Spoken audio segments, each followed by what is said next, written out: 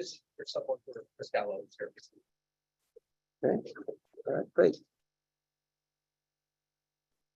Are we online? Yeah. So this is the consent calendar for January 20th. Is Barb. The first item C1 is the Gallo deck on Cheltenham, 832 Cheltenham Road. Is anybody here for this application? Online? I maybe? am. I'm Okay. here, the owner. Okay, okay, very good. Can you go to slide number 4? There we go. You can, all right, that it? Yeah, and we can, is that 3 or 4? Okay, we can increase, yeah, one of those, yeah, that's good. Yeah, that's the one. Can you zoom in a little bit on the center part? This is what we asked for, and the client delivered, so and we're good to go. Has anything changed since we last saw this application? So, No. very good. This is what we asked for, so you're good to go. Okay, great. Thank you so much. You're welcome. Item number 2 is 6C2 is Ladera Lane, 1040 Ladera Lane. Dennis Thompson. Is Dennis Thompson here?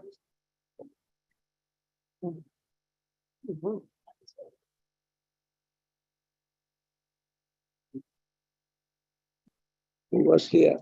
Well, and that's an Yeah, applicant. Dennis Thompson is here. Hi, Dennis, how are you? Good morning. Good morning. I look at this online. I look at the details, and it looks excellent. I'm not sure if we had. Do we have any landscape on this project or not?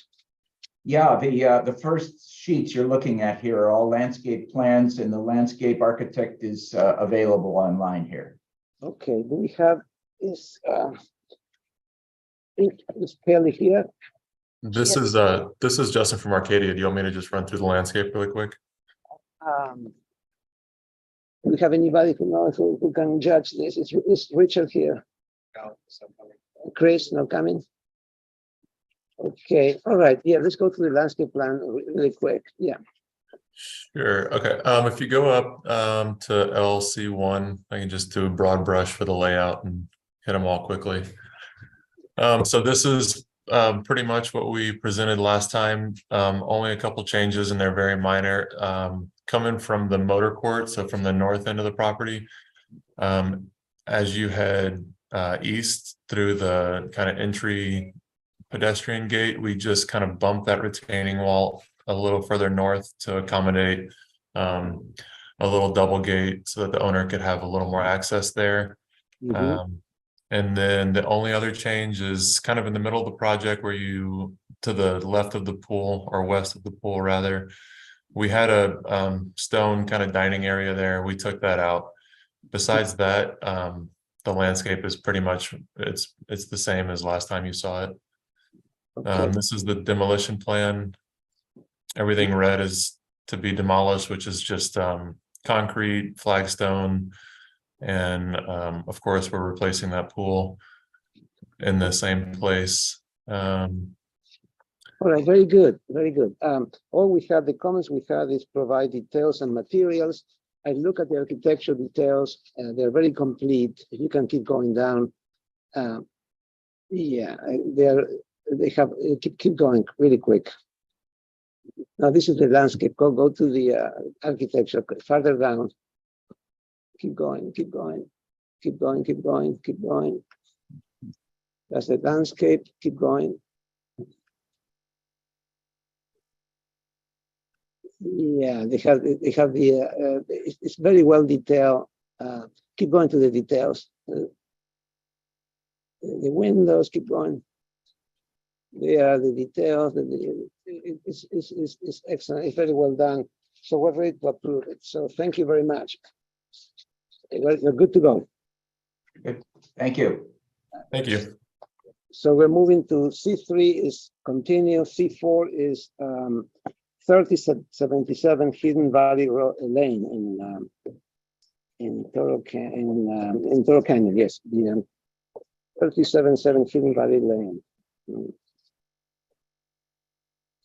So do we have who's here? Heidi Jones is you're here. Okay, great. Hi. Kevin Dumaine with Design Arc. The project's gone start and stopped the last few years. We're back, reduced scope, fewer changes to the inside, a little bit of evolution to the outside. We've added a little bit of landscaping and a few small patches. Okay, can you go to the, I noticed very minor, there is some landscaping, maybe Kelly, you can take a look at that. Try the 5th page. There we go. Basically, the entry courtyard's going to get improved, and there's going to be a little bit of alterations down on the backside. We've really significant scope of the exterior improvements. A lot of the remaining existing will remain. Okay, can you point out what is proposed? What's proposed? Chris may be online. Is she available? Hold on, that's not- Or I, yeah, you know what? Yes, looks like, go ahead, Chris. Hello, can you hear me? I'm here. This is Chris. Hi, Chris, this is Kate. Can you direct us to any areas that are proposed? I see the existing pool and existing spa in the rear yard. Is there elements that are proposed? Can you hear me okay? Yes. Yes. Okay, yes, all is existing, the terraces, the decks, the planting is all existing. Right below the pool on the lower right corner, where we show the furniture, that's existing turf. And there's an existing olive tree in there, and we're gonna remove the turf and transplant the olive tree to the outside of the wall and add 2 more olive trees. And then that will become a decomposed granite seating terrace area. Okay. That's all we're proposing. Okay. And do you have a planting plan, or is everything in this one site plan? It's just calling out the 2 new olive trees. Okay. Does it say what size they are? And Let me look at them. and are you proposing any other new planting? No, it's just, they're gonna be two fruitless olive trees. Right. And then in the courtyard, it looks like you're just adding 2 planters. Is that all? We may or may not, yes. I mean, it's basically just an all decomposed granite area. In the entry courtyard? Oh, the entry courtyard? Yeah. Yeah, we're just doing paving and then we'll have potted planting. Okay. Not yet. All right. Seems good. Pretty simple. Landscape lighting. Nope, there's already existing. Okay, can you go through the elevations? I think we've seen it before. We had no comments, and we have details, right? Sections and Yeah. Yes, the details on the side. okay. There we go. On the front elevation, we simplified it, but you can see that as you step back to the entry wall, there's now stone on that wall. Mhm. Let's go to the next page. This is the east side. We've got, you can start to see on the lower level, we're going to clad that outer terrace in stone. And then there's a new arched window to the living room there, or excuse me, a pair of doors. And the next elevation, this is the one that kind of describes more. You can see that the lower element that you can see as you drive up the hill, that's going to be clad in stone. We're altering the guardrail. We're altering the beams that support the covered porch, so we no longer have the center column. We'll make it a little more formal, a little simpler. Let's go to the next page. Scroll to the next page. Then you can see that the stone at the lower level wraps around the side, other arch or doors, and new doors and windows.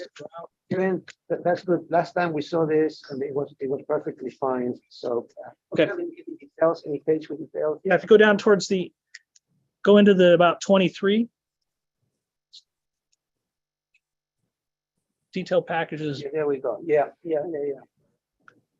Keep going. Yeah. Okay, good, ready to go. Very good. Right. Thank you. Thank you, everyone. And then we have C5. Yeah, this is this requires it's a landscape comment on the it has to do with screening on the parking comment B. We have two. So. Okay. All right. right, so maybe you make a presentation that Kaylee, why don't you take over this, take Okay. the lead here? I If think I- the concern was planting by the gate, right? Yeah, if I remember right, there wasn't like a clear delineation between paving and the planting of the screening that we had previously requested. So if that's depicted. Yeah, if we turn to sheet 21, which is L 3.2.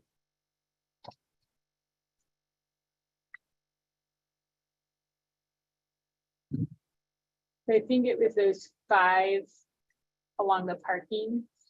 Right, so we've made the 5 parking spaces compact to allow for more space for the planters, and I believe there's a diagram here that shows how those trees will work within that planter size.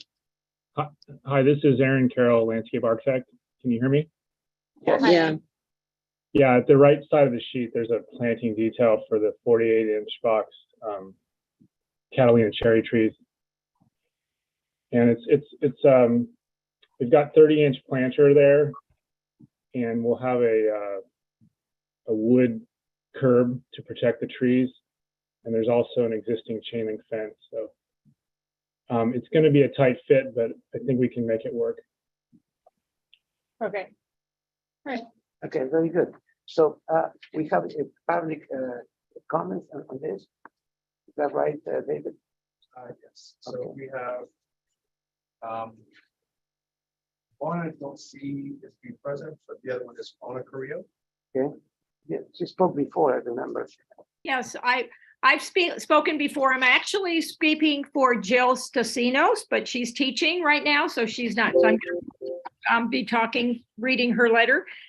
Please do not give your final approval to the project at 3508 Via Real for the following reasons. The Board of Supervisors based their approval of this project on erroneous information provided by an expert hired by Creekside Blooms owners regarding the federally endangered tidewater goby not having been seen in Arroyo Paredon Creek for approximately 20 years.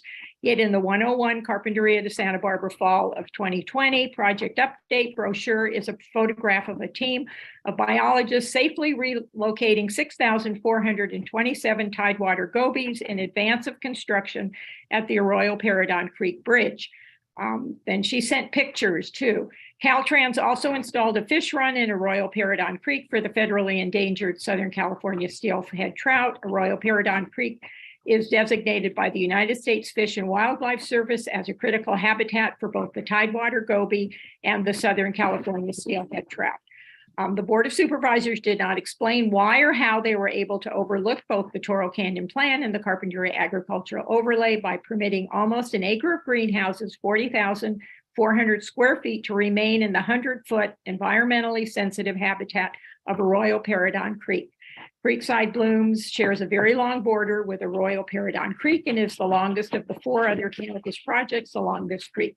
Please don't permit, invalidate the as-built agricultural structures and setback modifications simply because the Board of Supervisors did so. The SBAR has the authority to ensure that both the Toro Canyon Plan and the Carpinteria Agriculture Overlays established 100-foot setback requirements to protect ESH habitats like Arroyo Paredon Creek are enforced by not allowing this proposed project's legal non-conforming structures to be enlarged and expanded by not allowing an increase in the height of the 2 greenhouses to 22 feet without first requiring the removal of the non-conforming structures or portions of the structures within 100 feet of the environmentally sensitive habitat of Arroyo Paredon Creek.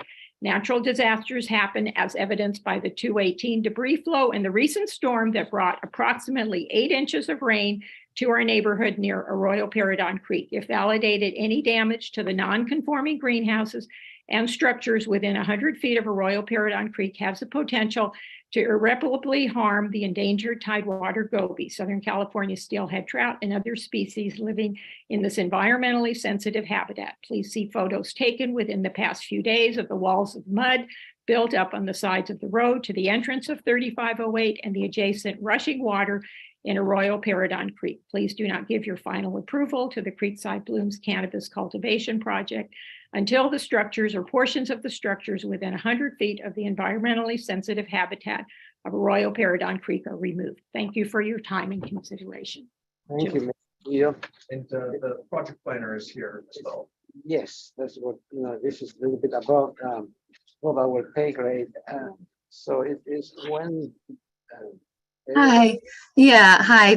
Thanks for having me. Gwen Baylor here. I'm the planner on the project, and these issues have come up before at SBAR, and I want to reiterate again, as I have in the past, that these issues related to biological resources and creek setbacks have been extensively reviewed by the California Department of Fish and Wildlife, U.S. Fish and Wildlife Service, our county authorized peer reviewer, before both the Planning Commission and Board of Supervisors approved these projects.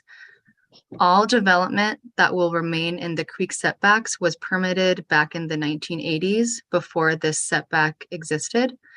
Any as-built development in the creek setback is going to be demolished as part of the project. And this project includes about an acre of native plantings to restore the creek setback. So I hope that helps provide some context for these concerns. But as far as approval, really is not related to these biological resources concerns. Thank you, Ms. Baylor. So this project is here for a minor comment on landscaping for trees. The rest is really beyond our purview. So I think we should move it along. And maybe it can be appealed if there's an issue, an environmental issue, but it's not really what we are here to We do. understand the concern. It's outside of our purview to withhold for their. All right, thank you. Okay, so we move on. I think we're done with the consent calendar. Will Chris chair is, do we have Chris? Yeah, No, Chris is out. Okay, let's bring the meeting of January 20th, South County Board of Architecture Review to order. I'm gonna move quickly here. We're a little bit behind schedule, but apologize. We had a lot of site visits today. First item, do you have any public comment before we get started today? Anybody from the public wish to speak on items not related to the agenda today? You have anybody online that wants to speak? Okay, great. Any agenda status reports today? The only item was that item C3 was to draw. Okay. Chris Gillen, the chair is out today. I'll be chairing. I'm going to be stepping down for item 1. Alex will step up as chair. Do we have any other recusals today? At 3:15. Okay, Kylie's going to be leaving at 3:15. Yeah. Anybody have to step down for if any you're items still there today? by then. All right, good. Review the minutes of January 6th. You have any revisions?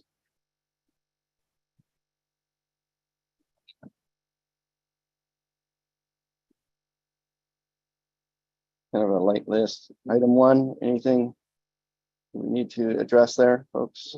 It was an easy meeting.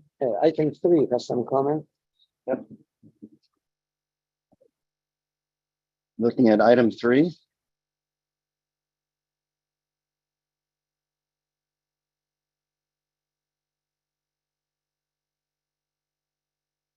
What does it C mean? We didn't have 3D renderings, right? No, they were all, So I think he handed us preliminary 3D renderings, like a physical copy. oh, you did. So what does it mean? Provide, do we ask him to provide 3D renderings? Or what?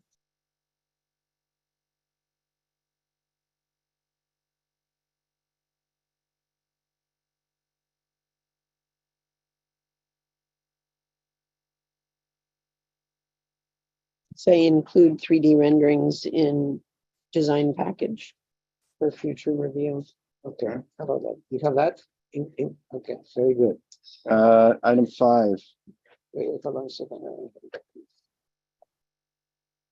Okay. Make sure I'll yeah. Item 5. She's there. Hold on a second. What does item B mean? Architectural style and landscaping are acceptable, but massing is acceptable. Use the massing. Does it mean and massings? Yeah. Maybe it Okay, change that to and. architectural style, landscaping and massing are acceptable. Is that better? Yes. Okay. Okay, item 7, we have 2 comments Sorry, there. just say that one more time. Just take the thought out and just consolidate that. Architectural style, landscaping and massing are acceptable. Okay. The next comments we have are on item 7.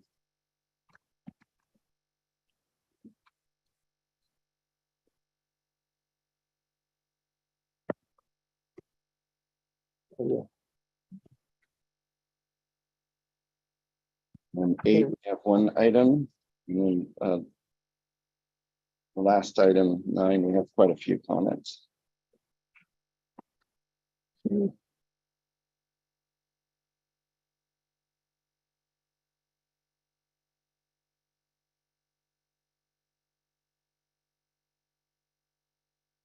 can say on peer review, I think we have something else. I think the board didn't use the word, didn't like the concept of peer review and additional review or gosh, Chair, I think if you could believe in that.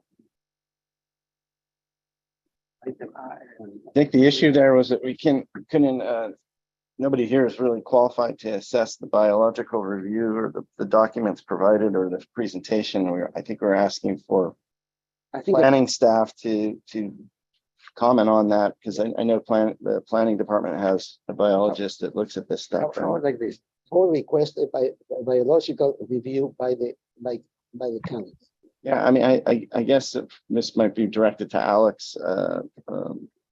Perhaps the proper format for that would be to have something included in a planner memo next time we see this that addresses that, so that we understand the county's position on the applicant's biological reports, whether they support it or not, or Because peer review could be confused, it could be something else outside the county. I think we want somebody from the county to guide us. not really.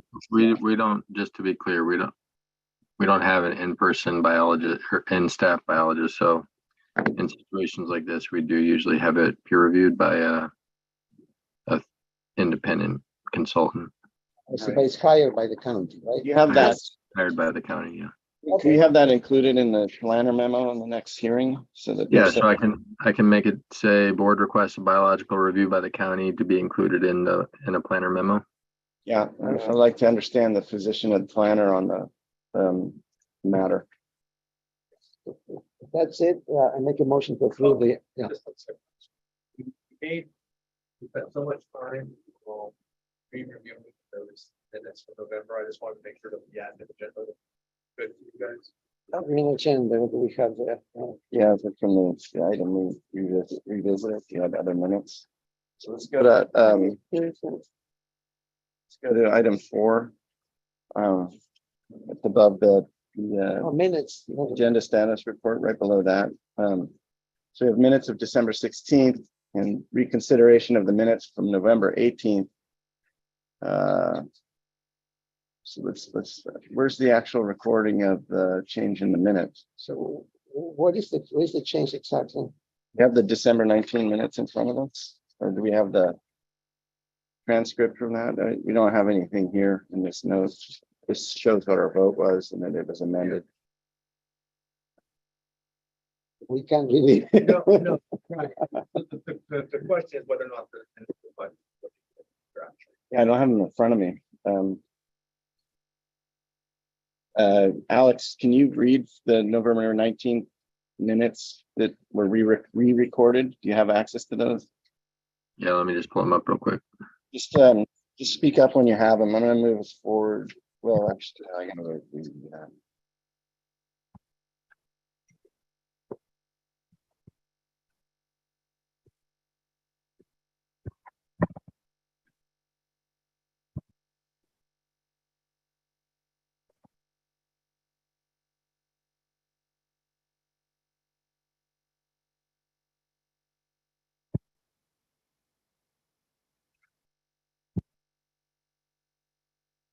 By the way, while we're waiting for that, do we have anybody from the public today or any interested parties that want to speak about this item?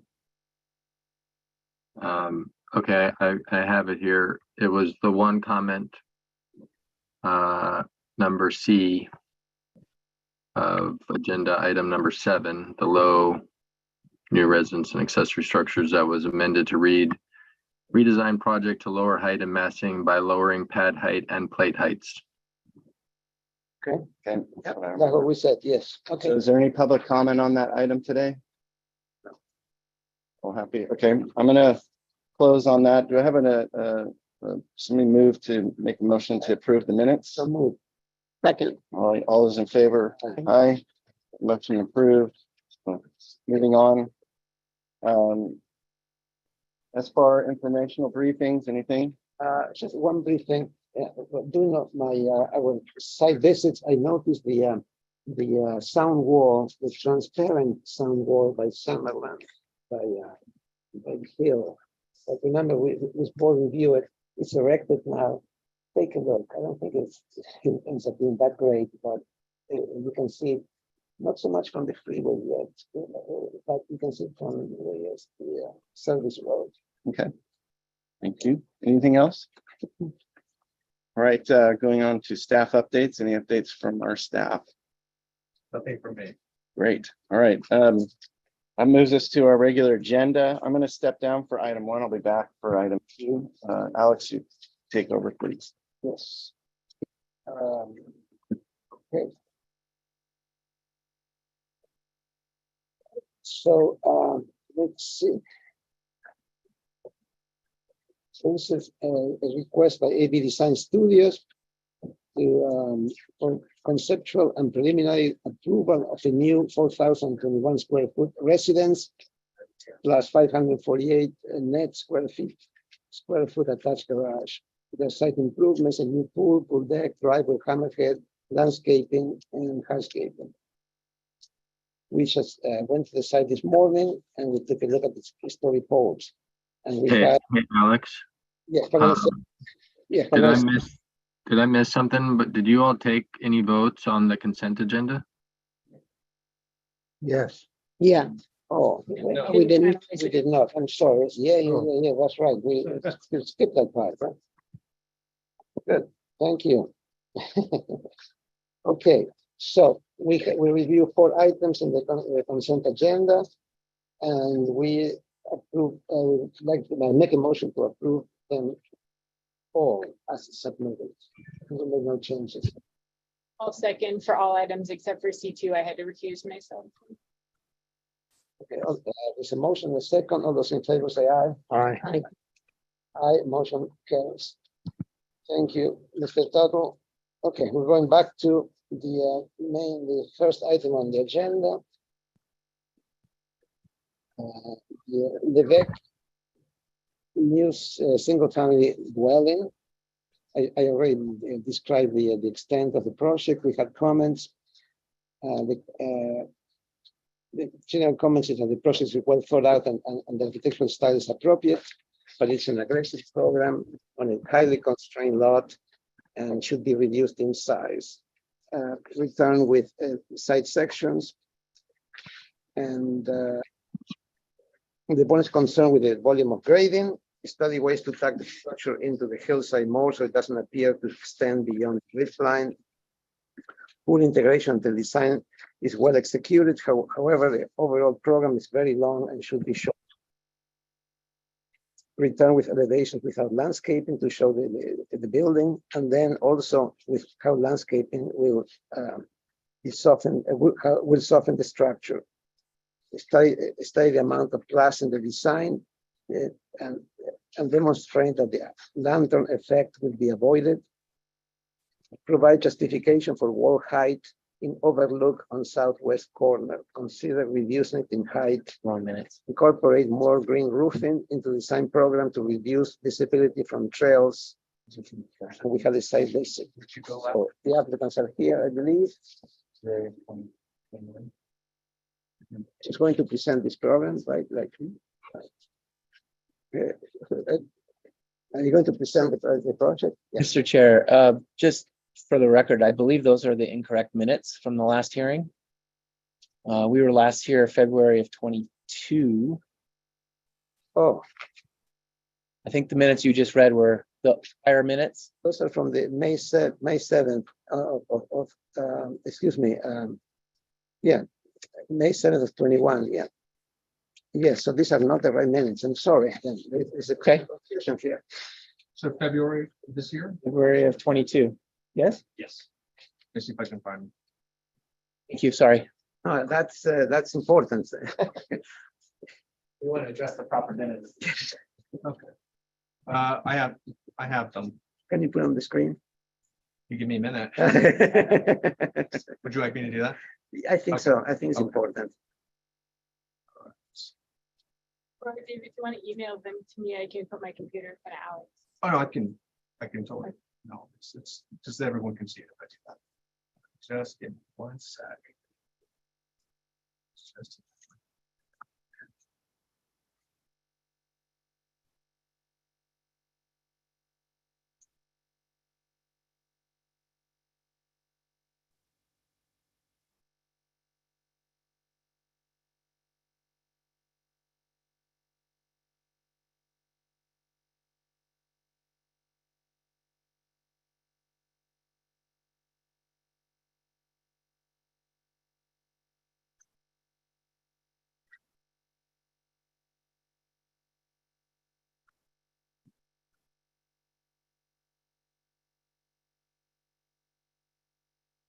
Okay, a little bit larger. Okay.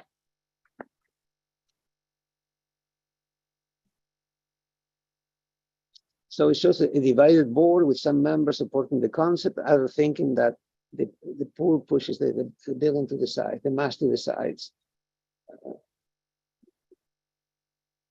A comment about plate heights.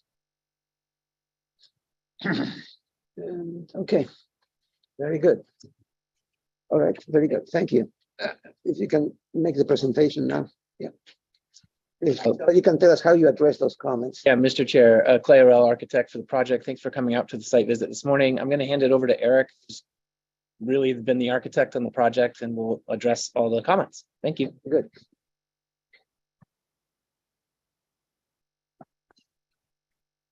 Thank you, board members. So it's been a year since we were here last. We've been working through some planning and use permit review items and additional information and so forth. That's all been handled, and we've got planning support and ready to move forward for preliminary approval review. I can address the comments specifically here. Given it's been a year since we presented last, if you guys would like a quick page turner after I just explain how we've addressed the comments, I'm happy to take you all through the set briefly as a refresh. So comment A and B are related. It mentioned that some board members believe the pool location is pushing the pool out to the edges. Our notes had it that just board member Peugeot brought up some concerns regarding the siting and the pool location. The remainder of the board members seemed very supportive of the concept, as it allows for the building to cantilever over the edges of the steeply sloping ridgeline and centering that pool down the middle, where that's the only place we really have any flat ground to put hardscape. The board seems supportive of that comment. Excuse me a second. Yeah, David, this is the previous approval. So this is not the project that we're looking. Yeah, we have the sheet in for reference. So this was just the project that was approved by the previous owners. If you keep going, here's the site plan. Keep going down. Yeah, right there. I think if you go to slide 21, I think you see the comment about the 21, 22. Yeah, these are the main elevations. Keep going to the next one. Yeah, these are the elevations without the landscaping. I interrupted. Go ahead. Yeah. So comment C, study landscaping opportunities to help blend the cantilevered portions in with the site. We have Bosky, our landscape architecture team, here with us today. They can speak towards that. Comment D, continue to study plate heights to lower the height, which could help reduce the amount of grading required. So we've done this. If you go to the next, I think 3 sheets from now, a 3.01 is our section sheets. This sheet here. So as I mentioned to some of the board members that were on site today for the story pole visit, the main concept of this building was to undulate the floor levels to follow the natural contour of the ridge line. And so we've got a lot of varying plate heights. And so we've dimensioned the different ceiling heights within these several sections. We have compressed that. We've worked with the owner to compress the height of the building and raise the floor levels up slightly to get it out of the grade to reduce height and reduce grading. At the entry, we have an 8-foot ceiling height. So we've compressed that as tight as we can.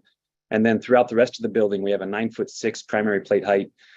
And then spaces kind of step down, the floor drops out in certain areas to provide a bit more volume. We've got 9'6", as I mentioned, in the majority of the spaces with a higher volume in just some key areas, such as the master bedroom, which you can see in section 3 there. We've got an 11-foot ceiling height. And then the great room, which you can see on the right-hand side of section 3, we have 14 feet. And that's because we actually have a mezzanine level in there, which I think if you go to the next sheet and go down to the longitudinal sections there on drawing 1, you can see on the left-hand side of that drawing where we've got a loft level that previously on the prior project we presented in February of last year, that loft level stuck up higher than the ceiling of the great room, and the floor level below the loft was aligned with the floor level of the great room. So rather than having the ceiling pop up, we've pulled that volume down and we've lowered the floor beneath the loft so that we can fit the loft within the volume of the great room itself. So that's reduced the building height notably in that area.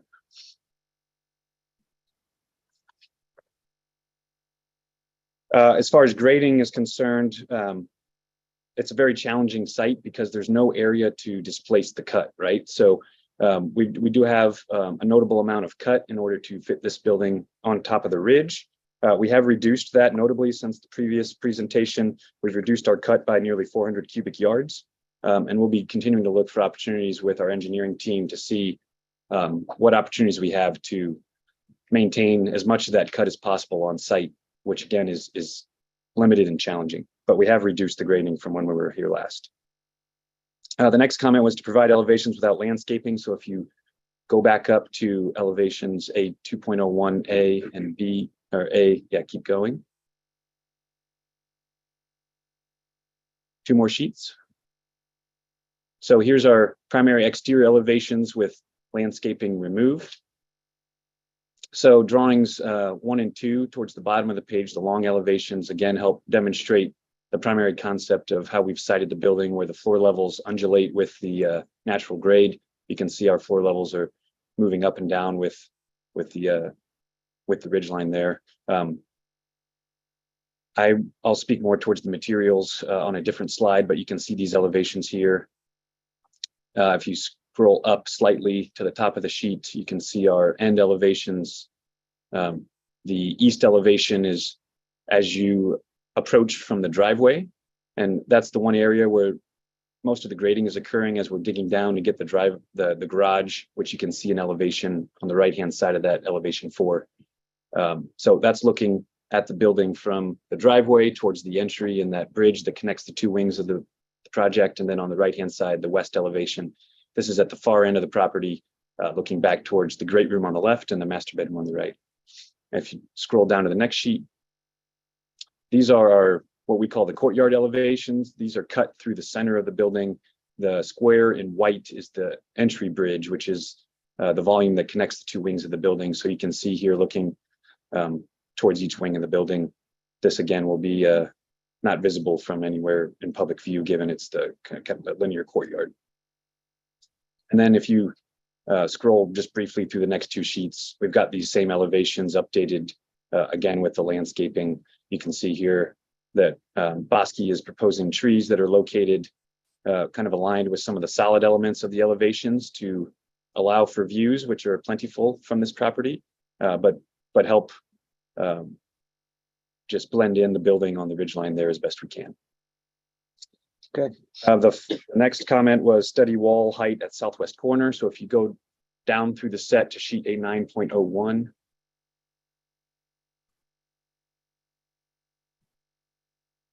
this sheet there, The bottom row of images, drawings, images 1, 2, and 3, that was what we presented previously.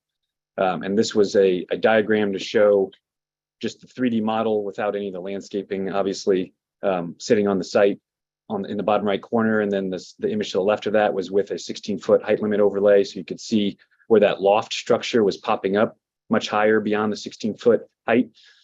The row above it is what we're proposing currently. So drawing 4 shows the revised model, and then image 5 shows that with a 16-foot overlay. So you can see the great room where the roof cantilevers towards the south extends just slightly into that 16-foot height, but much less than what was previously proposed.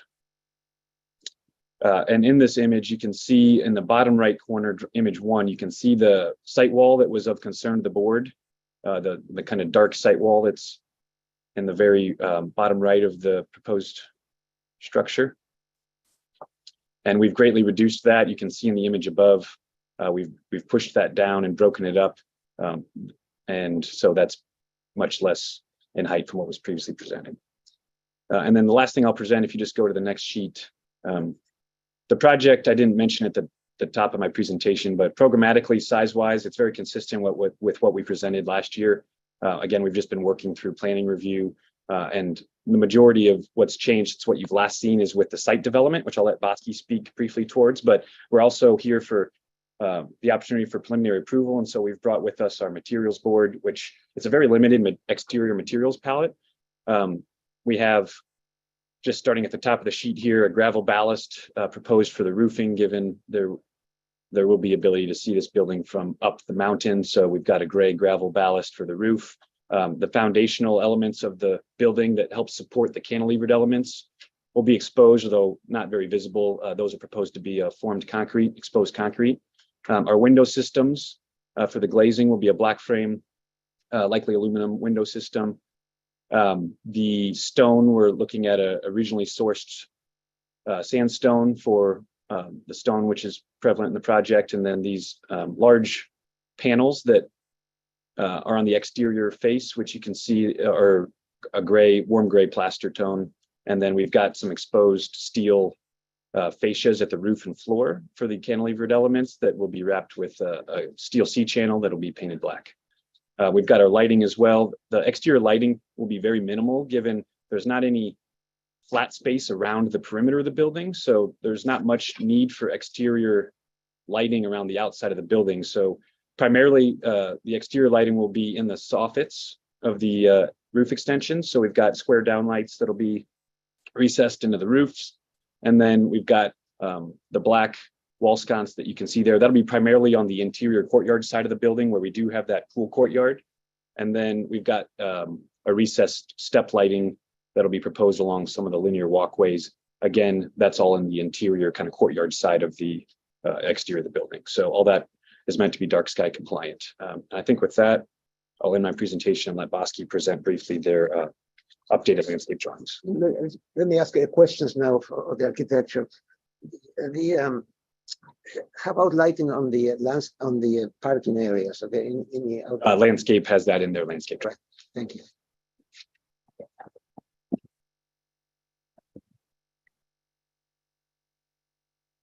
Everyone, I'm Graham Goldich, project designer with Bosky Landscape Architecture. So as it's been a year since we've been to review, we've had the opportunity to build a really robust set, mostly aimed at satisfying the language of Karp-Summerlin Fire, as well as bioresource consultants, kind of balancing the needs for fire access, fuel management, as well as habitat quality. Yeah, if you want to go to L 1.0, we can give you the overview of the plan and start with the vehicular procession, that one right there. So we've maintained a 16-foot wide fire clearance for the drive. And you can see as you proceed up that drive, you have the fire turnaround, the hammerhead there. And immediately following that, as you approach the building, you have this very nice landform that is aimed at addressing the concerns of integrating the grading concerns into the project. So you have this kind of raised landform that brings the ridge into the project, and then you have a pedestrian procession that is essentially at existing grade where you walk and enter up on a catwalk to the architecture.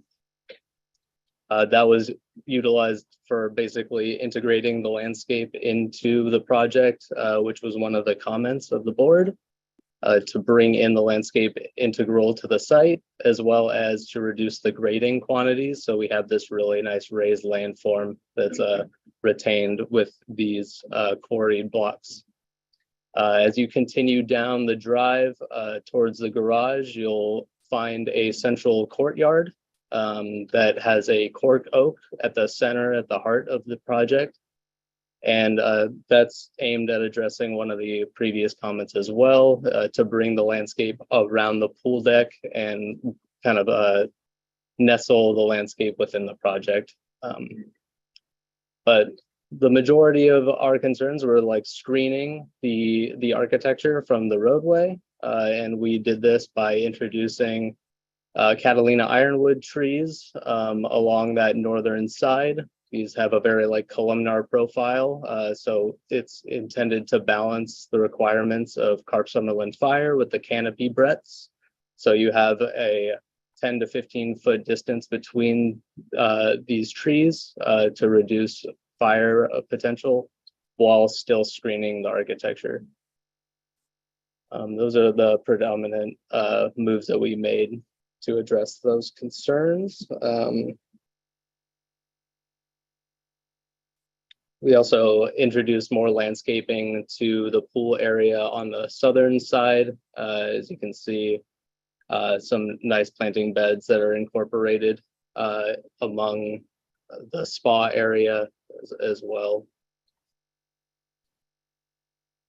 And one of the notes was to address the wall heights.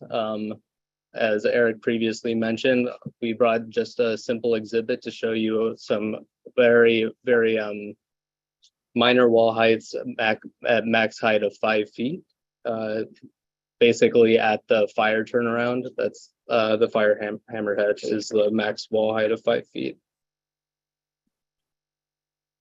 The planting scheme is all native and aimed to satisfy the requirements of Carp Summerlin fire. Okay. Yeah. Questions on landscaping? Well, I'll do it for comments. Is it intentional that the ironwoods are in a row? Did you look at staggering them, or? We did. So essentially with the setback requirements of Carp Summerlin fire, you have to maintain a minimum distance between the road as well as the building. We would have loved to put a 2 rows actually to, further screen, but this was kind of the middle road there.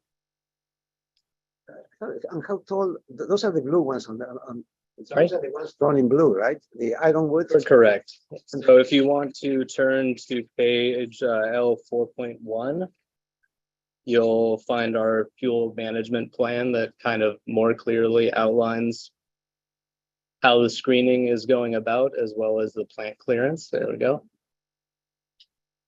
Just for my point of reference, was that pine when we were out on the site? Is that off the property? No, I believe it's just at the very edge of that, but we will be proposing, as you can see, some more Quercus agrifolia to screen the next door building. So as you can see in these images, the middle image on the right, you can see these columnar ironwoods kind of projecting up.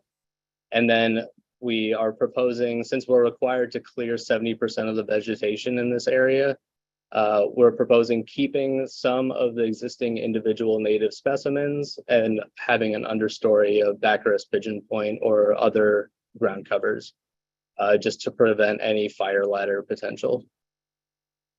And as you can see, we just did our best to screen from the roadway while still maintaining as ideal of a fire situation as possible. I have a question on that picture on the bottom right. Is does the fire department allows that proximity of that one right there? So it's 15 feet from the building surface, and since there's a steep slope, it makes 15 feet quite rapidly. Yeah. Thank you. Yeah, we had to basically balance between the road setback and then the architecture setback. Will you be leaving any native brush on that hillside? Yeah, so as you can see, existing individual native specimens on that middle image, we'll be maintaining as much of the smooth leaf ceanothus as possible, as that's a predominant ecosystem there. So we'll maintain those as best as possible. They need to be limbed up to 5 feet, but the understory planting will basically serve as preventing any fire ladder potential. So just Baccharis pigeon point predominantly, and some more low-lying ceanothus. David, How big is that? I'm sorry. Sorry, the pigeon point, how? Pigeon point, Yeah, how big I is think it maxes out about 2-3 feet. Can you show the upper, this one right here? Yeah. It's on the listed ground covers approved by Carp Fire. Yeah. There you go. So this is real. This is realistic. I mean, can you blow this up a little bit, David? Yeah. There we go. Is this realistic? I mean, is this will? I mean, Yeah, that is from the architectural model. so this is realistic. This is what we're going to get, right? Like there's no fire question. So this is what the fire department can live with. Is that Yeah, 15 feet from the building right there? building surface. Very good. Any other questions of the building or the architecture of the landscape? On the mitigation for the Quercus Jumosa, is it realistic that they're going to be able to get into that canyon to actually plant all of those? Yeah, so after conversations with bioresources consultants, they recommended the mitigation efforts be concentrated in basically the fuel reduction zone 3. Out further. Yeah, just so you can have a planting density that will be significant enough to make up those figures. So if you want to turn to the the mitigation planting plan on L4.3. They're down slowly. You can see the concentration of the mitigation is in zone 3 because it allows for a greater density of planting, whereas it becomes increasingly sparse towards the architecture, just to basically compensate for the fuel requirements of Carp Summerlin fire. How much Quercus Jumosa are you having to take out? I believe it is 16.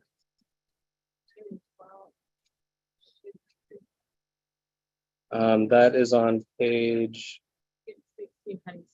L. Yeah, L4.0 is our biological survey, which is just a summary basically from the bioresource consultant worksheet that we got. And we'll be keeping that really, really impressive stand at the southern edge of the property. It's like the most beautiful specimen on site. But just due to the requirements of grading, many of these will have to be removed and or relocated. So obviously have to be mitigated for. All right. Then with comments, questions. All right. So there's also a robust render packet on L0.2 to L0.4 if you want to explore any of the representations of the landscape. So you can see the fire, if you go down one more, yeah. You can see the fire turnaround, the hammerhead, that raised landform that comes to existing grade on the far right there, where you have the pedestrian procession, and then you can kind of get a sense of the motor court. And then there's that central courtyard planting, which has gotten the blessing of bioresources consultants from a fuel management perspective because it's nestled within the architecture and doesn't really pose any fire ladder risk. So we're proposing this really beautiful integration of landscape at the heart of the project, right next to the pool. Okay, very good. Thank you. Any other, no more questions? Okay, so any comments? Who wants to start? I'll start on landscape. Oh, I'm sorry. Yeah, I'm sorry. Yeah, public comment. There, public. Anybody, any member of the public would like to speak on this project? Seeing none, we close the public comment period. Who would like to speak to start on comments?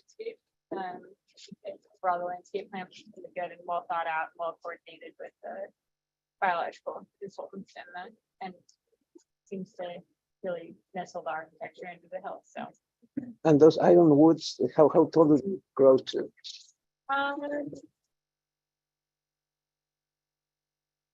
Where they grow out, so they're easy to maintain. I think it's a well selected.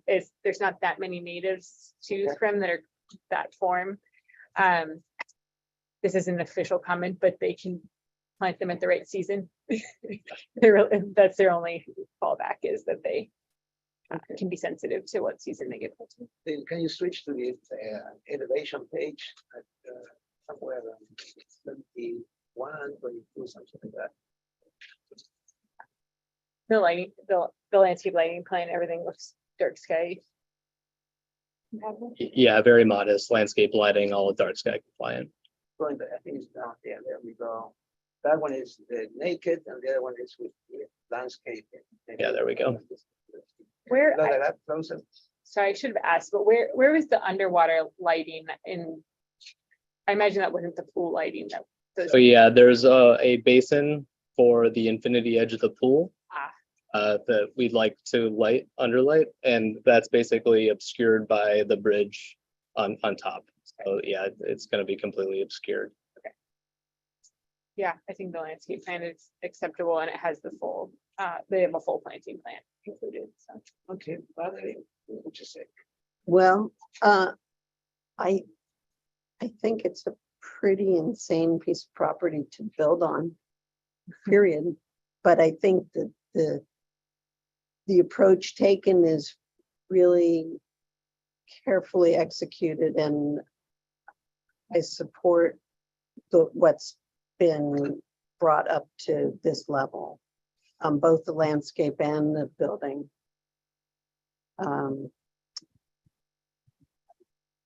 The landscape's really important to help put it back into its site, even though it's sitting completely on the top of a ridge. And the thing that everybody doesn't want to see is the ridge being shaved off and being able to detect that cut line from the natural habitat. So everything that you're doing to try to soften that is really, really important.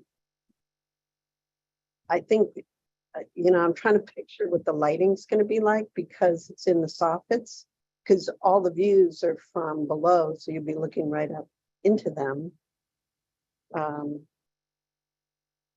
But I don't know. I don't know if anybody else has concerns about that. I mean, soffit lighting is great, but when you're up on top of the world, everybody else is looking up at it instead of. Yeah, I'm not sure how much exterior lighting, so north and south, because there's no access there. So hopefully they will not put any. There's no need to walk. Know what I'm saying? I don't think they can hear you. Yeah, I think they were trying to hear what you were saying. Oh, yeah, The applicants. Is there any balconies on the south or north that require lighting?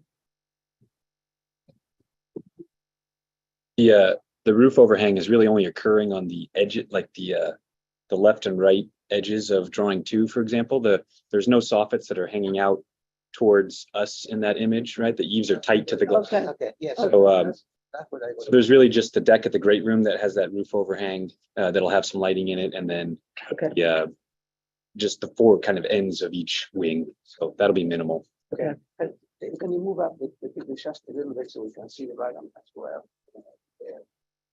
Yeah, and just to conclude, I'm very supportive of the materials too. I think they're going to go a long way toward it feeling more organic in its site. Yeah, could we go to that sheet where you showed the comparison between the original proposal and Yeah, sheet A901 is down in the set. A901, yeah, it's down in the set, past the sections. Right there, just one more up. This one?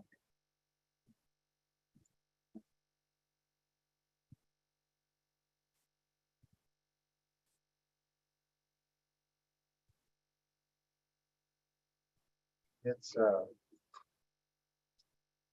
I like the scheme. It's very well done, but it's really bold. We're moving a lot of material here, 3,800 yards. Are you disposing that on site or you're? As much of it as we can. I mentioned that we're very limited in our ability to do that because we can't put any dirt, push it over into slopes that are greater than 30%, which is pretty much the whole lot besides where the building is sitting. So we're using as much as we can under the building as part of the foundation beneath the slab and so forth. But the majority of it will have to be export. Well, I think that, my feeling is that it's an improvement. I mean, it's a subtle little difference, but it needed that. And, so I think I'd support this project. So, can you go back to the previous?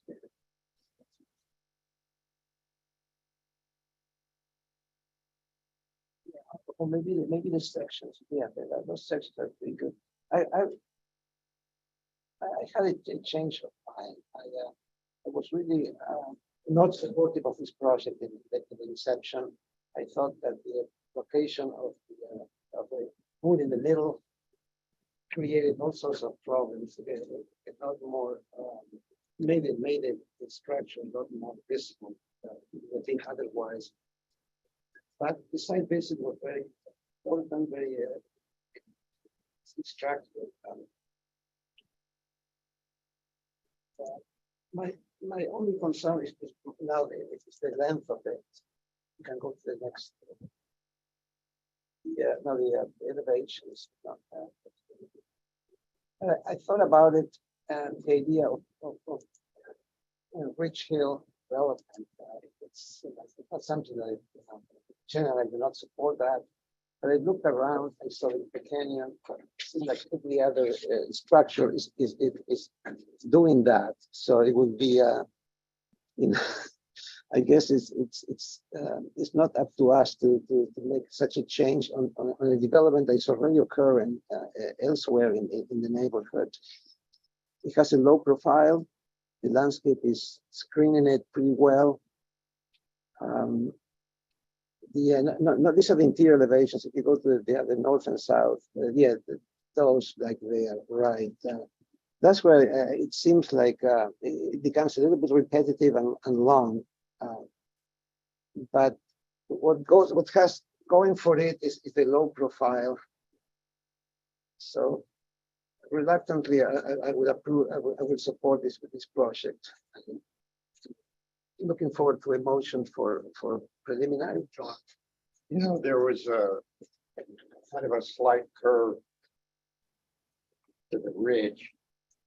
And I sort of wish that maybe the building could have followed that curve a bit. It would reduce the feeling of the imposition of it being so strong.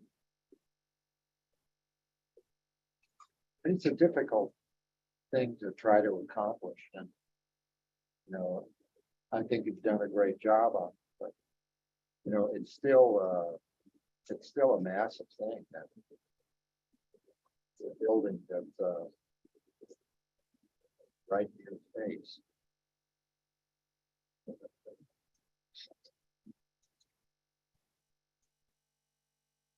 Well, that's neither here nor there. Okay. So I'll make a motion for preliminary. And I think return full board. Second. Okay, any comments? Well, I appreciate taking the pop-up roof out. So, No, but any comment, anything that would like changed on the final or no, approve as just submitted? just Okay. a good set of details to go with this ambitious program. Okay, there's a second for the motion. Yeah, Katie made a second. Those in favor say aye. Aye. Aye. Aye. Motion carries. Thank you. Okay, so we're gonna give the chair back. Oh, this new video game. So we're gonna hear item number 2. And I believe that maybe item number. Information, those things. Oh, okay. Yeah. Not a word. There's an air vent back there too.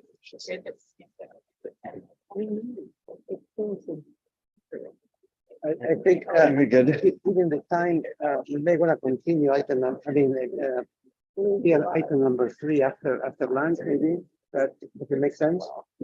So we're considering item 3 as a after lunch. It's always good when the board's not in a grumpy mood from being hungry. Yeah, that's definitely. So it's 12 o'clock right now. We're gonna do item 2. And then I think, is there anybody here for item 3? Not even here yet? Okay, so let's move on. Item 2. This is the Pasquinelli new residence. Did I say that right? Yes. Right. Off to a good start. Please state your name for the record and give us a presentation. Also, well, John's the only one that hasn't been out to the site, so just make sure we kind of start by just getting us located. Okay, John. Well, say, excuse me. Or- Are the poles, story poles going to be there? Yeah. I couldn't. Well, I don't go in. I'll go after. Okay.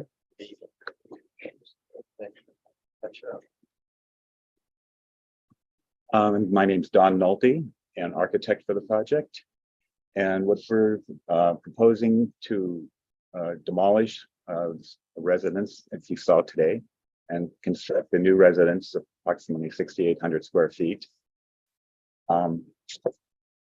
You saw all the story poles and were able to make a visit to the home behind us. And you want to just go into the photos next, David?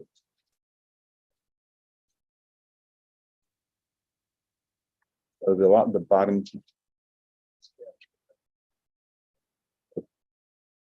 You wanted to see the, sir, you weren't able to make the visit today. I imagine they'll be up for a little while. They've been up for months. So you can visit the site if you would like and see the story poles. We're proposing a residence with a basement. The ground floor is approximately, with the garages, 7,000 square foot. The second story is approximately 2,000 square feet, so it's about 30% of the footprint has a second story on it. And we put that in the location where we thought it would be least intrusive for the people behind. And you can go into the floor plans right now, David. So the site planning, there's the horseshoe drive there right now. We propose to keep that. We have a 75-foot setback on Cantera and on Mariposa, and a 25-foot setback on the east side, and a 25-foot setback on the south. So we lose a lot of area of the site is lost in setbacks. We're proposing a south-facing terrace, swimming pool, parking area in the front for the cars outside of the setback. And you can see on the right, there's a drive down to the basement area. There's been questions about the grading on this property. And these, believe it or not, it's a smaller grading project with a basement. We have very poor soil, and the soils report requests that we take 5 to 6 feet out of the property and would bring in over 1,000 cubic yards of fill to bring the pad up. So while we're excavating, if we go 3 more feet, we have a nice basement under. It's several homes and there are over 6 homes that I'm aware of in Hope Ranch have underground parking garage. The process we've been through so far with Hope Ranch has been 3 site visits, or 3 visits with the board, 2 visits with the board of directors, a site visit with the board of review, and a site visit with the board of directors. Many of the board of directors, I believe they've all been to the site that you were at today, in addition to 4 other homes. And we have approvals, unanimous approval so far from both the boards at Hope Ranch. And so the drawings have gotten further than we would have liked. We showed grading, new contours, proposed contours, and we think we can't place all of the soil that's been excavated, but most of it, and it's actually be less export than the import we would need if we filled the project back up. So you can see, and then at the bottom portion of the land there, we haven't even graded there, and we could actually have more soil placed there. So we really have it at a conceptual stage with you. The board has asked us, Hope Ranch scheduled a March 15th date for a final, and that's not our request because we haven't been through your agency yet. And we just put that, they said, if you don't take March 15th, you're going to be into June. I said, well, pencil us in. So I just wanted to let you know that we weren't assuming that we were going to be at that point for final. It's just that their board is so backed up. So we did ask for a March 15th date. The planting where ideal is that olives will screen the front of the house, and we've promised the neighbors we won't be letting anything grow above our ridge lines. On the east, we have 2 large trees identified that we're going to place with the neighbor who's here. And he will be involved in placing those strategically where we do have some south-facing doors on the 2nd story in that jacaranda tree that stays in that lower right-hand corner. Next, please. So the upper right-hand corner is the 2nd story. And on the bottom, you can see the layout of the house. There is an outside terrace. On the far left, there's a raised planting beds, but you can see the garage, and then that's a covered terrace there below the garage. And you can see how the house lays out with a large south-facing terrace. Next page.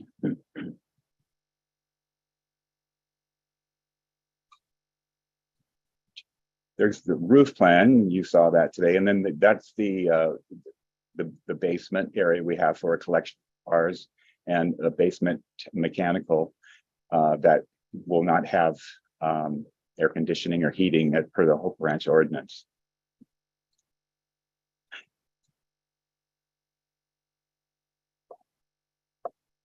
So through the process, on the drawing at the top, you can see when we first started with Hope Ranch, the top red line is where we had the ridge, and we took some area and height out of the building. And today what you saw is the newer elevation that we show where the tile is, the roof tile.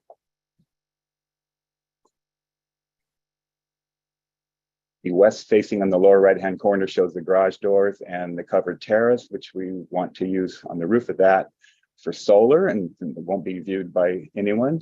And we also, you could scroll back up quickly, David. There's a roof plan. We have 2 clipped roofs at the top that will have solar, and we were trying to the views from the neighbors as well. As far as the height calculations, if you could go back to the elevations. So Hope Ranch has when the coastal zone and Hope Ranch has a 25-foot height limit. And they measure differently than the county. And it's stricter, and we meet their height calculations. And in addition to the county, we have a 28-foot height limit if you have a 4 and 12 roof. But we did not need to do that to comply with 25. We used 3 and 12 roof. And because we're sinking the building down, we're making the main floor is 16 inches lower than the existing house that you saw, which is also creating some more grading, but we're trying to push the house down. But at any rate, we're under 25-foot height and not taking advantage of the 4 and 12 rule that would have given us more height. Next page.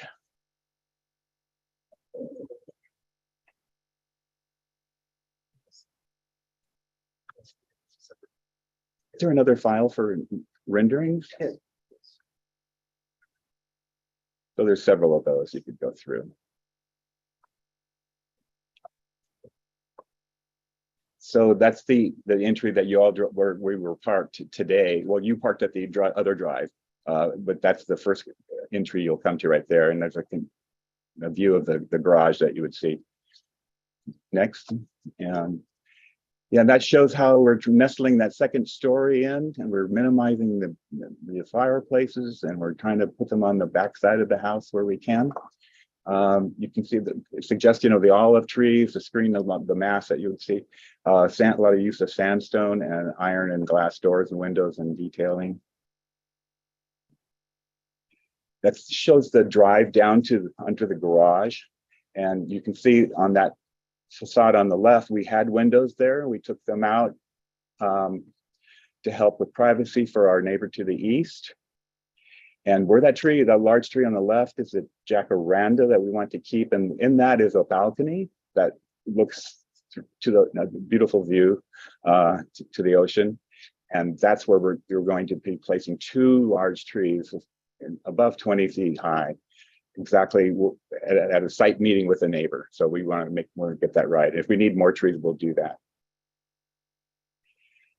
And then there's from the south, you can see the covered terrace on the left, the 1-story living room, kitchen, dining, and then the 2nd story, there's a little patio on the roof up there, and then there's a couple of bedrooms upstairs. And to the right of this retaining wall is an area that we're not grading. That's pretty much natural, but we are leveling up. The pool terrace is where we're going to use a lot of that cut from the basement. And next drawing. And that's the balconies there are behind that tree. And that's where we're going to be placing 2 more in addition to having that jacaranda there. That's about it. So rooftop, you can see where we have the flat roofs, and then on the flat roof of the terrace for solar. And if we need more, we'll put it down at the bottom of the site.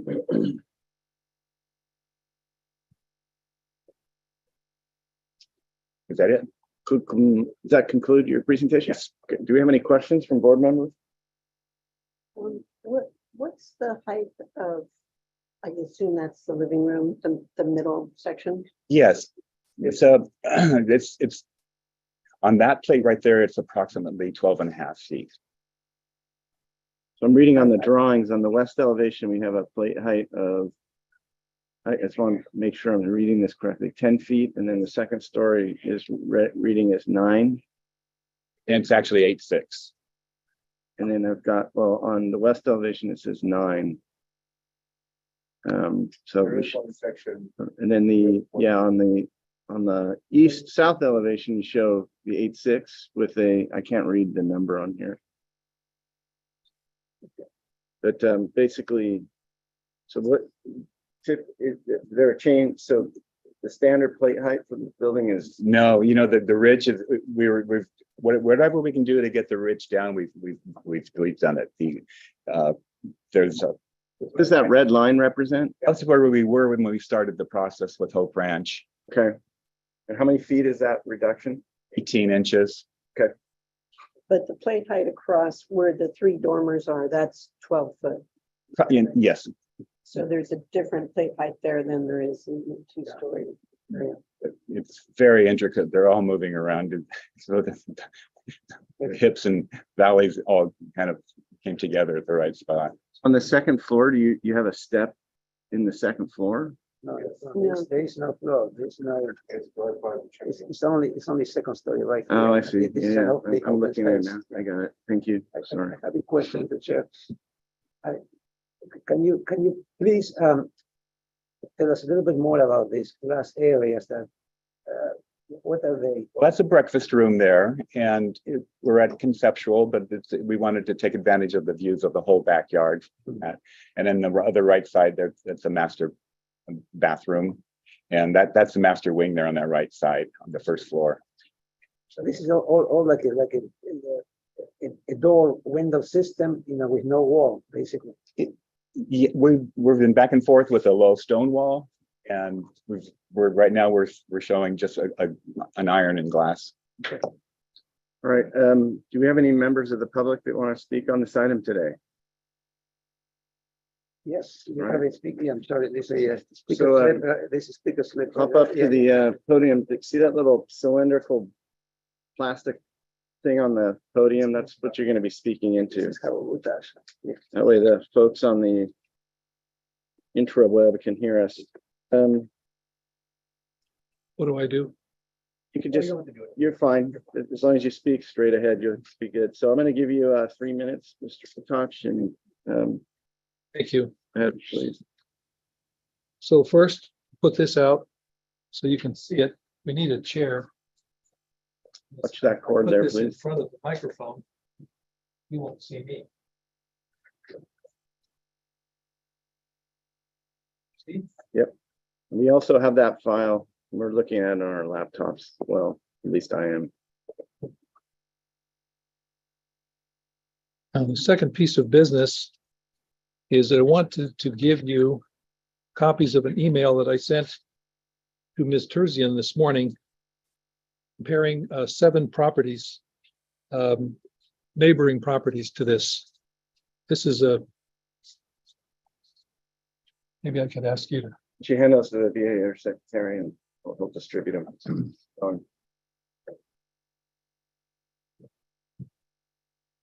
I know you don't consider FAR, but what I did is I went to the assessor's parcel listing and compared the ratio of built area over parcel size, purely mechanical.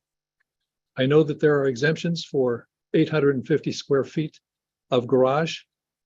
That being said, that would be applicable to all of the properties. The FAR is a percentage of the built area over the parcel size, and that's on the right column. Please consider this in your deliberations on this project. I believe you received a letter, 2 letters from me, listing some concerns that we have. The most recent one was January 19th, which talks about the FARs. The previous one, and there's another one that has to do with the view loss.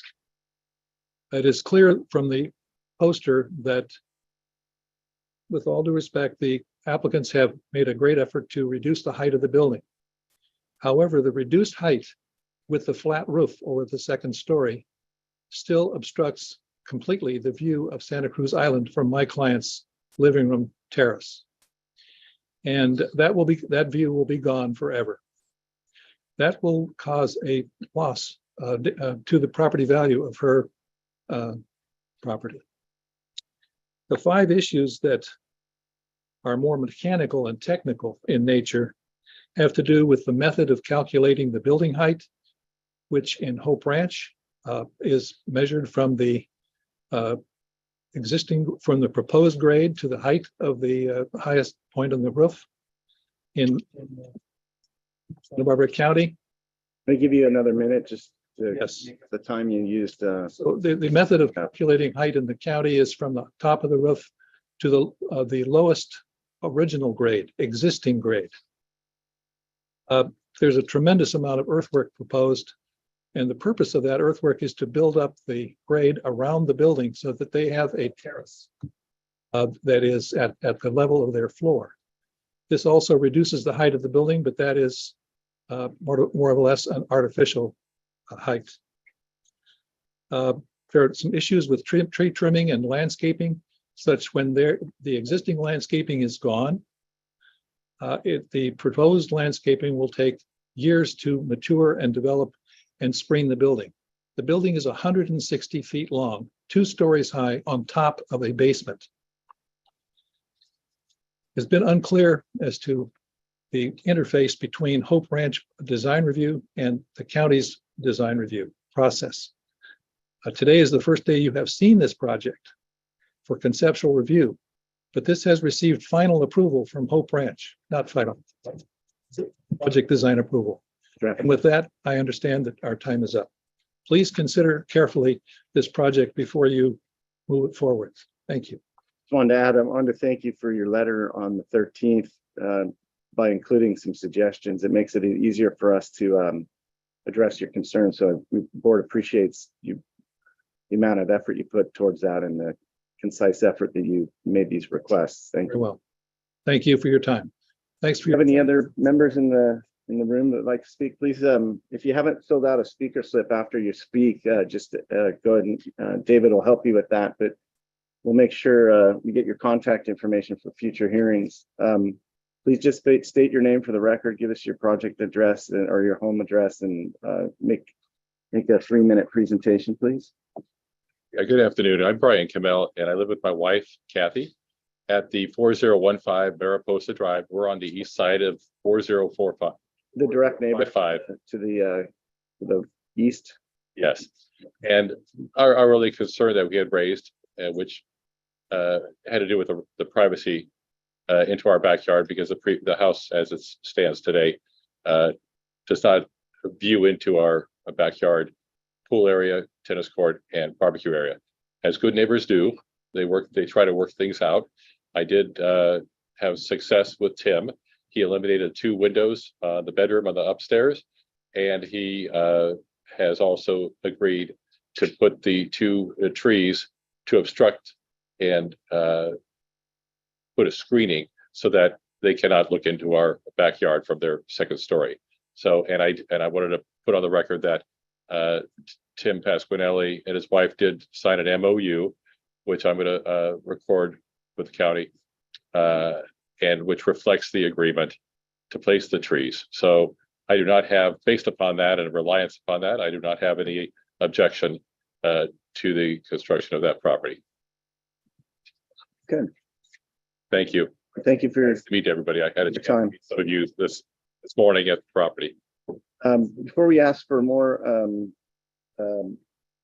public speakers, I wanted to ask a question of the applicant based on the last gentleman's testimony. I just want to understand that one of the requests of the uphill neighbors is to do some tree maintenance and trimming to open up more views, and that's one of the requests, request number 3 by Mr. Witoch. And I just want to make sure that the compatibility of that request and the compatibility of the request of the near neighbor, you kind of describe what we're going to end up with. Is growing material to protect the privacy of the adjacent neighbor going to add material, and is the subtraction, is that being mitigated properly? Yes, none of our new planting will obstruct any views, and in fact, the view from above will be improved. May I approach you a bit to show you a photograph? Yeah, or you can hand it to David, he'll bring it over. Watch that cord. Stay close. Just to clarify, Josh. This is the view in the lower right. Just want to make sure your testimony gets picked up on this. See the view, that's from the terrace of the house that you visited, and none of that blue water is visible right now. Right. Our house is completely to the left of that. And if above that photograph, you'll see what it looks like today. There's no blue water view there. That view is completely can be restored by us keeping our hedges to 6 or 7 feet along Mariposa Drive. So the primary view of this house is that direction. And if you'll look at their house is this way up, we're to the left of them. And that's where there's a slot in their trees where you do catch a view of Santa Cruz. the Hope Ranch Board very carefully considered the language and that it was consistent with what we're doing with protecting primary views. Just one, can I see the Mr. Witchoch's board, please? Can you just bring that to us? I want to see something. You just have it. So, just as a question to the applicant, does this look accurate to you? Are you guys in agreement with this photo simulation? No. Okay, very good.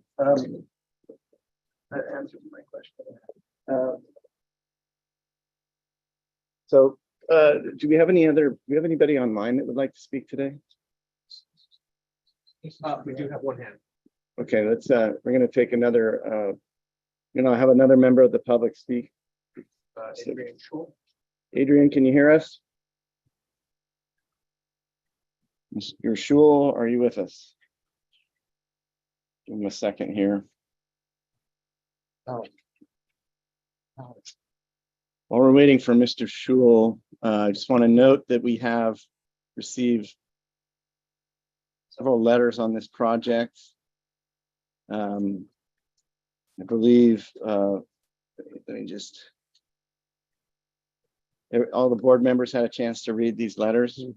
So we have a letter from Billings, 2 letters from. Can you hear me at this point? Yeah, we can. We're going to give you 3 minutes to speak. You can start when you're ready. Okay, this is Adrian Schuley, and I'm at 4120 Marina Drive, which is catty corner to this property. And I just have a lot of concerns on the bulk and scale of the property. The single story element is a very, if we could bring that down to a normal height instead of a 20-foot high ceiling, I think it would be very helpful to kind of bring it into more of what the neighborhood, where a lot of single story ranch style houses. And then the first story element is, if that was coming down, I think that would be a lot more palatable to those of us around us. And that's it. All right, thank you very much. I'm going to move on here. Any other members of the public that wish to speak today? Okay, and we're in receipt of the letters. We've looked at your boards. Let's make one point. You're an applicant, right?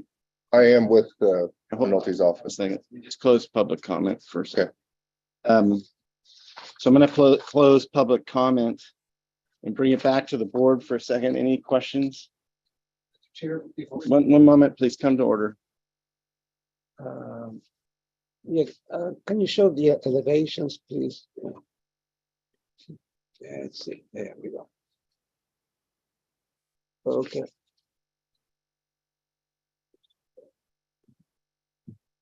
So, a question to the applicant. The massing on the center is on purposely kind of high in order to integrate the second story into the structure. Is that the purpose of that? Well, it's a sizable lot. It's an expensive lot. I tell you what, yeah, like have a story and a half volume in one room. So it goes from 12 to in that area. We're still in conceptual on the elevations of the massing and the entry, et cetera, but okay, thanks. So this project's here on conceptual review. We're going to see it again, so I'm going to ask for some patience. There's still a lot of information missing that this board needs to review to get to the next level of analysis on this. So I'm not going to allow for this to just turn into an expanded debate today. I think we've got our head into the project today. We've had a site visit. We see the house. This board's getting up to speed with that, and I believe we're clear about the issues that are being alleged. I appreciate the clarity in some of the comments that have been brought by Mr. Witchoch. So I'm going to suggest that we go to the board for comments, and then I will give the applicant 1 minute to respond to anything, but like that to be productive discussion. I don't think we need to over debate this today, and we will be back for I assume another round of review here after today's meeting. So With that, why don't we just go from left to right, or my left to right, Kaylee? Yeah, It might be premature to start. just don't want it to turn off.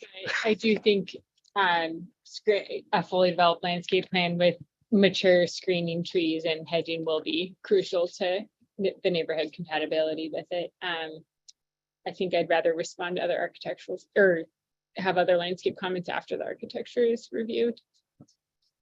Okay. Ms. Crusher?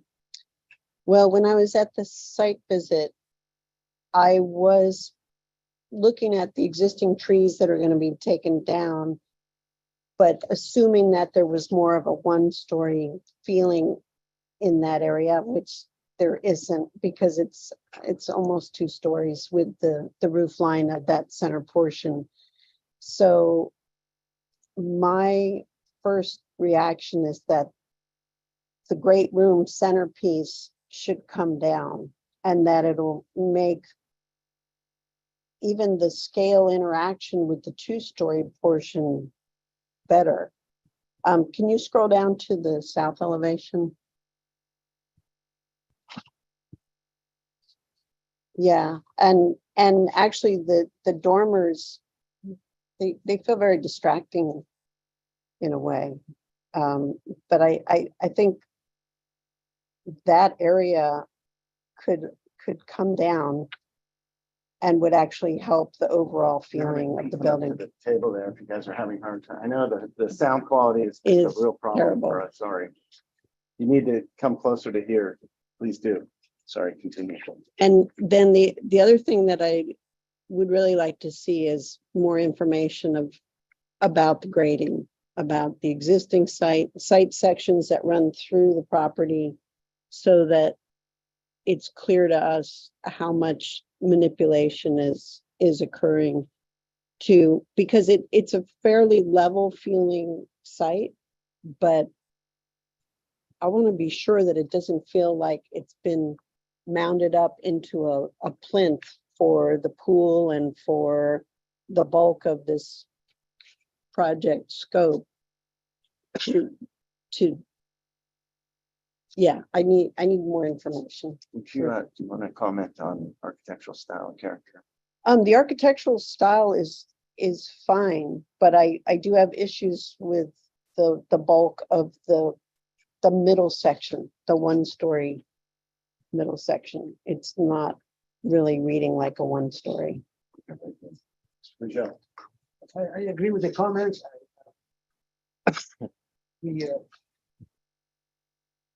First, that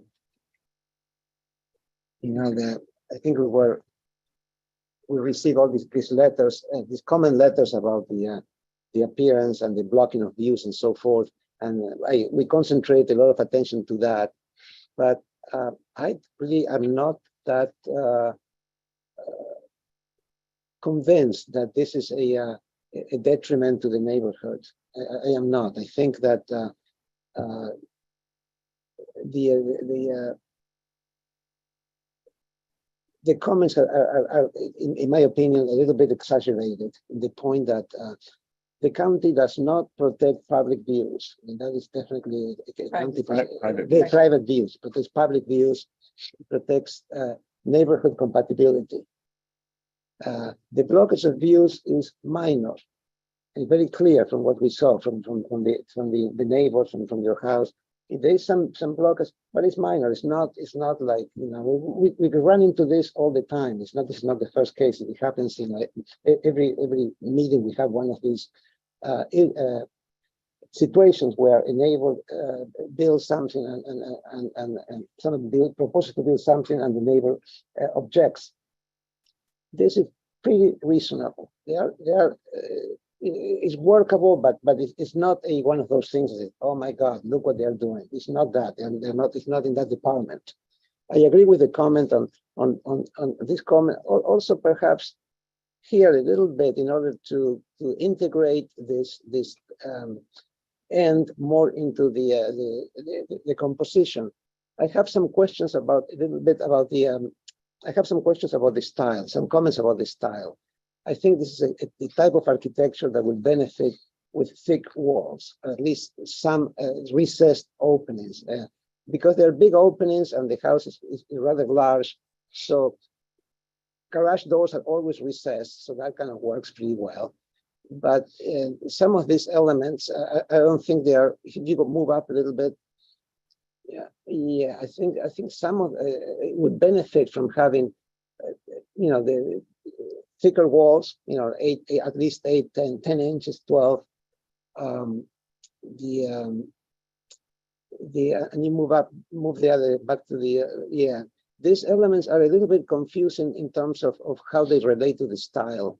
Usually you don't have a heavy mass supported by glass, obviously there are going to be some steel modules that do that, but there seems to be a contradiction about the heavy roof with the light window wall. Here too, this is smaller, maybe more acceptable. Perhaps a different kind of roof or a copper roof or something like that. Yeah. Actually, the rendering shows a stone base at the bottom, so Well, we might make a comment about. But still, but still the idea of all of this, I understand that they want to play the owner wants a place to see everything from all sides and so forth. This is not very well resolved compared to the rest of it kind of clashes a little bit with the style of the house. The dormers don't bother me. They seem to be a little bit smaller. I think there's they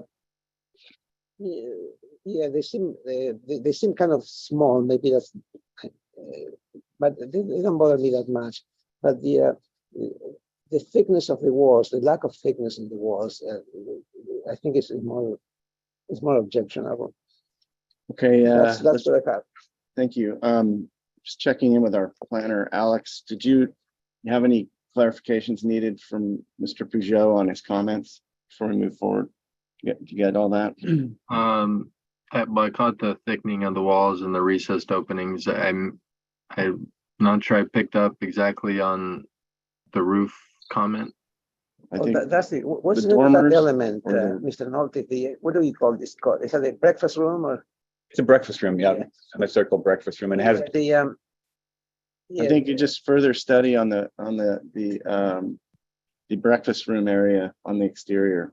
To match the style of the house, the glass walls. Just think it's a conceptual. Let's just say further study. And this needs to be studied. Okay. I think we want a study of the applicant to study the dormers and the two pop-ups. There's actually two on either side, so those kind of match, I suppose. All right, good. Mr. Vertiak, please. I mean, I think you've done a really good job of, making human scale here to a very large building, and without making it look institutional. So, and I think that's very successful. Getting it to a human scale around, and it is kind of very much a traditional Santa Barbara building, and I think it's successful in that respect. That I understand Alex's comment, because the direction that it's going is wanting to recess those windows. It's kind of the idiom that you're using is kind of dictating that kind of an idea. I think if we could go to the front entry elevation, or this, it seems to me that for all the success of the rest of the building, this seems kind of out of scale. It's a little tall. But, I was not able to make the site visit. I'm going to go when we adjourn. But I think that it's a successful building, and the style of it is very much California. Okay. I can start. I'm gonna just start by saying I think the architectural style is appropriate for the neighborhood, and it seems to be on its way to, well executed, well proportioned, and beautifully articulated detailing. I think we're going to see that on the way, and the fenestration and the general use of this architectural style seems to be very, very well executed. So I'm very supportive of that. I don't have anything to add. I think some study of the dormers and some study of the area that's popped out at the kitchen, as we discussed, are probably good things to look at. The site placement and the use of the driveway and all that seems to be appropriate. Did you want to? I know I just forgot you wanted to add something. That's okay. So I make two, just as the landscape plan develops, where because of the underground garage, the headlights of that drive, as you come down that driveway, are going to be aiming towards the neighbors. So just making sure that the screening that goes in that area is mature on the planting plans. And then I could be mistaken, but I'm not sure that I understand the need of the location for the fountain water feature on access with the front door. Have you gotten confirmation that that's going to be okay in the setback with it's a 6.5 foot wall? It requires a minor variance from the board, and it's been discussed. Okay. And it's a separate tabled. It's been tabled for the time being until we do the paperwork on it. Okay. Those are the. Okay. There's been lots of discussion today about the kind of the main central volume, starting with the entry and the rear. I think it needs some study. The way it presents in this elevation, it's not exactly screaming residential architecture. I mean, it could disappear everything and call that almost any kind of building, really. It really, it has a significant presence, and I don't have a problem with it per se, but it seems to be the area where if there is any work to be done to reduce the elevation of the building, that's where I think I would start. I do appreciate the other roofs being flattened at the top, though. I think that obviously those peaks could keep going, and you've done some work there to mitigate that. So I think that's appreciated. I think the letter from the neighbor, as authored by Mr. Witoch, as I've referred to a couple of times, states a couple of pretty clear requests. One was to reduce the building 2 to 3 feet. The other request was to prepare some preliminary grading calculations to really nail down that element of it. And then the request that trees be selectively trimmed to enable better views. And I brought that up earlier, just making sure that that's working in harmony with the request of the adjacent neighbor. And there's a general request to look at design to reduce the visual appearance of it from uphill. And the last comment, obviously I would say this is conceptual, and I believe this is going to come back for further conceptual. So I guess we're kind of on the same page with you around that. So I'd like to see site sections to understand really how this works from the uphill to the downhill. And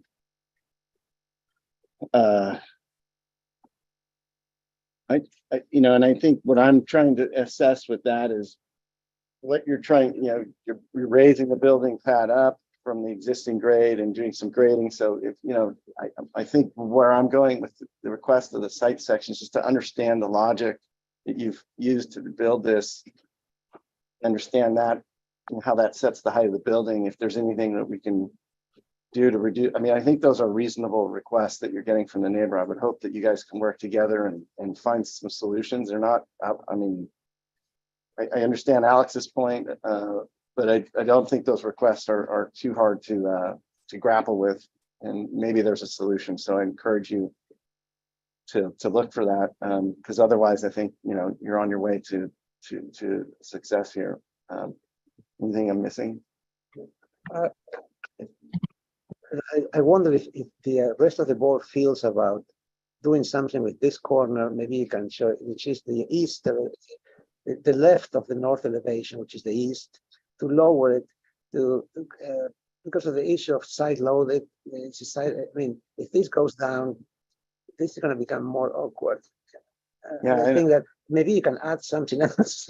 Well, I was going to add that I think you need to study your plate heights. I mean, there's obvious reductions that could be made. It changes the idea of what you're doing in terms of interior volumes. I understand that. But I don't think it's going to destroy the architectural genius of the project if there was some reduction, and I don't know what enough is. Nobody does. So I'll give you a minute to respond to that, but please keep it brief, and then I think we're going to want to have you back here on further conceptual.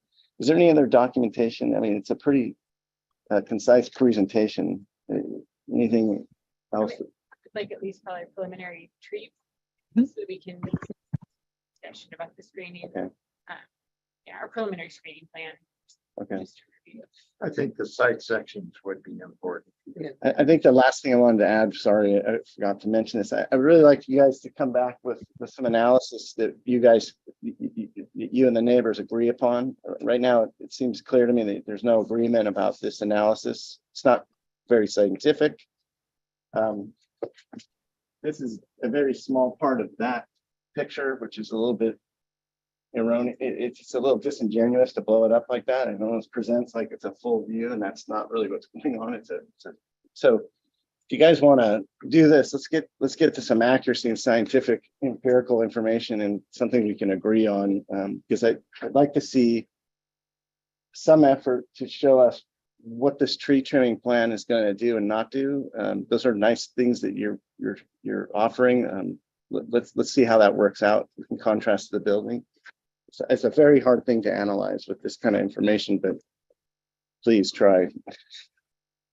We can do some things. I have photos. We've photoshopped some views. What's going to be important to this board is that there's some agreement between the parties that what we're looking at is fair and accurate, and this is somewhat subjective.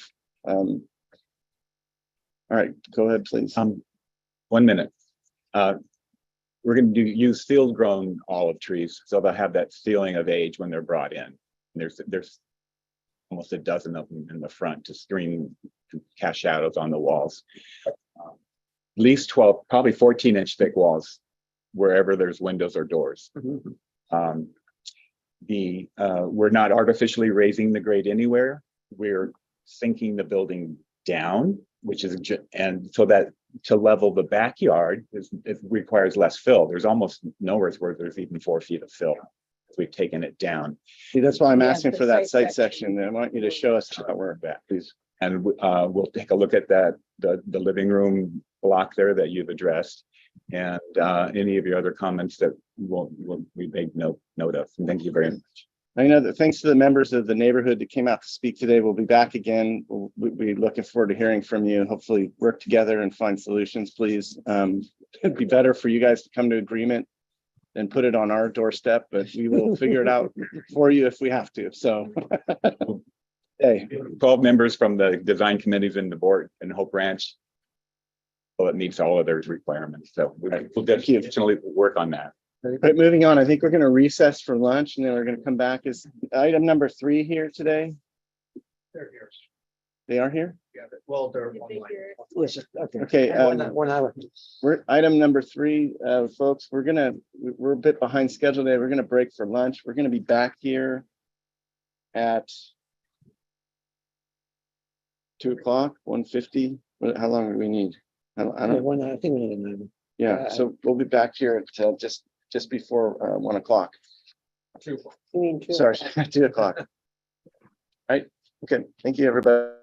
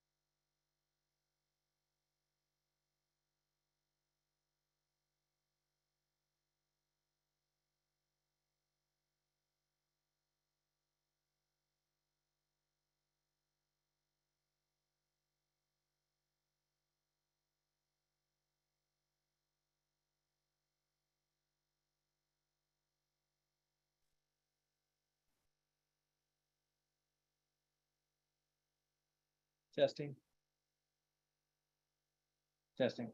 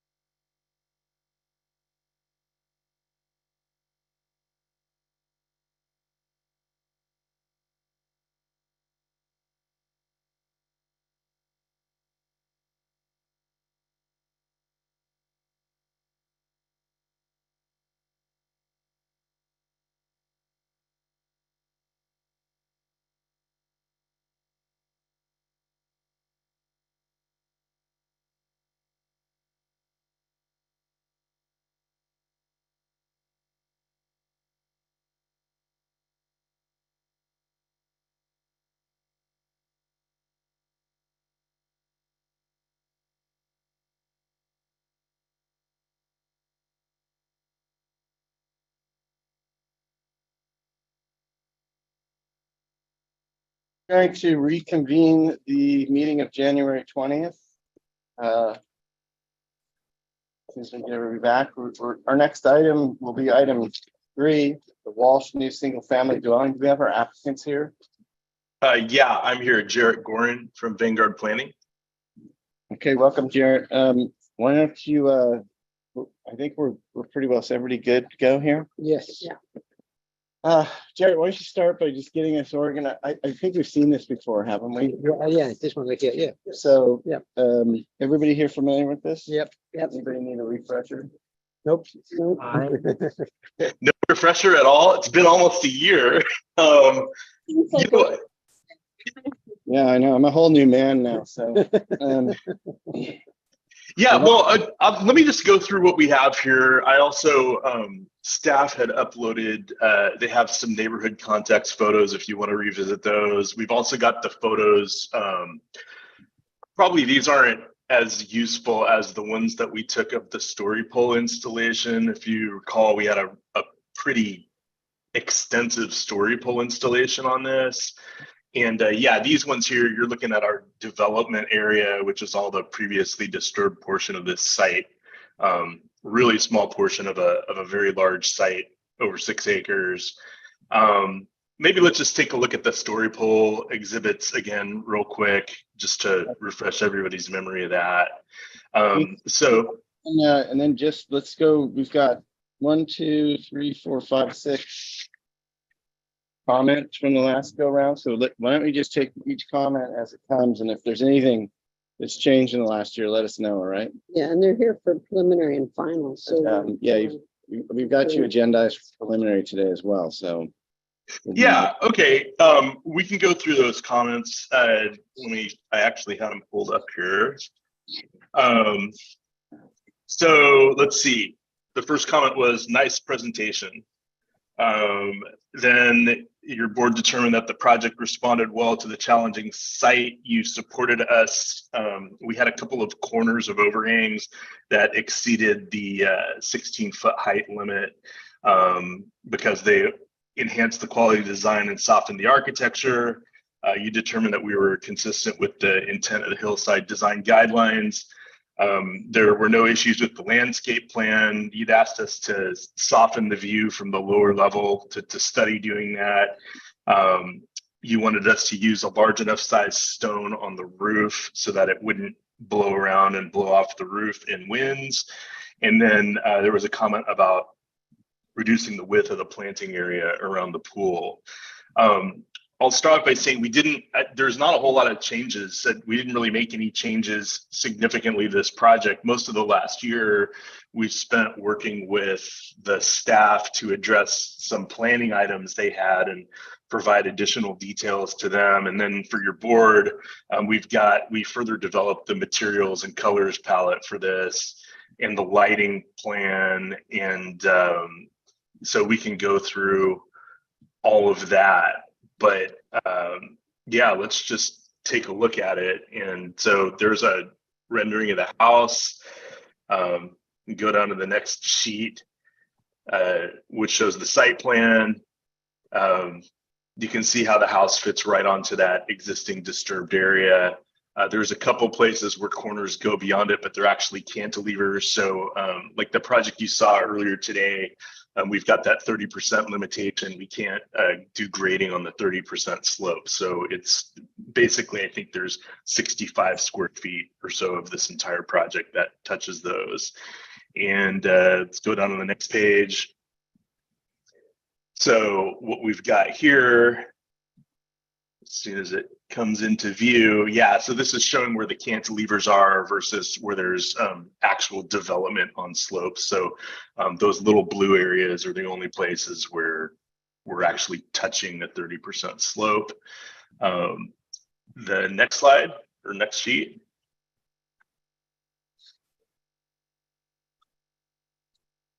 Yeah, so these are just showing each floor of the house, and this is the ground level, which is bunkered into the slope.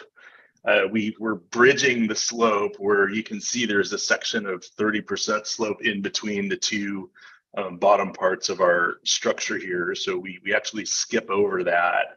And the place where the hallway is a place where there's an existing slope that is less than 30%. So that's where we located that there.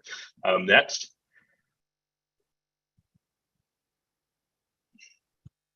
So this just shows a closer in view. This is the middle floor of the house. So sort of the level at the driveway where you would walk in. And then you see it extending across that bridge again, and you can see that's our pool that's on top of the, I don't know, the underfloor, I would call it, and then plantings that are next to that pool. Next sheet. So this is the uppermost level. Well, maybe the pool's on this level. It's hard for me to keep it straight, but this is the uppermost level, and you can see that the mass of the house is all at the most uphill part. So this house, as you'll see in these sections, it just follows the hill up. And this is all stuff that you saw last time. I mean, I'm happy to go through it all again, but if you want to move it along, let me know. Hey, look, you need to speed it up, buddy. Like I got 2 comments here that you need to address. Use large enough cobble for the roof so it doesn't get blown around, and consider reducing width of planting area around the pool. Other than that, Great. it's amazing. Excellent. I will address those comments. We are using the cobbles on the roof that are large enough that they won't get blown around. And we did look at reducing the landscaping around the pool, but we'd like to keep the landscaping we have proposed.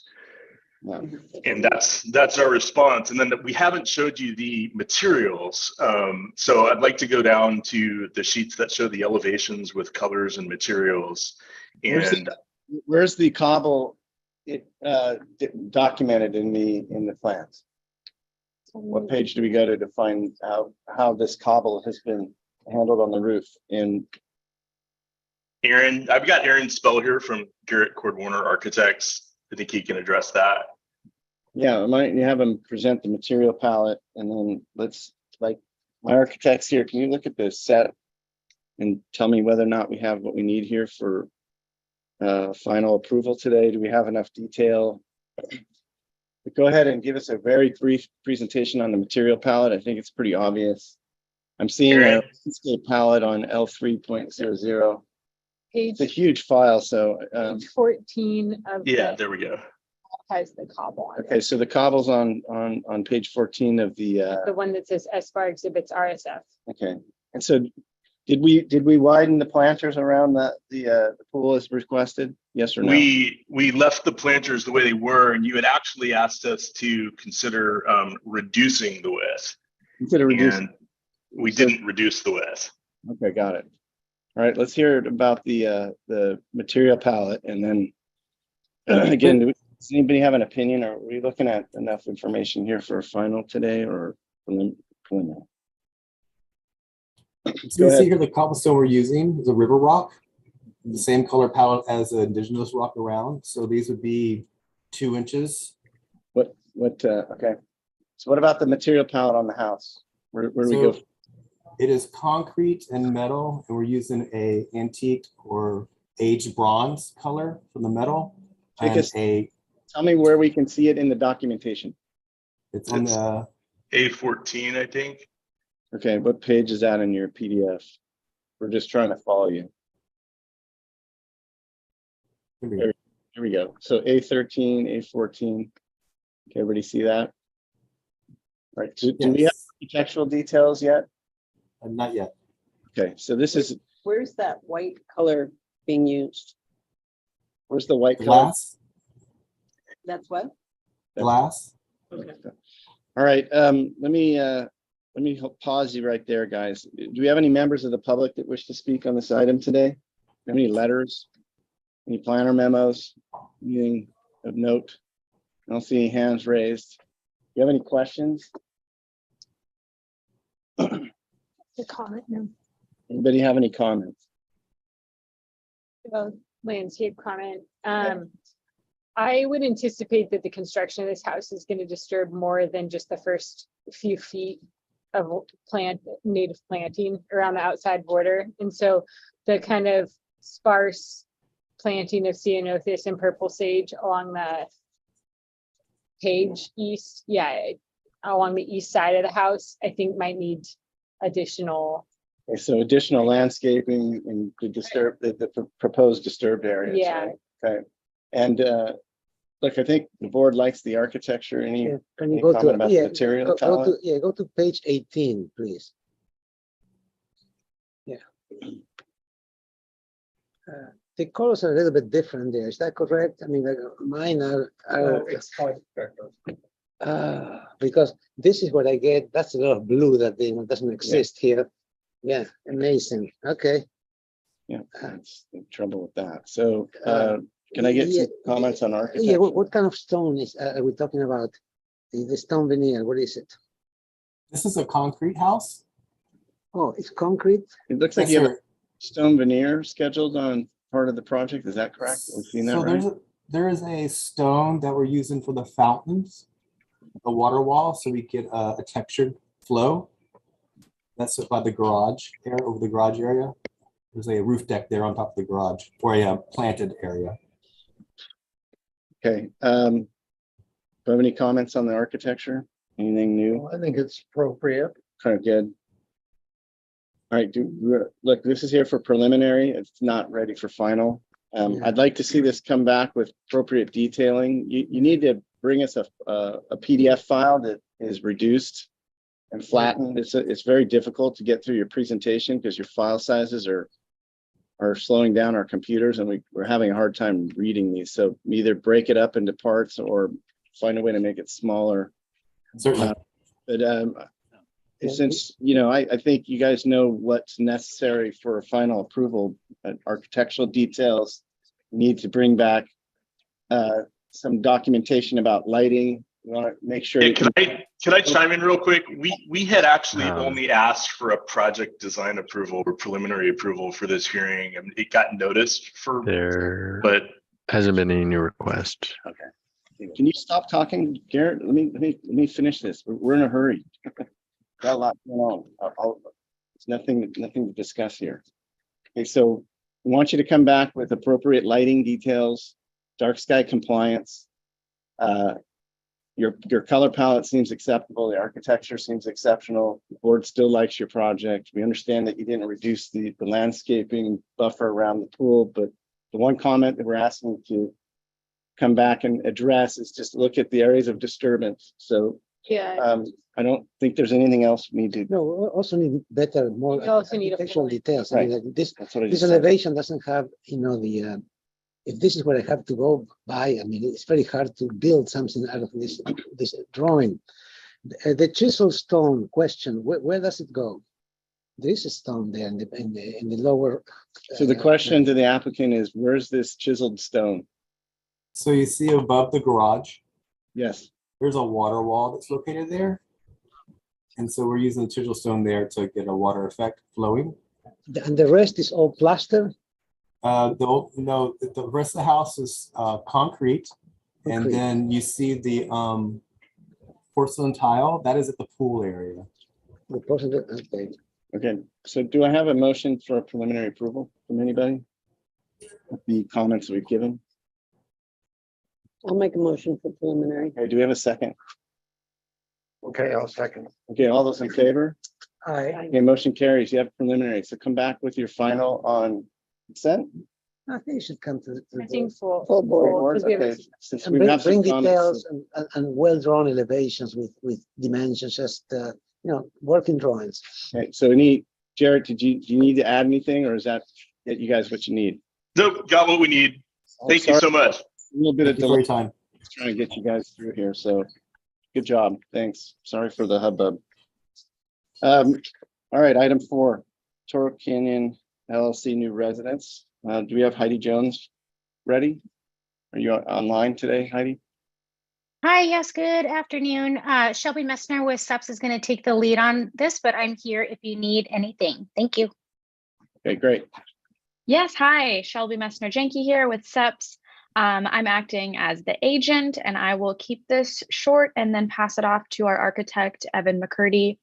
We're here for preliminary approval, coming back with updated plans to address your comments from last time, as well as updates from our last land use permit resubmittal. We've got updated renderings showing the materials and landscaping, new view studies. And we're also asking for the board to make a finding in support of a small section of the guardrail parapet that exceeds the 16-foot height limit.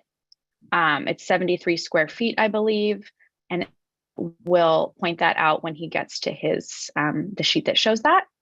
Other than that, I'm going to keep that quick and pass it off to you, Evan, and I'm available for questions. All right, Evan, hold on one second. What are we looking at here, David? Yeah, no, What is that? That's not from the planning staff, is it? no, the applicant. All right. This is our applicant resubmittal with the board minutes and then our comments of how they were addressed. Okay, so take us through those and let us know what sheets we need to look at to find these. Thank you. All right, appreciate it, Hayden Shelby. Okay, so most of the comments I think we are addressing through the renderings that are on page 5 of this drawing package right here. And so the first comment was from the board from our last hearing was actually in support of the massing. So we maintained all of the existing massing for the architecture and the structure.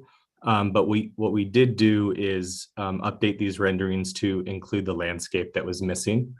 So the hardscape and landscape design was not integrated into the last round of renderings. So that's what we're showing you here, is how the architecture relates to the site and the landscape. One of the other comments that we're addressing here is the material palette. So the previous set of renderings, we had kind of a harsher contrasting stone, kind of a darker gray stone, and we've lightened that palette up to represent something closer to a Santa Barbara limestone or sandstone, which is a warmer stone color. It's a bit lighter, and we're just trying to kind of brighten the material palette a bit here. So that's what you're seeing at the chimney, for example, that the cursor is over, as well as some of the secondary volumes and stone walls in the landscape. We've also, another comment was addressing the lack of canopy trees. You can see that in these renderings, we're actually showing some of the existing trees in addition to proposed canopy trees in the courtyard of the building. What sheet to find those on? You have a landscape plan showing those trees? Yes, we do. Actually, I'm going to defer that to our landscape architect in a moment and just keep going through some of the architectural comments. Then I'll let David Godshall from Terremoto talk about the updated landscape plan. The last comment that I'd like to speak to regarding, well, I guess two more comments, sorry. One, if we can go back one sheet to the fourth sheet of this document, just in how we're addressing one of the concerns from the neighbor across Toro Canyon Road regarding the visibility and privacy of the site. We did a study here. These are views going up Toro Canyon Road. Our property is along the right-hand side of these views. And we just wanted to demonstrate the existing planting and screening of the property. So it's already fairly heavily planted and screened along that western edge of our property. Until you get up, you can see in view 5 there in the middle left, up at the front gate of the house of the existing property, there is a bit of a gap there in the hedges and trees. And so I think that's maybe part of the concern of the privacy. And I think there was some concern about how visible the pool house and pool might be from the road and the adjacent properties. So what we've done to address that little portion of the gap in the trees is some added hedges and planting, which David Godshall will walk through in the landscape plan after this. But I just wanted to point out that one view. But I believe the rest of these views show, a decent amount of privacy and hedges along our property. The last point I'd like to speak to is the height limit issue that Shelby just mentioned. And this came back as a land use permit comment from our last round of drawings. And so let's see if we go to sheet 30. Yeah, I can't tell exactly what sheet number it is in our set, but it's the architectural 29 and 30. Perfect. Okay. So if can you scroll down to the building sections? One more. Sorry, keep to the A 4.0 series. 36. Yeah. Okay, yeah, there we go. This sheet here. So you can see in section where this guardrail portion of the roof deck is extending above the 16-foot height limit. And I think this kind of demonstrates it best here in section where that far right portion of the guardrail above the living and dining room at our roof deck is extending above our height limit. So we addressed this comment in the land use permit. Sorry, I'm trying to find there's a code section that we're referencing here that allows a portion of non-habitable space. And I think the guardrail qualifies here. And there's 73 square feet of just a solid stucco parapet that extends up above that height limit that we're asking for an exception for. How many feet did you say? It's 73 square feet of stucco wall area that extends up above. So David, go to page 32. Would you say, just I want to look at the north elevation. Okay, sorry, no, I want to get to the south elevation. So it would be A3, that'd be page 31, David. So looking at the south elevation, that left elevation that's kind of got a triangular shape created out of the red dotted line, is that the portion that we're talking about? That the width of that volume from the chimney to the right-hand side of that kind of break in the building? Is that the area that's protruding? It is, yeah. It's a bit hard to tell because the height limit is kind of changing at every elevation because of the slope of the property. But yeah, this is demonstrating that a portion of the chimney and as well as that kind of top edge of the guardrail is what's above the height limit here. No, I think it's pretty clear. Yeah. And in plan, how many square feet? Because it's not just the area of the parapet. Like if you look at the floor plan, how big an area exceeds the 16 feet? I think we'd have to recalculate. I mean, we're just calculating the actual solid structure that is above that area rather than the floor for the roof deck that's below the height limit. So that's not what we calculated necessarily. We could quickly do that calculation. Probably about half of the roof deck is exceeding the height limit, right? Is that fair to say? If we went Correct. If yeah. One control line M12, is that an accurate statement? Sorry, can you say that one more time?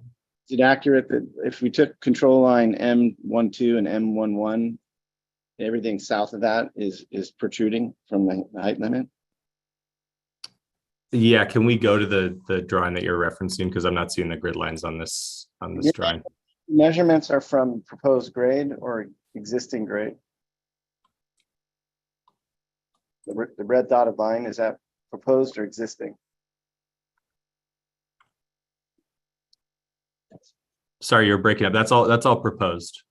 So is the red line depicting a elevation from the existing grade or proposed grade?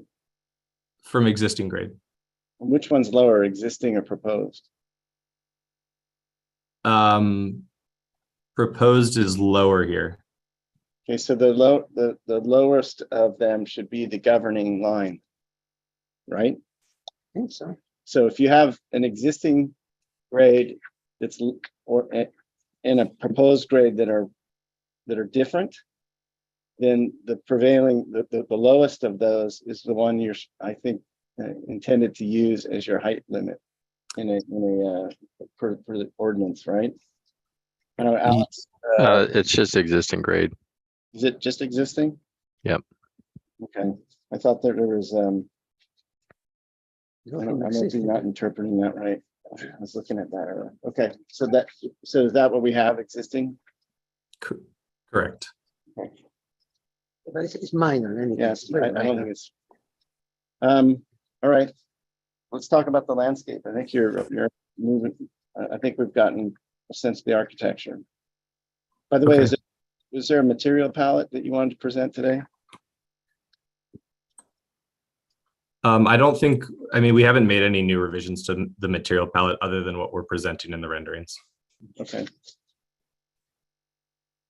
Want walk us through that real quick? What is the material palette? Do you have a page for that, or do you have anything showing lighting and materials? You done anything in your documentation to show that? We don't have I think all the materials are, they're not specifically indicated. We're calling out, you know, stone and stucco materials and referencing those material palettes on the renderings that we first reviewed. So I don't know if we can just go back to that sheet. That's fine. It answers my question. Yeah. Let's get these landscape items, then see if we're ready for preliminary approval here. Okay, thanks, David. I'll pass it Sure. off to you and you can speak to the hedges and planting. Can everybody hear me okay? I'm David Gottschall from Terremoto Landscape Architecture. Yes, go ahead, David. Hi, I'm going to not show my video because I have poor reception at the moment, but per what Evan just said, our major change was the clouded additional hedge, which you see along the kind of left side of this drawing. I hesitate to use the word hedge actually, in that it's going to feel like an informal screen. Proposed is Toyon. It's a California native that gets to ultimately peaks at about 20 feet tall, though takes pruning to the desired height. So that was included in our revisions per a comment from a neighbor in the previous presentation. Per a comment that someone on the board made a minute ago, I wanted to just call out that the light green circles that you're seeing on this drawing are existing trees, to kind of give an indication of the existing canopy cover that we have on the site. And the only other changes that were made to the landscape from the previous presentation were that previously we had informal kind of decomposed granite paths going through the EHS area, and we've removed those. So our impact in the EHS buffer is negligible at this point, and our planting is basically negligible and all native in the EHS buffer as well. And there's one minor comment about how the percentage of native plants or our use of native plants. And other than the trees that we're using in the courtyard, which are not native but non-invasive and regionally appropriate, that in addition to one grass that we're using about 50 1-gallon grasses of, our planting is wholly native. And those are really the only changes from our previous discussion. So the comment is incorporate more canopy trees into the landscape plan. Can you show us where you've done that? Just keep your testimony clear to that. So we can just. Sure. This might not be the drawing. Are you able to go to the planting plan? I believe that should be L 3.0. Okay, we're going there. L 3.0, L1 3.0. Or L1. Sorry, L. There it is. Okay. Okay, so indicate where you've actually responded to our comment. In the courtyard, so you see kind of in the middle of the house, where there's a symbol of essentially like a large tree in the middle of the proposed courtyard. I don't know how else better to describe it. You come into the driveway, and as you look straight towards the house, there's a symbol of a tree. That is a proposed canopy tree as well. As well. Let me help you. So it says incorporate more canopy trees. So how many more canopy trees are we seeing today that we didn't see last time? Did you add any? Yes or no? There are 4 additional trees per our previous, and without control of the mouse, which I can't take. Fine, so those are the 4 new canopy trees. So one's in the courtyard, and where are the other 3? 2 to the outside. 2 to the outside. Are those in the red revision bubble? They're not. Okay, so where are they?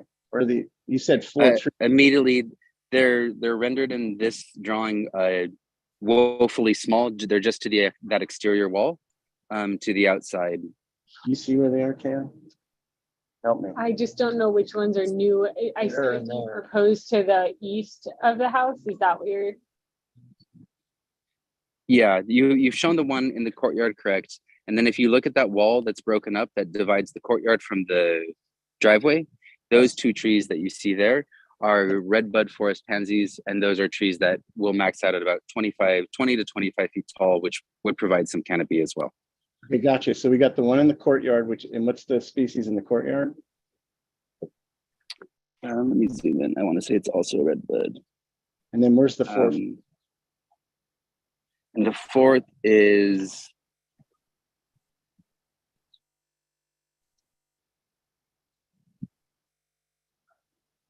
perhaps it's only 3. We've only had 3. 3. All right. Well, we'll see if our landscape architect's happy with that. So look at the other one was look to increase the landscape screening along the western portion of the site. Do we have? Can you just quickly present that, and then I think that gets us through your comments. Part, right? The bubble part in Is the. that the revision bubble? Yes. Okay. That's the revision bubble is the hedge. All right. And Kaylee, clear about what's new there? Yeah. Okay, good. All right. So I think that gets us through all of the things that we asked you to look at. You have any questions? No questions. Do we have any public comment? Do we have anybody that wishes to speak on this item today? Any planner memos? Any letters? Going once? All right. We'll close There should be a planner memo, is there not? Is there? Okay, hold on. I don't see one. There's a response letter from the client, from the applicant, but. All right, back to. Okay. One question. One question from. Because there's several existing trees that are very close to the proposed development. Have you coordinated with an arborist to determine whether they'll just be, if you'll need to do mitigation for them, and if some of them are just going to end up being removed due to the proximity of the new structure? Get the question. All of the trees that you go ahead, Evan. Like this one here. Go for it, David. All the existing trees that you see with the green symbol on the site plan will be protected and preserved through construction, and we have consulted with an arborist as to how to mitigate. We actually, on the garage, we've already had to move some walls around from earlier iterations to make our consulting arborist happy with the way we'll be treating those roots. So all those green circles you see will be preserved and protected through construction. Okay. All right, I'm going to make a comment just quickly on when you come back. Let's get the critical root zones depicted in your site plan or your landscape plan, along with careful labeling the existing and new trees, the ones that are being removed, but get the canopy but more importantly, the significant root zones that you've mapped out with your arborist, and then make sure you have a note in there that talks about how you're protecting it. Obviously, you guys are designing around that, so. I think you're gonna end up needing an arborist report. Are those oaks that are within the kind of the ones that are closest to the house? So the question. Yes, largely. So, okay. It's Yeah, that oak so- right there is. No. I guess it'll be a comment then that I think the arborist report. Heidi Jones here, just yeah. gonna jump in. We did prepare and coordinate with a biological report and analysis that included those tree removals and mitigation. So I don't think a separate arborist report is needed in that case. Okay, is that included in this set, Heidi? Is that included here? I don't believe the bio report itself is included in but all of the recommendations therein are included in the plan set and reflected in the plan set. Okay, so were there requirements for mitigation oaks? Yeah, I believe so off the top of my head, and I think that they were incorporated into the plans. David, is that correct? That is correct. So what was the mitigation measure? How many and where? Give me just 1 minute. I will look it up and come back online. Thank you, Heidi. I don't know off the top of my head, but I do recall that we met whatever mitigation was asked of us. Okay, was your landscape architect, can they opine on what was done and where they're planted? And what they're. I see some oaks proposed, but it's not not clear. referencing, yeah, it's not clear on how many were required for the mitigation.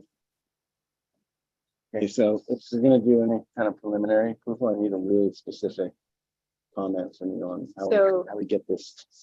Clarify mitigation for any tree impacts or removal, protected tree.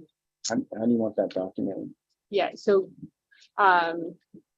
Well, there we should, need clarification on what mitigation measures are going to be required for the tree removals and protected tree impacts. And it needs to be drawn on your plans. And yeah, there should be a tree and then there should be, protection plan. Yeah. yeah. So Heidi Jones, I'm back here. Sorry, I misspoke. We did coordinate with the biologist and did have Bill Spivak do a tree protection plan. There was 1 oak removal and 4 significant impacts that required mitigation plantings of 15 gallon oaks or larger. And I believe that there was a combination mix of what was ultimately proposed that met that and exceeded it, with a couple larger gallon size planting oaks proposed. Okay, I think the comment that we're going to run with is that we need to see that well documented in the site plan and landscape plans. So it doesn't, it's somewhat documented, but not totally, and we're going to need that for final. Okay, that can be created right away. Well, good. All right, any other comments? Yeah, I have a comment. In our comments from before, restudy color and materials, plaster needs to be toned down. For preliminary, we really need to see specific color and materials to make a preliminary finding. And the renderings look like it's very white. And that was part of the comment, was to tone that down, not just to change the stone, which is good, yeah, but to tone down the white walls. So how have you addressed that? And you said you didn't really have a materials board yet. Yeah, well, the problem is I don't, unless I'm mistaken, I don't see any documentation in your submittal that actually specifically addresses what the materials are, and there's no sample material or sample board to kind of match that, right? So to Val's point, that may be a stumbling block for preliminary approval today. We obviously don't have details yet, but any other comments, Alex? Yes, let's go to 5 first, to slide page 5. And if we zero in the bottom, if you blow up the bottom two images, yeah, there you go. Yeah, I don't have any issues with size, bulk, and scale and style. It's just like the overall appearance of this project is corporate in nature. It's nothing says like home or Santa Barbara or Toro Canyon. It is it could be anywhere, and it has this cold, basically commercial look, or at least corporate. That's the part that it's a generic comment, but please take it to heart. It's there's something here that needs some softening. The colors is one. The materials, I think the sandstone will work, like a top kind of color with some sandstone, but maybe some other interaction of other materials, maybe some wood somewhere. There is something in this palette that is lacking in terms of. Maybe I can just speak to some of the material palette here, because maybe it's not being conveyed through all of these renderings, but all of the. Stop. Please stop. Please look, come to order. Okay. Let my board members speak, and then when we're ready to hear from you, we'll let you know. Okay. So let's just. This is just one board member. I'm not sure if it is consensus or not. We speak. The board will speak, and then maybe you have a chance to just continue reply. your comment. Yeah, I mean, just the general comment is like there's something in this style that is lacking in terms of. I don't know how to say, warmth, residential appeal, semi-rural, Toro Canyon. There's something there that it's, I have a hard time with that. Well, I think, Alex, just to clarify, item C, restudy color and materials. Plaster needs to be toned down. Stone clashes with architectural style. Consider different pattern for stone materials. So and I think you're adding to that, maybe look at other materials to soften it. Yeah. You want a more residential look. Yeah, exactly. Okay. And then I agree. Look, before we continue, look, I know it's a web meeting. It's a very difficult way to do these hearings. So my apologies to the applicant, but there's I need you guys to just pause a little bit when you're speaking and pay attention because we're trying to organize the discussion and it's just difficult with this technology. So I apologize for interrupting you, but we're trying to move through this in an orderly fashion. So just pay attention and we'll give you a chance to speak if it's necessary. So I'm going to have one more board member speak, and then we're going to see where we're at, and then we'll move from there. So John. Well, I share those concerns. I don't think it should be sitting on the hill as this white obvious thing. It needs to blend in. Okay. My opinion. So I think item C is really, it's come back, it hasn't been satisfied. I think it looks like item A, obviously, and B don't need to be carried forward. We've got some canopy trees that, are we satisfied with that? I'd like to see the arborist report Okay. first. Yeah. So I think we're encouraged that you're bringing canopy trees into the project. We need to see more information about that. We appreciate the photos you brought depicting the visibility from the road and landscape screening of item F that you addressed. I think, are we happy with F? Is that the screening? Yeah. Yeah. Yeah, I would just add a small comment that I think naturalizing the layout of them would be Naturalizing the layout of the screening. Yeah. right now. They're all in a row. Okay, so yeah, you guys understand that comment? We need to randomize screening. I do. So the comment is to randomize the screening, and I think what we're just going to have to do is reboot on item C. And I'm pretty sure the board's not going to feel comfortable today doing it. I'd love to see you guys be ready to do a preliminary vote here, but I don't think we're there yet. So the thing that's holding you up is a little better documentation on your tree mitigation plan, what's new and being planted, and then come back with a full material board. Don't forget lighting, any exterior lighting, make sure it's dark sky compliant.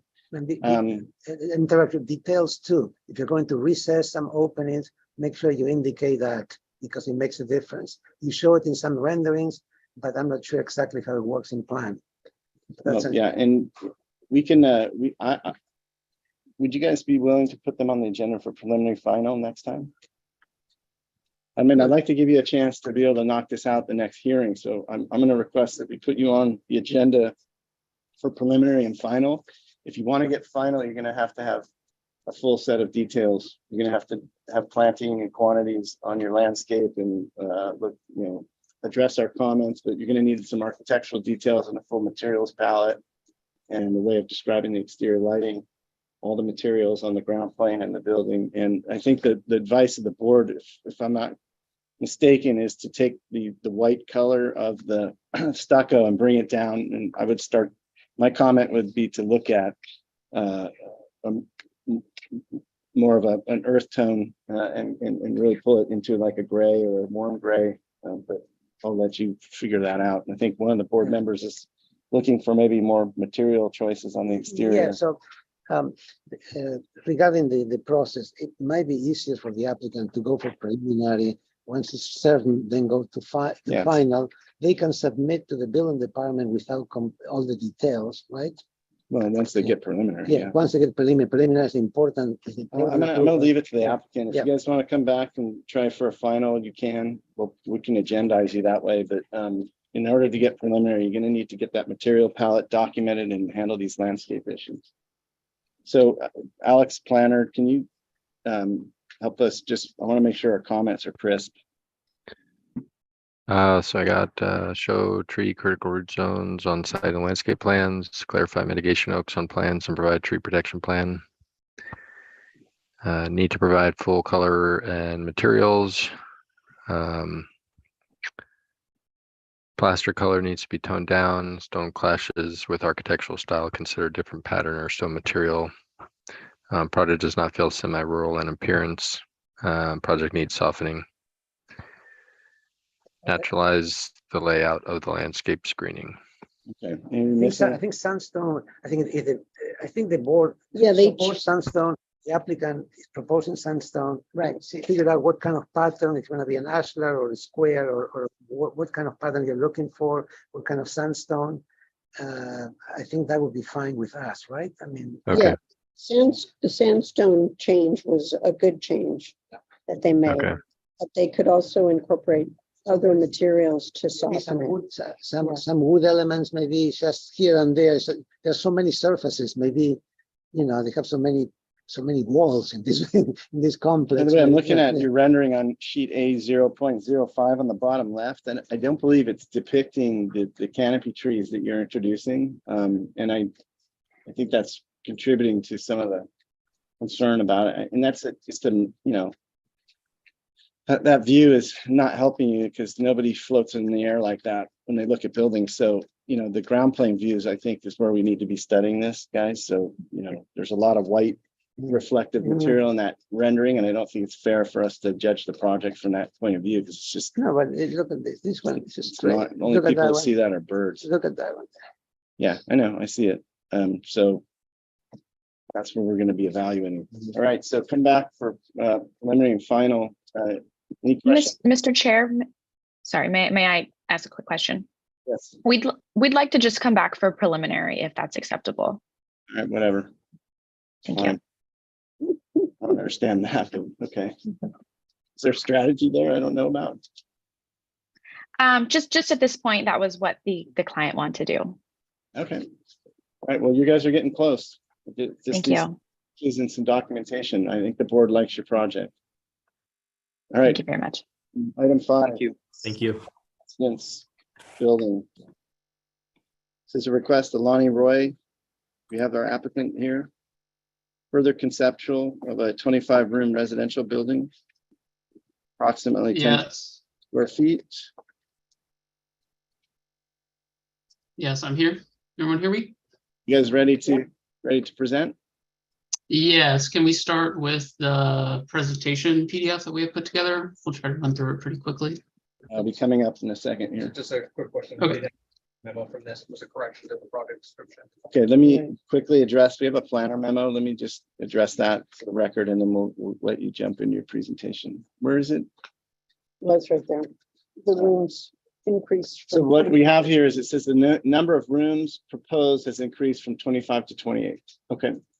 So that's the planner memo. Very And it good. can be conceptual. Okay. All right, go ahead with your presentation.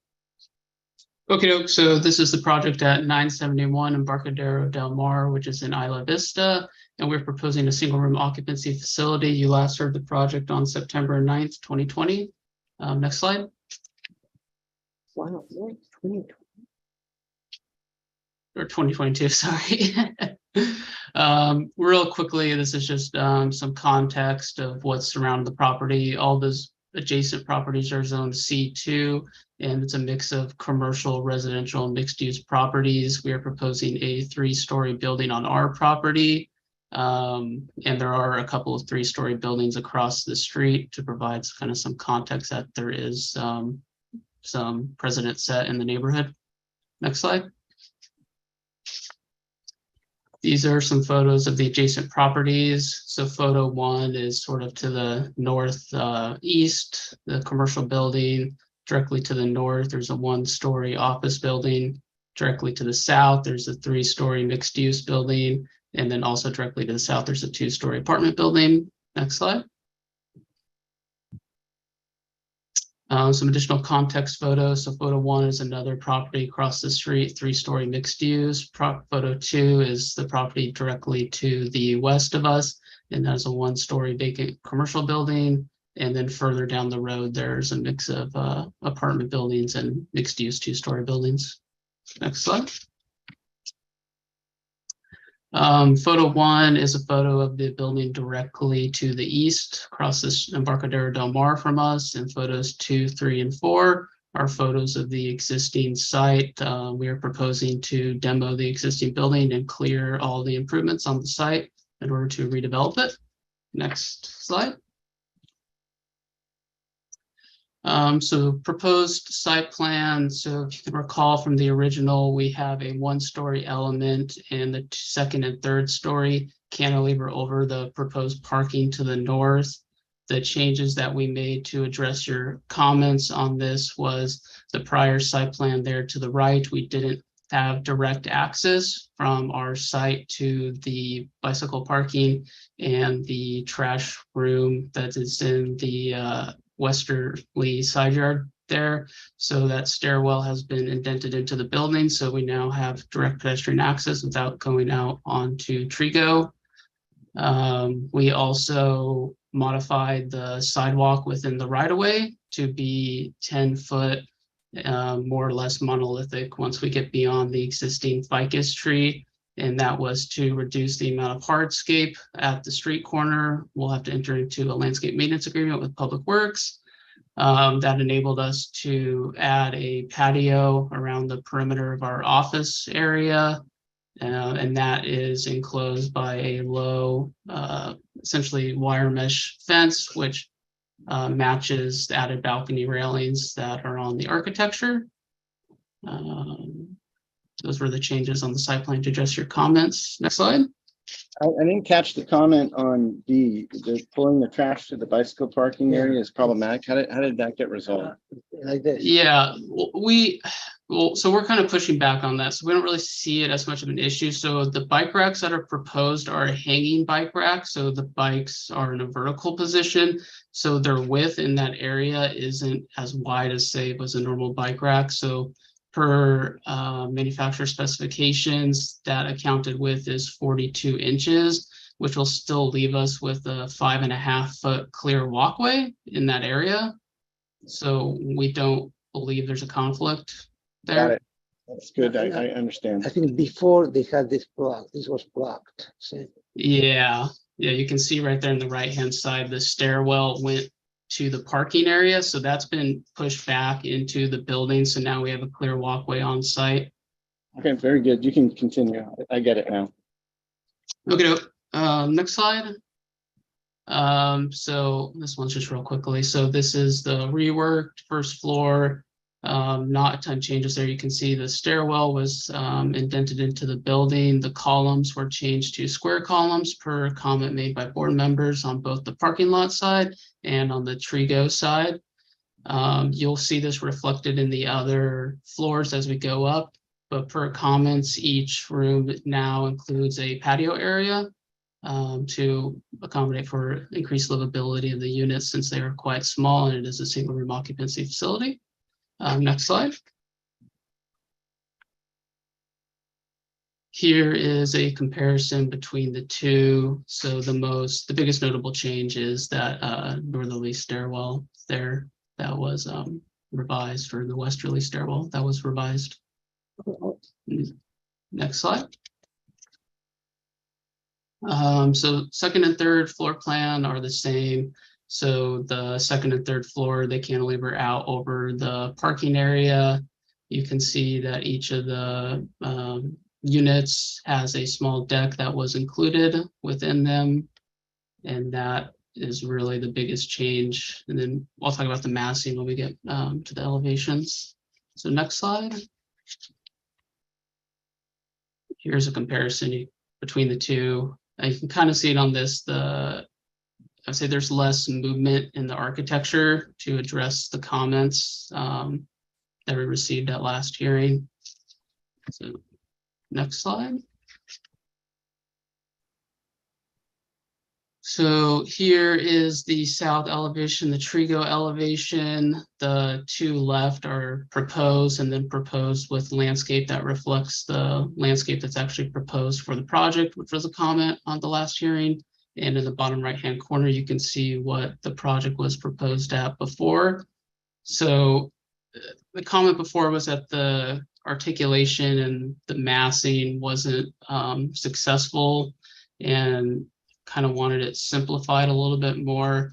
So the second and third floor massing was simplified significantly and kind of providing patterns or repetitions with either the windows or the balconies on those. And then they're kind of different colors to differentiate the massing a little bit more.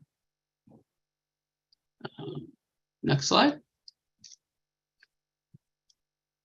So same thing. So this is the north elevation on the parking lot. So the landscape that you are seeing on the bottom elevation, that is along the property line there. On against the property line opposite the parking. So you can see the massing was simplified. I will also note on this, there was a comment on the landscape before. We just had a line of palm trees along the property line, and they wanted canopy trees added in there. So we added in some Brisbane boxes within that planter area. Next slide.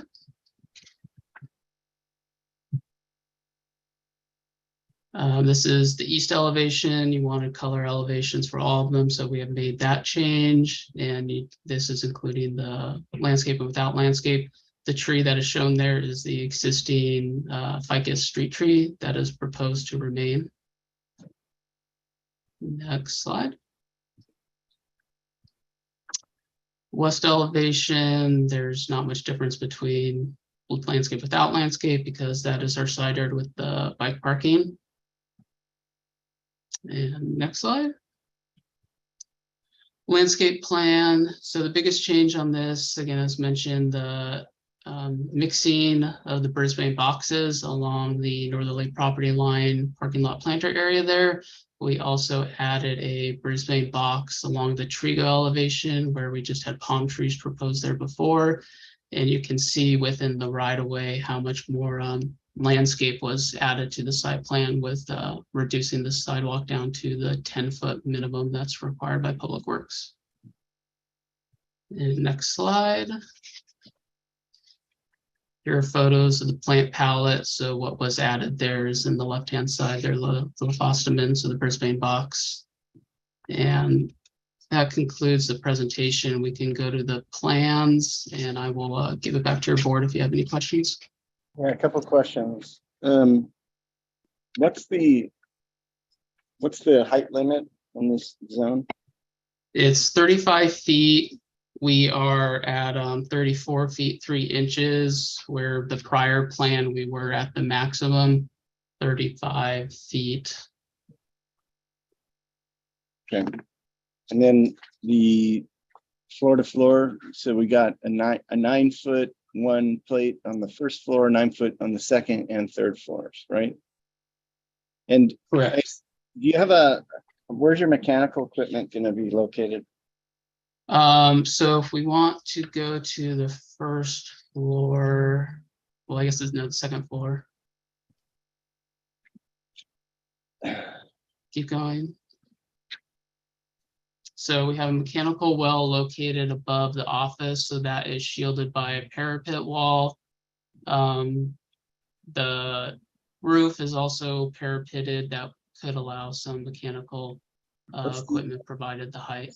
What's the rooftop to parapet height that you have for that mechanical well? How much screening do you have feet from the top of the roof to the top of the parapet? I do not know that off the top of my head. You have any sections that show that? We don't have architectural sections. No, we do not. All right, that's something we can deal with next time. Questions? Yeah, I have questions. Can you go to the site plan a little up, I think? A bit more. Yeah. So what are the setbacks, like especially on Trigo? Is that they're not going towards that distance to the sidewalk? That's the minimum. Is that what it is? Like a 10-foot setback? Is that what it is? Correct. Yeah. So 10 foot is the minimum setback, and that is what the that's what's we're at. And that has to be that could that be a patio or a landscape private space, or is it, how is it worked out? Is it shared space, share open landscaping, or could it be part of one of those rooms, patio areas? Right now, it's mostly landscape, and that's because a significant amount of our tier 2 stormwater treatment is being provided by a basin. That's a call out 20 there that you can see on the site plan. So we could potentially reduce that by going to chambers. So that is an option. Okay. Right. And also I noticed that on your carports, it's a question comment, but just kind of wondering, on the parking area, on the north, you have spacing of columns dictated by the parking requirements. On the east and west, it's not like on the east, especially on the east. It could be more open, right? I mean, it could have additional columns, right? It's just there's no need to have it completely open. Is that right? I guess I'm not sure which ones you're referring to. So between the handicap space and Uh-huh. the sidewalk. What's that area? What is that? Oh, so is the question asking if we could reduce the amount of columns within the parking lot? No, I was just thinking. I think the question is, what is that area designated for? Yeah, what is that? Is There's that a- planting? Is a landscape area or what? It's where you have keynote. So Whatever. yeah, so that area there, so the planter area has a small basin, and that's to treat the roadway section. And then we have a landscape planter, and then kind of that box that's call out 26 is pointing to, that is some additional bike parking that's being provided right there. So you're using that as a stormwater runoff capture retention area? Is that what you said? Correct, yeah. So that little basin there is treating the tier 2 stormwater requirement for the parking lot. And you got interlocking pavers on the drive and in the.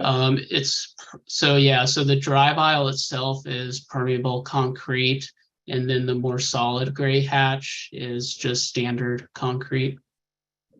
Okay. Okay. Question. Another question? Yeah, John? you know, the parking space further to the west, there's no turnout there. Is that allowable there? Is it compact? It's pretty long. You got how many feet from the column to the adjacent property wall?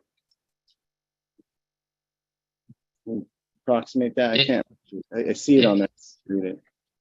Yeah, so there's a little pop out. It's not much. It's only like 1'6" there. The project has cleared plan checks, so to our knowledge, it is not an issue. There's 26 feet there. You can do I don't think they need it. You can do that. That's fine. Okay, any other questions? All right, do we have any public comment today on this? Anybody online that wants to speak on this? Anybody in the? Okay, all right, I'm going to close public comment. We don't have any letters. All right, good. So back to the board for comments. This is here on further conceptual. Just checking in, does everybody remember this project well? Yeah, sure. So you have a good memory of. Yeah. I'll start. The one comment that I didn't get a good read on in the presentation, I think the applicant covered most of the bases there pretty well. But the item D, I want to make sure that we get into that with some clarity and some clear feedback. From the applicant. Mr. Chair, if I can start, I think comments C, D, and H need to be pay a little bit of attention. I think the applicant has responded well and then improved the first presentation. But let's go, for instance, to the elevations, and they can see how this the chaotic element. I think it's been simplified and it's been doing better. However, there is still there's some other improvements that could be done, including like when we're talking about balconies. I know this. David, what I do with my pen here is not shown right in the. Okay, yeah, like I think the balconies on the right are more successful than the little windows on the left. Or it could be opened up if the need is to enhance the quality of the rooms.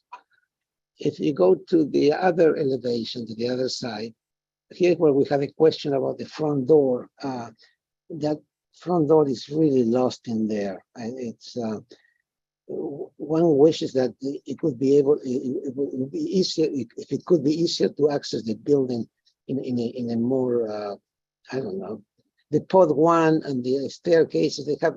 Anyway, it seems like that hallway right there that really needs to be improved in quality. Plus also the fenestration. I think maybe if you want, maybe this seems to be, at least seems to work better in terms of use. It seems like you have a balcony. It might be kind of small as a balcony, but it seems like the facade could be more open and also more consistent, and you know, it will improve. But also the first floor should be a lot, you know, a lot more detail, something that makes it a lot more appealing. Maybe you have a different finish or tile or a wainscot or something around the doors. Or, I don't know, something that really makes it indicates that's an entrance. Then the columns are very spindly, and you know, I know that every inch counts in terms of parking. That's why I was asking, let's say if you go to the next picture, yeah, like right here, you know, this looks like it's so weak, you know, like, but this seems to be a place where you could add columns or do something a little bit more substantial so the building is not floating up in the air. That's why I was asking about the need. On the other side, well, maybe another column could be added, you know, on the what is the west side? That's the east, right? Yeah. So it's I support the project. I think it has potential, but the architecture needs to come up another notch.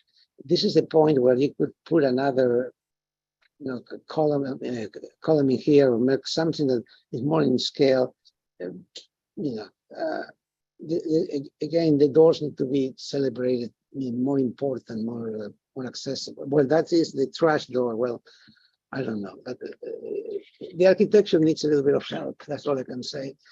Going to the floor plans. You got to be a little bit more specific. What is it about the architecture? Well, it just seems like the upper story. If you can follow this, David, the upper part is divorced from the bottom part. It seems to be floating, and then especially this line right here, this offset doesn't help, and the columns makes it. You know, doesn't help. If you go to the front, Trigo Road should be an easy elevation. Trigo, well, they go up. Trigo should be the most visible. Should be the one more. Yeah, there you go. This should be an easier elevation because, you know, doesn't need to have all these columns, and yet it's a little bit, you know. I was wondering about the spaces. It's true that these are patios, but they are so constrained. And looking in plan, it looks like they are about, I don't know, 5 feet by 10 or something like that, or very tight with this tiny little hole. It seems like with a little bit of work, this bottom floor could be improved. Okay, John? Well, I agree with those comments that I think also, you know, like this color could be carried on under here. And, you know, which would define the white box better. Also, I'd like to see a little coping on the top or something so it doesn't finish just starkly like that. You know, could be just a sheet metal cap on top, and so it just finishes off better. Anything else? Yeah, something that's going to be what it is. No, shout if you remember it, Lauren. How do I do that? Valerie. I agree with the previous comments, and Can't let it go. the columns look undersized for the weight of what's above them. So, yeah, but I agree with developing the ground floor better, developing the portions of the columns, the sense of entry. All right, Ms. Grubb. I think the landscape comments were addressed well. Okay.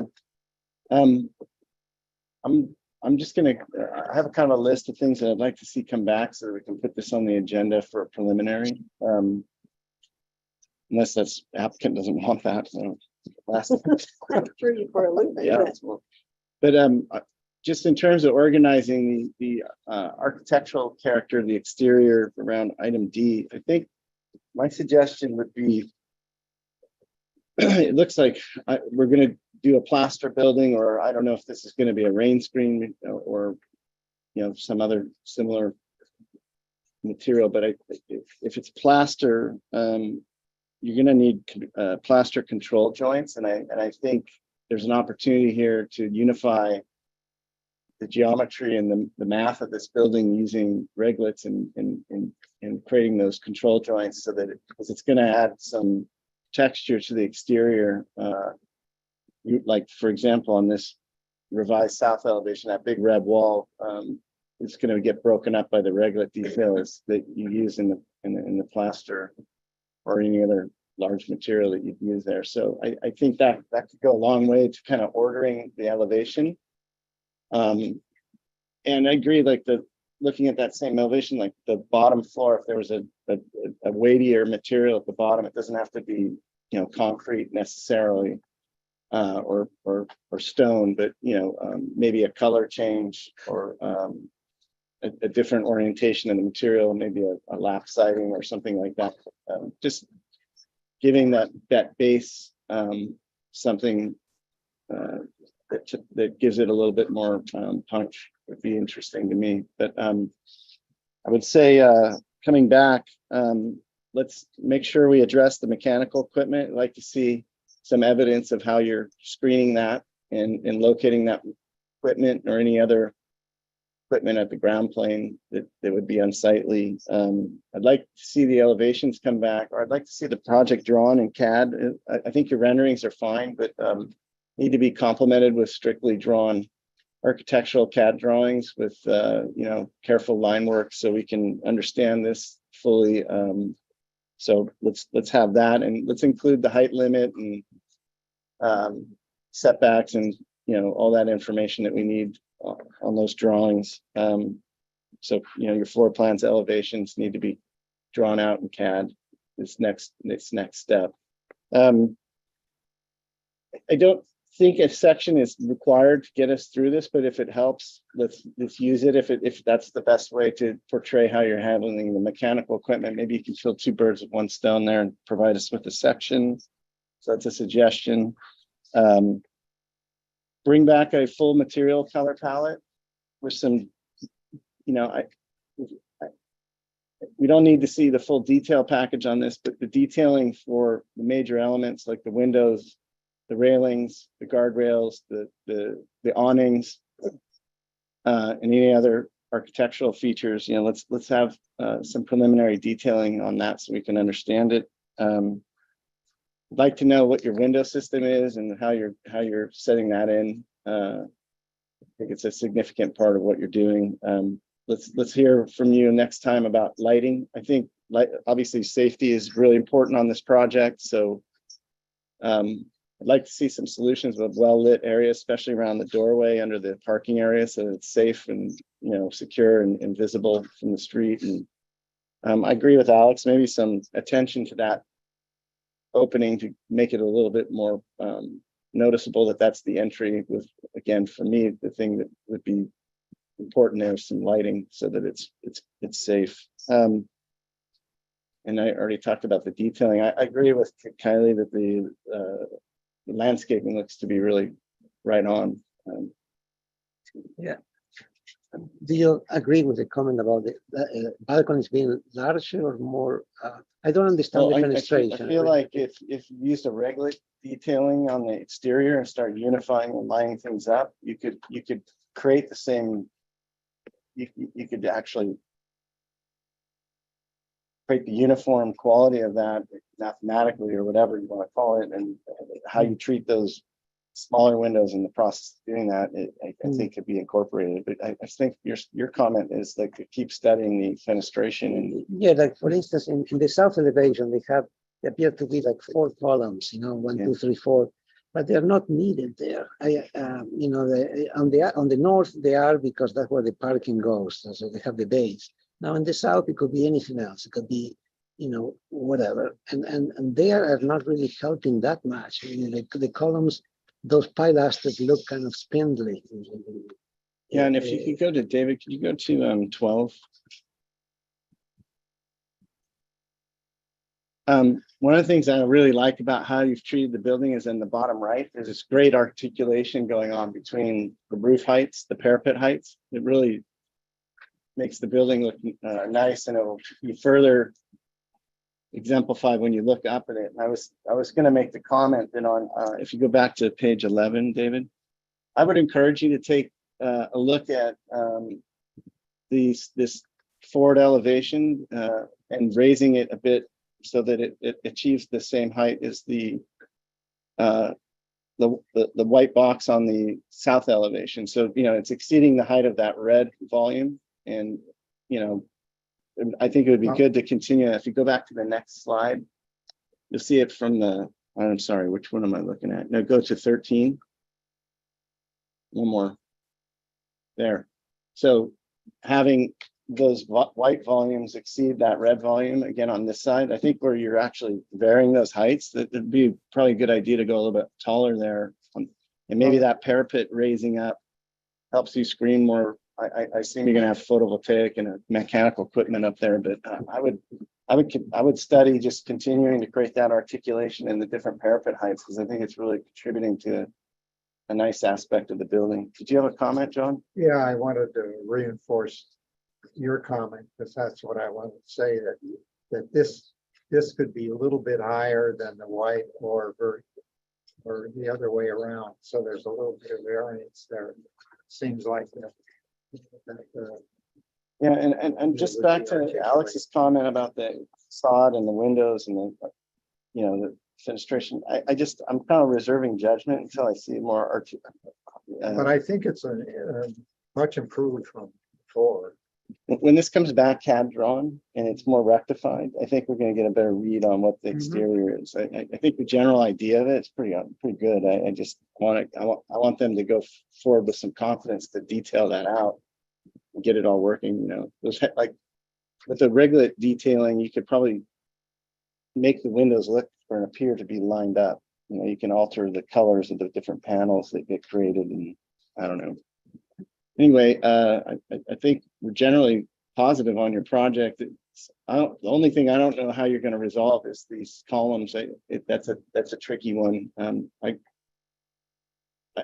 way I look at it is that potentially that area of parking under there could be a bit of a dark kind of cavern, and it needs to be, you know, this is going to be student housing, right? Correct. It needs to be safe, and that's it fine. needs to be well lit, and you need to be able to see into it carefully. So I don't want to add a lot of material that's going to block the view and make it more difficult for people to, but I don't know. Yeah, but that span could be cut in half. I mean, can put a column in the middle or some kind of Fin, like a fin? semi-transparent, what do you call it? Screen, like a metal. I mean, I don't know, something that kind of makes the building not float. And there's tiny. I don't know, maybe if the columns were more substantial, I don't know, maybe if they're made out of like concrete sonotube encased, you know, they felt more like, but if they're Well, built with, the width is kind of dictated by parking. The depth is not. I mean, they could be deeper, the columns, right? all right, well, I think the comments, study the columns, see if you can make them look more significant. All right, anything from the applicant? There's a lot. Is there anything that we missed that you need comments on? No, thank you so much for hearing the project. Okay, I guess that's it. We'll see you back on preliminary full board. I think if you bring us the usual things, I think we're on our way. Josh, just to clarify, I think at this point it should just come back for conceptual, because this is a development plan. So the idea is to get positive comments from you and then go take action on the development plan first and then come back. Okay, are there any specific findings we need to make to help that process? No, I think just getting sort of like a fairly settled project that we can then move forward with. Okay, well, I think the board's generally very supportive of the project and is just kind of nibbling around the edges of some architectural detailing. And You need to have it. You need to have it ready before they get there. Sounds like maybe have you all look at it one more time before yeah, I think would be appropriate. Okay, very good. Thank you. ends that item. We're gonna go on, you have to leave now? Yeah. That's why, by the way, if anybody knows why I'm in a hurry, because one of our board members is leaving, and I wanted to get us through some items before she left, so. And then there were 4. Three landscape architects, they all conspired. What is this landscape conspiracy? All right, we're on to, what we have here, the ROIC California LLC pad climbing gym in Goleta. We have Jay Ritter back with us. Yes. Okay, Jay, get us kind of, let's see, have we seen this before? No, this will be your first time. Okay, cool. Get us, see, where are we? We're in, okay. Great. Well, give us a brief presentation and show us what you're doing here. Okay, great. So what we're proposing is a little bit of redevelopment in the Magnolia Center over near Goleta, the city of Goleta, still within county's jurisdiction. On the north, there's 3 buildings as part of the Magnolia Center. The building number 2 is the one that spans across the northern property line. Our project is a portion of that.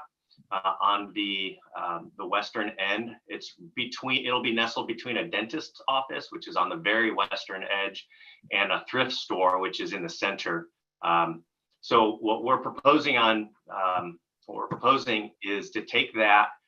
There's a few units, we'll be combining them and then just going up. No increase in overall square footage of the footprint. We're just proposing doing similar to what Ralph's did when they redeveloped that building number 1, where they increased the roof height to accommodate that redevelopment. We'd be going up to 38 feet to the top of the roof, and then we'll have a parapet going around to screen the mechanical.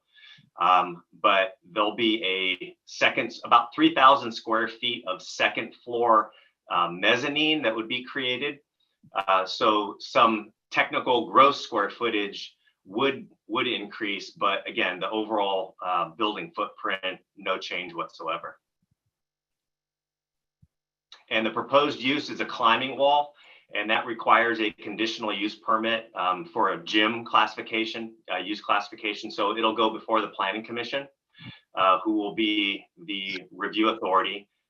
The Board of Architectural Review has design review authority.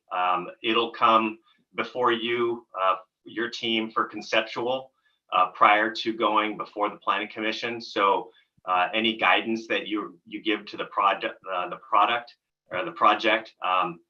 we'll be incorporating those into a revised set that would go before the Planning Commission for their consideration.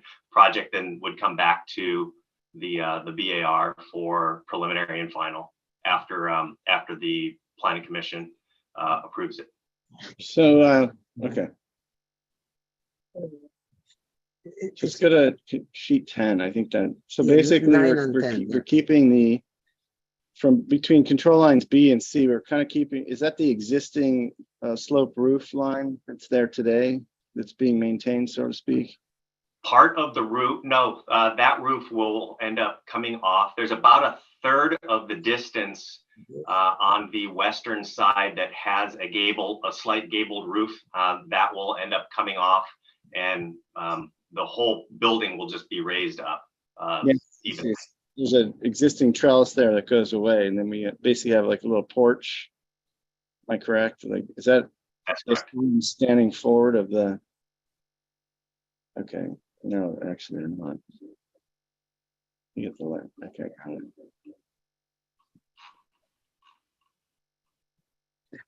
So the new wall line is basically right on the edge of the eave there. Okay. We'll be maintaining that trellised area as the entrance, and then going straight up from there. So there will be a little articulation right there at that entrance to the facility. Can you go to the next? Yeah. All right. Well, it's pretty obvious what's going on there. So, any questions? You have anybody that wants to speak on this item today? Do you have any members of the public, or do we have any letters or hands raised on the web interface? No planner memo? Okay, let's close public comment. Do we have comments from the board? All right, Alex. All right, you've had too much airtime. No, let Alex go. Well, No one make you go. I think in order to have a better understanding, we should have what we're looking at is not the whole wall, right? I know, It's it's partial. more context.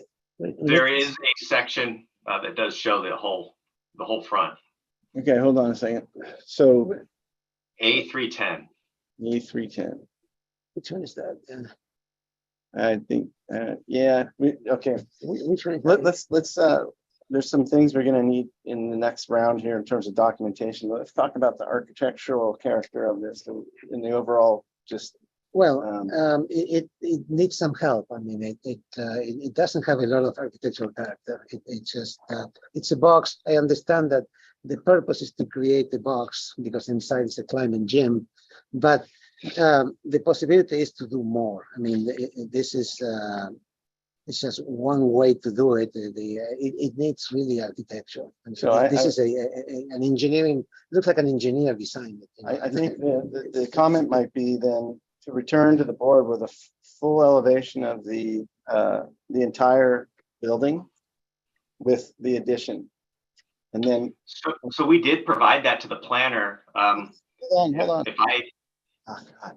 Stop. Yeah, I think they uploaded the wrong set of plans there. Okay, can you hold off for a second while I talk? Because we can't both talk at the same time. I need you to just hold on. I mean, I'm trying to get comments recorded, and then I think we can move this forward. I'm sorry to be rude, but it's very hard to do this on the web, and nobody seems to know who's talking or when they're talking. Everybody's talking over each other, so that's been going on all day. So I'm getting pretty.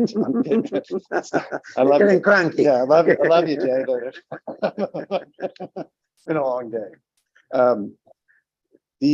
I think what we want is we want to see a full elevation of the entire building, like from one end to the other, which is, I know it's a very long building, and we want to kind of figure out what this addition looks like in the context of the existing building. And I think the board's going to ask you to come back and show how we can marry the two so it looks like it was conceived originally as one beautiful shopping center.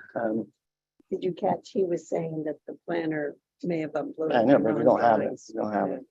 So, and I think what I was going to add to that is that I think if you had somebody knock out just a decent perspective rendering of what this thing's going to look like, I think it's going to move us forward a lot faster. A photo sim where you see it in the. And I think the other comment is, anything that can break up the mass of the height and tie it into the existing architecture, or completely separate it and make it look like, it's intentional. But I think we just need to see more of the context for it, and we don't have it in these drawings, unfortunately.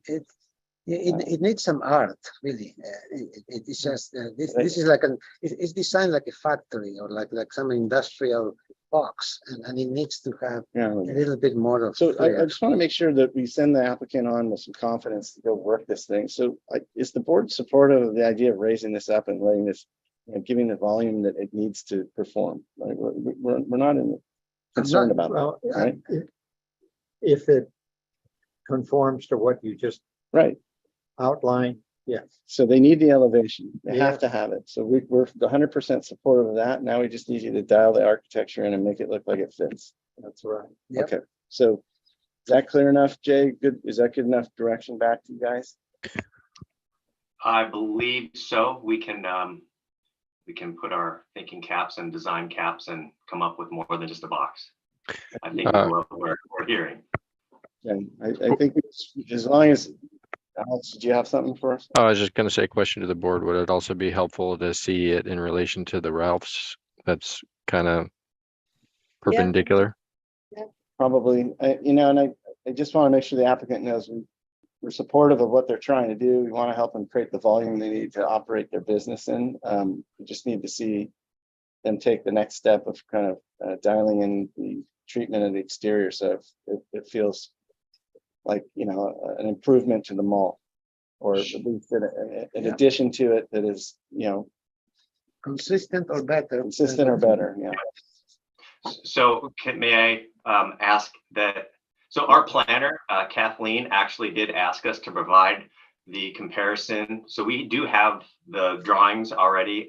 If I could just ask that when this is agendized, that Alex could make sure that the proper set is provided to, that shows those.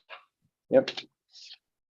Yeah, and you're also welcome to come to the chambers too with drawings if you want. I'm in Nashville, but I would love to. All right, we'll meet you there next time.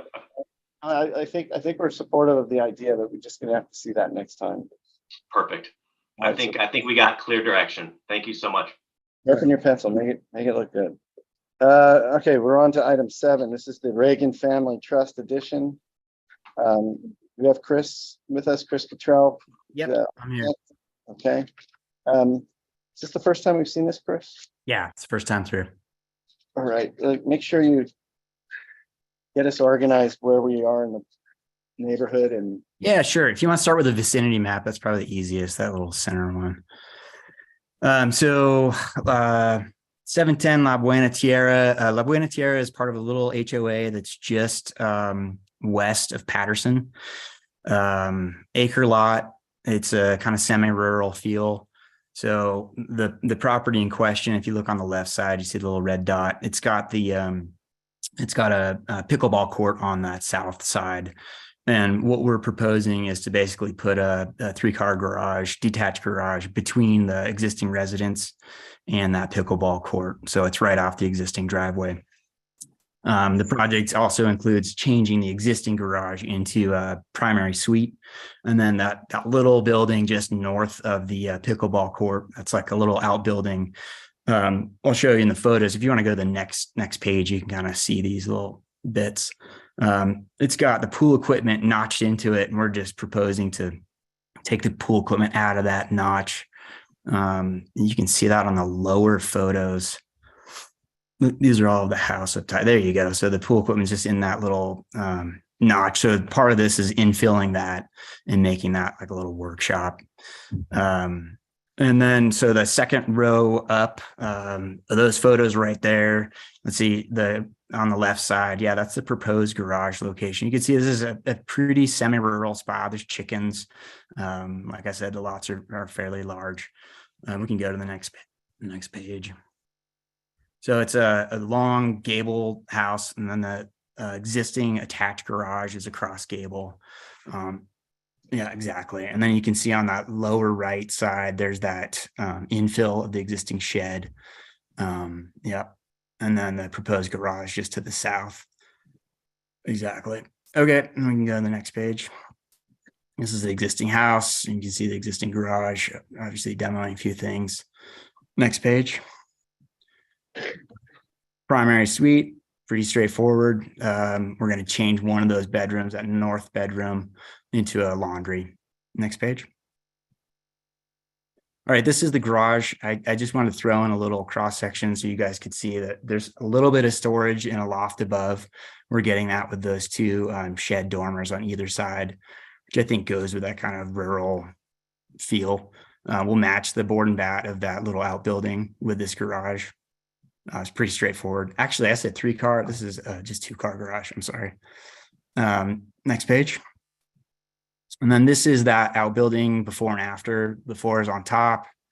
So it had sort of French doors and windows facing the neighbor to the east. And we're proposing in the plan on the bottom right, basically infilling those and changing the orientation of openness to the main lot. So that pickleball court gets activated, basically flipping all those windows and doors onto the other side. And then this is already board and batten. This is already built. It's just an infill. So that is it. This is just a pretty straightforward little project that I will just end it there and open to questions. I have a question. Where's your exterior elevations of the house? I think that is in a set that did not get to you guys. That will come next time. We're not changing anything except adding some windows to that primary suite. You're not going to get much from us today without it, man. This is like impossible to review without it. So you're saying you didn't submit it, or we lost it somehow at the county? I think it did not get to you guys. Yeah, it is submitted. But the main, I mean, the main project here is this garage. This is what you can see from La Buena Tierra. Yeah, I get it, but it's a property and everything has to kind of coalesce. So we're not going to be able to do much review of this addition. And if we don't have the existing elevations, I can't tell what's going on, and I don't, Okay, well, if you want to go, we can just look at the photos of what's existing. I mean, the proposal is basically match the existing. It's not a, yeah, there you go. It's not going to get it. All right, well, that was my question. So do we have, I think we have some members of the public that want to speak on this today. So why don't we, unless we have any other questions that are particular. Okay, let's open up public comment. I don't have any speaker slips, but I see some people here. I just want to mention I had an ex parte conversation with one of the members of the public, just clarifying our process and what we review and don't review on this item. So Ms. Hayes, so Mrs. Hayes, sorry. Can you each take a turn? I'll give you 3 minutes. And then when you're done, if you haven't done so already, just meet with David here. He'll have a speaker slip for you to fill out, and then make sure you give him your email address so we keep you in contact with us as we move forward with this. So whoever wants to go first, I'll let you guys decide. Hi, I'm a little nervous. My name is Lynn Halstead. I'm the neighbor at the back lot line. You're in the lot number 17. You're adjacent. Backyards. Backyard. Line up. Okay, gotcha. I'm also the president of the HOA. All right. And I got a lot of comments, but I think I'm going to start with the shed. The original shed that was built there was built to protect my family from the sight and the sound of the pool equipment. When he took that little shed down, he said he was just replacing it. But he took a little less than 100 square foot shed that was 7 feet tall and built a 300 square foot shed that was 12 feet tall and promised us that it was just a shed. Now he wants to move the pool equipment, which kind of makes having the shed there not worth anything at all, but he's also putting it in a place that could not be closer or more in my sight. It's literally like 15 feet from my bedroom windows. There's a retaining wall that's about 7 feet tall. And this pool equipment would go up there so that my fence doesn't even block it.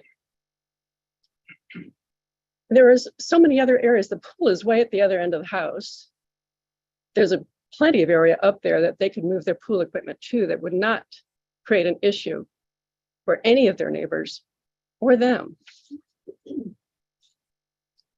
And I'm a little concerned that he wants to add a toilet and a sink. I'm not so certain he didn't build it with a plumbing already in it. I really don't know the answer to that. But I really feel strongly that it was promised to be a shed where it's quiet. We don't have any noise. We don't have any light. You put a toilet and a sink in there and it's going to impact my life. The other thing I need to bring up is the garage. This lot is on a hill. Our HOA is a one-story. Everything's one story. Our RCC and RSA, it's a one-story. His current garage is one story. He's literally building a 1.5 to 2 story garage that's at the top of a hill. I think it's totally out of character for the neighborhood.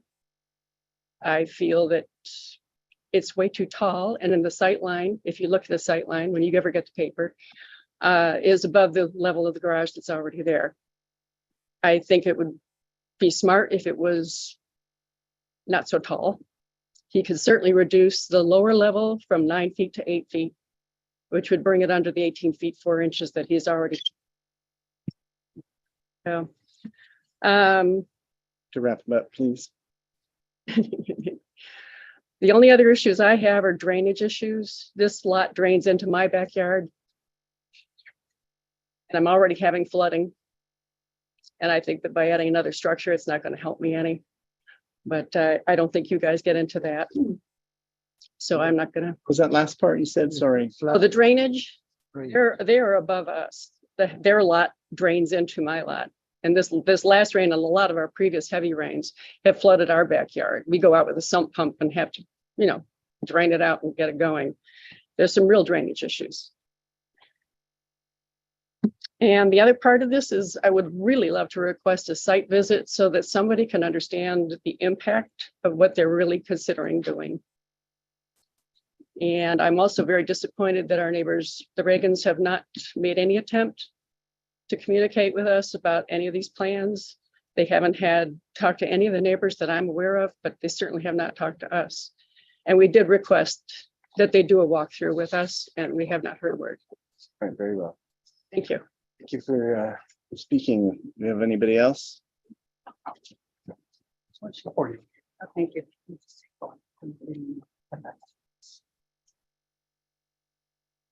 Hi, my name is Katie Hay. Thank you for your time and attention, board members. I live at 737 La Buena Tierra, which is across the street and down one lot from the applicant. I am very familiar with this property because my company actually sold the property to the applicant back in 2012. So I'm familiar with the layout of the house. I'm familiar with what it was existing and what it has become prior to their coming to you today to apply for this revision and increase in structures. Unfortunately, the applicant has not had any neighborhood meetings to inform anybody about their plans or about any concerns that any of us may have. This is really the beacon of the neighborhood. It sits in the center of the development at the highest point. The current house, thank you, Mr. Bloomer, for asking for elevations, is not board and bat in style. It is a stucco exterior. When the applicant removed the shed that was approximately 90 to 100 square feet that contained the pool equipment, they did so without a permit. They expanded the footprint of it to up to 300 square feet, and they added plumbing connected to their septic system. And it's now basically sleeping quarters, or it could be used. You can call it a workshop, but it can house guests. So really what you're looking at is not just a garage application, it's an application that consists of two structures. One is trying to legitimize the shed that they've increased to the size of what could be considered an ADU, but also a two-story structure for a garage that has a fixed set of staircases that go up to the second floor for storage purposes, which could potentially be used as an additional sleeping quarters as well. The board and bat style is inconsistent with the existing property. The dormer windows that look over both sides of the garage out to other neighbors' properties is an interference and frankly a challenge to other residents' privacy. And thank you for clarifying, Mr. Bloomer, what the context of this meeting is really about. Our concerns are also about drainage. I know that's not something that you are considering here today, but because I sit at the very lowest part of the entire community of 20 lots, and all of the drainage runs through the front of my property, the impervious nature of all of the improvements on this property, considering the main house, the pool and its concrete decking, the expanded size of the shed, the extremely large garage that oversizes what they're now converting from their existing two-car garage to a primary suite, their sport court and its lights. We feel like the overall development is very intrusive and not compatible with what the current property is. Okay. Thank you. Anybody else? Do you have any letters, David, or anybody online? No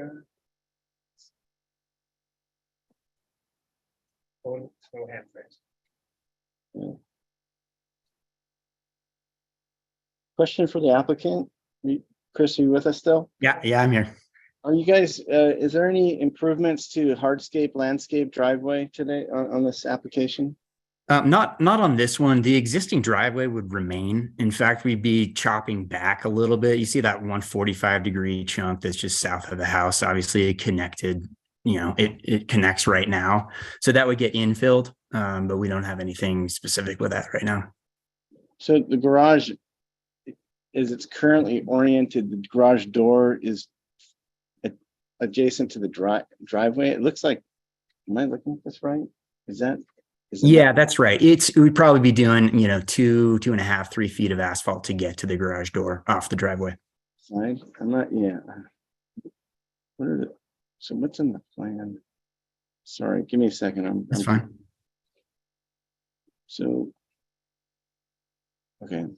So Yeah, the so- two cars there, I got it. So how do you get to the new or the as-built shed that you're filling in?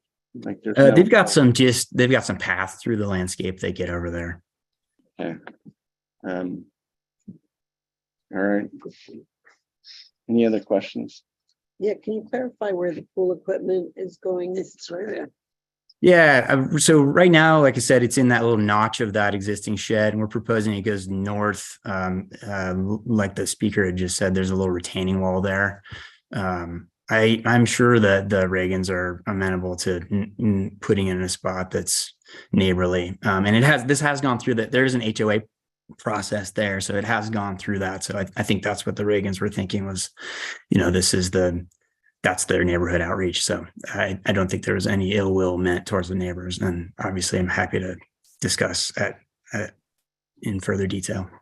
Well, it sounds like you better.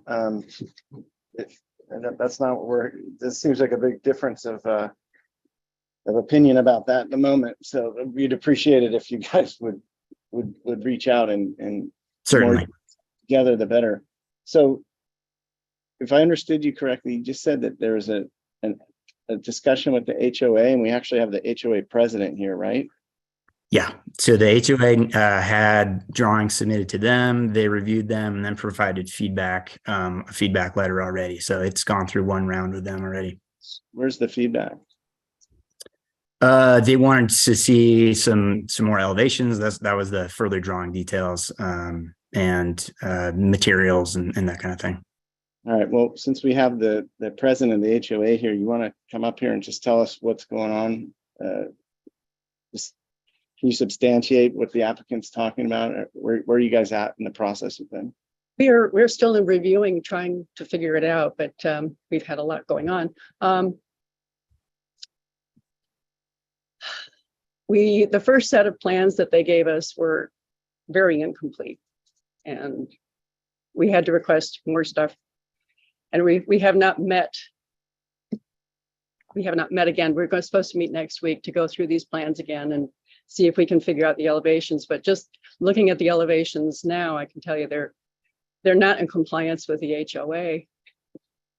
All right. Well, it sounds like you guys have some work to do. You have an incomplete application to us, so I don't know if we want to step into this at this point with a lot of comments other than return with a site plan showing all the hardscape and landscape existing and proposed and the new driveway, or I see the driveway drawn, but it's hard to tell what the rest of the project looks like. Come back with proper exterior elevations of the main residence. The floor plans and elevations of the other two structures are well done. So show us how those work, and is it if there's a height restriction in the neighborhood, make sure that's depicted on your plans. Make sure you have plate heights and those things called out. And then I just had a quick question. We have an existing shed in the setback. I assume that's not a problem, right? It's a problem for me. Yeah, well, I understand, but from a zoning standpoint, that's not in violation of any zoning, is it? Ordinance? Yeah, probably it is. I believe that there is the allowance for structures such as this given their size, to be in the rear setback. So does it qualify to be in there at the size that it's currently depicted or proposed? What's the height depicted? Let's see here. The height is That's not shown at well, the top of the ridge is at 13 feet 2.5 inches, and it appears to be they didn't bother to tell us what the floor plan dimensions are. Chris, can you tell us what the width and height or width and length of the building is from the inside? Yeah, it's I mean, it is a 290 square feet, and our planner, we're doing the variable offset, and it is allowed. So what's the width and height or width and length of it? I let's see, I don't have it in front of me. I think it's something like 10 by 16, something like that. All right, we'll add that to your list. Let's get properly dimensioned floor plans next time you come in as well. Mr. Chair. Yes, sir. I think they should also add the adjacent building on the other property that's affected by it. Yeah, typically when we're looking at something like this, Chris, we want to see on your site plan the adjacent property, just the forward edge of their roof and wall line, so we can get the relationship of the adjacent structures. So sure thing. Whatever that entails, and then you know, it doesn't appear that the access to the garage. Yeah, there's a mistake here. No. Yeah, this driveway needs to go, maybe David can follow with the cursor. The driveway has to go this way and then turn. Yeah, that's what I was trying to say. Because of the entrance, yeah. So there's a comment about your garage, Chris, that we're not clear about where the entry to the garage is. The way you've drawn it, it's not clear how you get in and out of it, and it's not clear how the driveway services that. Like, I don't know that you have the right turnaround space, or it just. Okay. I hear you. It does butt right up to the driveway. So the doors are right on the driveway. So you can see those two shed roofs in this view. Those are right above the doors. Confusing the way you have it drawn. You got to fix that. So show the orientation of the cars and the walls and where the doors are, and then make sure that you've got the right, the correct turnaround space for that. If we're going to add this 2-car garage, so is that a new driveway? Like, how did you get to the old garage? That's an existing driveway. And so that little 45 cut just south of the existing garage, that's just proposed. We're taking out that old asphalt. So you used to drive straight up into the old garage. Well, I'm not sure you need that much hardscape for your driveway. So I would recommend as a comment that you reduce the amount of paving and show all the proposed parking. Yeah, it looks like you've got a secondary.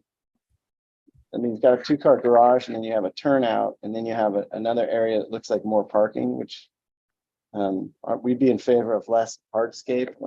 Not opposed to parking, but that's a lot of hardscape, right? It's, pretty consistent with other review that we've given other applicants recently, and I think that you just need to work that a little bit better. But I think generally, please come back with a more complete application, and we'll see you again for further conceptual full board with a strong urging that you reach out to these neighbors and find solutions and come back with something that works, so that we don't have to get involved at that level. But we will meet with them and smooth it all out. Okay. Thanks. Close on it. Thanks, Chris. All right, that's moving us on to item number 8. We have the McRee setback modification pool and deck. Request of Richard Redmond, architect. Are you here? Yes, I'm here. In person. This will be so much better. We should approve it automatically. Old school, I should open a meeting, so. Won the lottery. Start. Yes, we can all pay attention to each other and nice. Converse. Yes. We could be much more neighborly, as the last applicant claimed to be. So, all right, go ahead and just get us organized. This is the first time we've seen your project? Yes, it is. And we're doing a review prior to getting a modification by whomever, staff or planning. So this is to get your comments on the pool location. So, You kind of first just, where are we? this is Hope Ranch, Okay. Monte Drive, which is kind of above the school, up on the hillside, and it's kind of an odd shaped lot. It has a very steep portion that's goes down to the adjacent street. And then it actually, Monte Drive is substantially above this lot also. So it actually slopes down. There's a little level spot, slopes down again, and then the house and a deck. I see. So they're planning on putting this is basically that.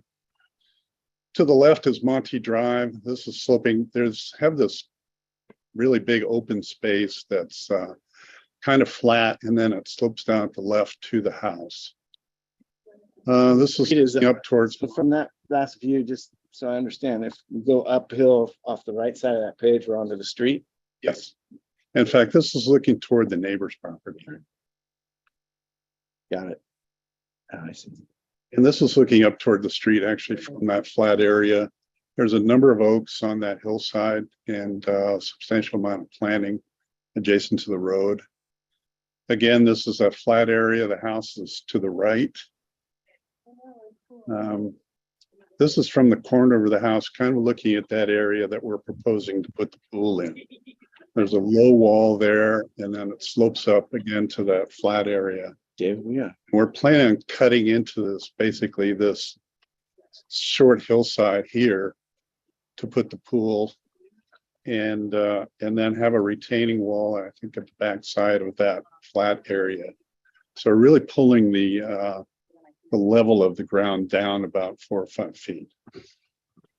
So you have a really large front yard setback, Yes. but it's kind of behind the house. It'd be very difficult to put anything in the backyard because it's so steep. It's oddly shaped also. So anything that we do there would be have to have substantial retaining walls. So we thought this was a good solution just to put it into the hillside there, if we can put it in the front yard setback. That dotted line, you see that partially cuts through the house is actually their front yard setback. Right of way line is somewhere on there too. We tried to keep the incursion short of the 16 feet. I think it was recommended by staff to keep away from the right of way line. So we've pushed it pretty much down toward the house. I guess we can go to the next sheet. Push the pool down close to the house and cut into that hillside. And then we actually have a couple of levels. We have a short 2-3 feet planter and fountain area planter. And then the pool is up above that, it's about 4 feet up from where the house is.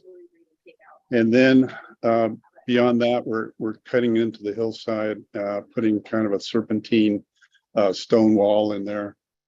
And then the pool equipment is located at the far end, and it will be totally enclosed by a stone wall. All right, I think it's pretty clear. Any questions from the board? Is the neighbor's house near your pool equipment, given? It's substantially down the hill, and I could show that, I guess. There's no structures really adjacent to where the pool equipment is on the next. Yeah, they have a large backyard, and you actually look down into their backyard and their house. So there are some sections I think that we've done on them. Yeah. Actually, My only question is, I'm kind of baffled why we have to review a swimming pool. I don't know why there's not a better process. It seems pretty minor. they just want your comments, I guess. Is it the modification that's? Yeah, it's because of the modification. Well, let's see if do we have any neighbors or any public comment today on this item? Any letters or anybody online that wants to speak on this? We have, is there a planner assigned to this? I assume yes. There's no planner. I understand. Was there, by the way, was there a planner assigned on the last one already? Yeah. Okay. From my understanding is you haven't submitted your application for your bond, right? Yeah, technically, they told me I have 3 steps to do, so yes. All right, back to the board for comments. Anybody have any? I only have one. Again, there is a section. Executive Yeah, study. can you scroll down to the section? I'd like to just, there's a lot of hardscape proposed here. I don't have a problem with the amount of area being captured for the pool and the retaining walls, the orientation of the pool. I just think it might be worth studying, like if on the pool deck side of these retaining walls to open up maybe 24 inches of planter so that you have some planting against, so you're not just going concrete and then concrete wall. Have a little planting strip along the retaining wall, and it doesn't have to be the entirety of it. Maybe it could be punctuated, but I just think there's a lack of landscaping integrated into this larger. Is it meant to be all concrete back there? Can I interject? I've just been on Zoom, but this is Amy Blakemore, I'm the landscape architect. And yes, I couldn't agree more with that comment. And actually on my plan, I did have a couple breaks in the hardscape to do that very thing. I really wouldn't prefer, yeah. So especially over next to the pool equipment, I think we should carve out a notch there for some tree materials, get something overhead for canopy. And I think we should explore the idea of adding a bit more to it. This was really just conceptual to make sure that we could keep going down this road and make sure it was going to be approved in this configuration, since it's a little untraditional. But yes, I love that idea.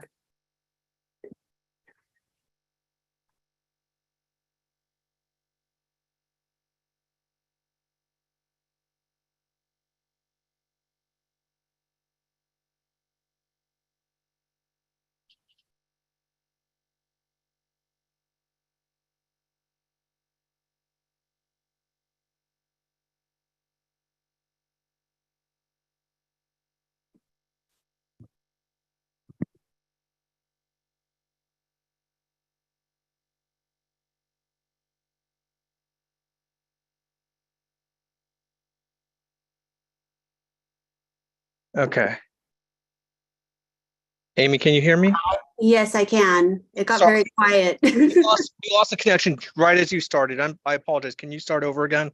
Oh, no problem. I just wanted to say that I completely agree with that comment. And I did want to introduce some elements of that within the hardscape. We just didn't want to go so far down the road if this wasn't going to be a configuration that was going to be acceptable to the board. So I love that idea, and we will be planning to add more of that. You can see I put in just a small tree next to the pool equipment to try to shield that as well. And I think we should continue doing that. All right, that's good. Well, I think the only comment I would have, unless anybody has any others, introduce some landscaping to the pool deck area. And if you're planning to put any pergolas or shading devices or trellises in there, now we'd like to see that the next time. But I don't think the board has any exception to the way you're citing it. Seems like the most intelligent way to do it. And it could show where the pool equipment actually is. That's on there. This is in Yeah, and I there. think we're fine with the configuration of the pool. There, right? All that. Right there. Yeah. Is that it? Yeah. Okay, so come back. This is Preliminary conceptual. final. Come back on preliminary final. After. I would say to consent calendar. It just has to come back. Sorry. I know the process is funky, but it just has to come back for preliminary. Okay, come back for preliminary, and then we'll probably final you on consent. But that's good news.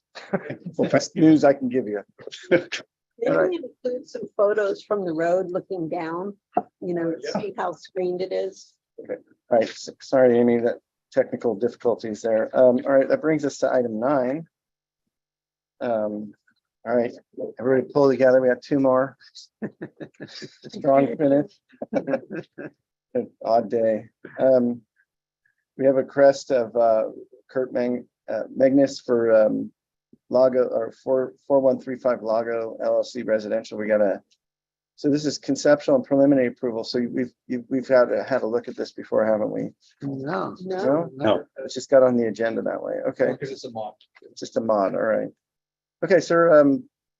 Just get us organized and where you're located and make a presentation. And Hi, my name is Kurt Magnus, architect for this project. It's right next to the lake. Hope Ranch. Yeah. Ranch. I gotcha. We're actually, if you go to there's existing house, existing kind of drive-through there. This is showing the Mina Melio side, which is the side, it's a corner lot, so it's got that big 75-foot setback, Hope Ranch setback on two sides of the lot. If you go to the site plan. So we're asking for a mod, front yard setback mod. Existing house is already built into that setback. And the addition that we're proposing to the house is in the setback. There's also a proposed pool cabana, and then there's an existing barn structure that we're going to create a ADU. So I think we're here for the mod. Your comments on the mod. I mean, if I'll go up here. What's new accept? Here's a winter. This guy. Just I'm a bit confused about what's new here and what's not.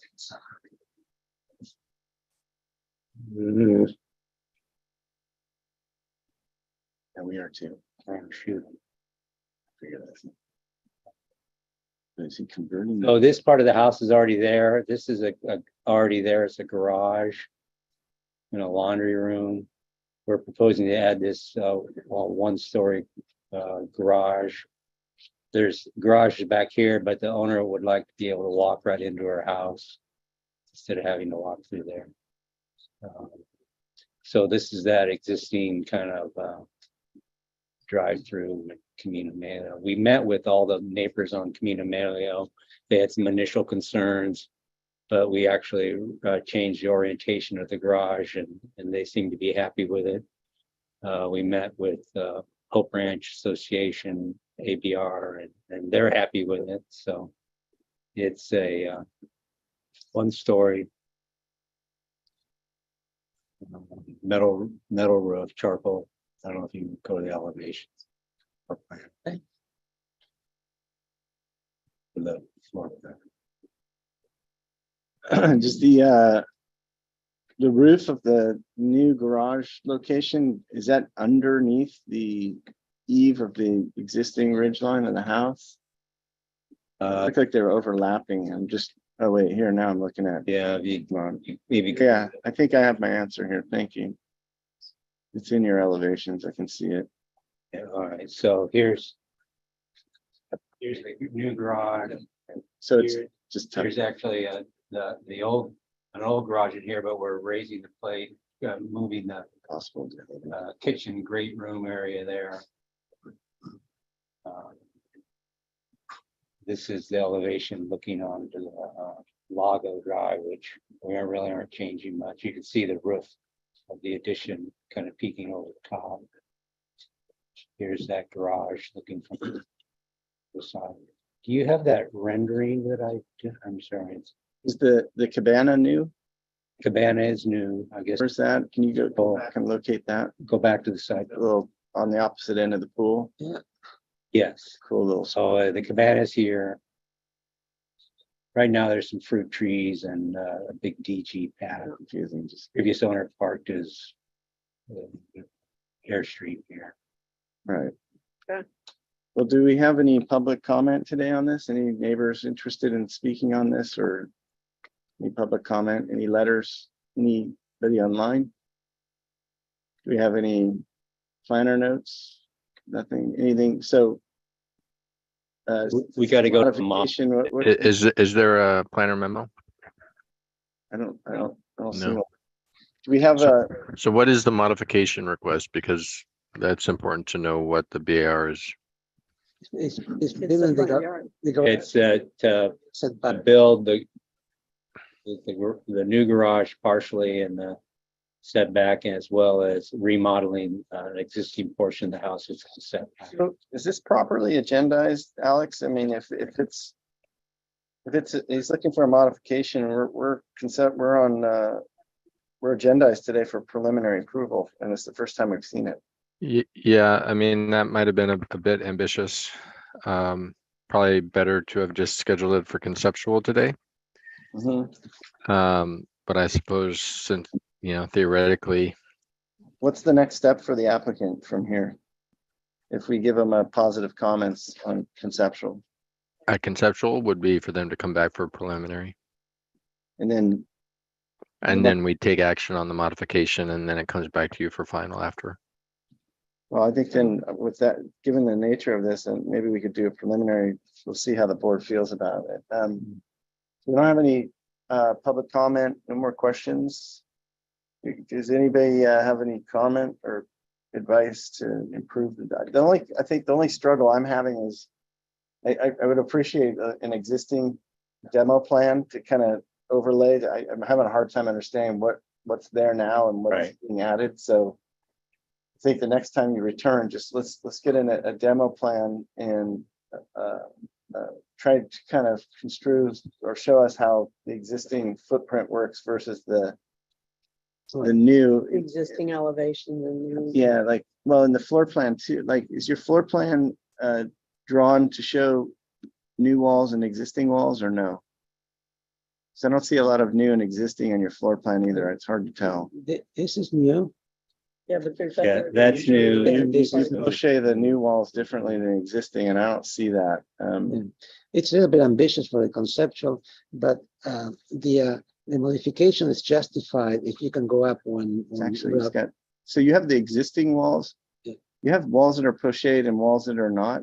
Is that depicting new and existing, or? I believe so. So the resolution on the guest room is new on the north side of the property? Well, this is the outline of the existing house. There's this addition, this. Okay, so that dark gray is the addition. Right, correct. And then on the wing here, we're adding a hallway through here.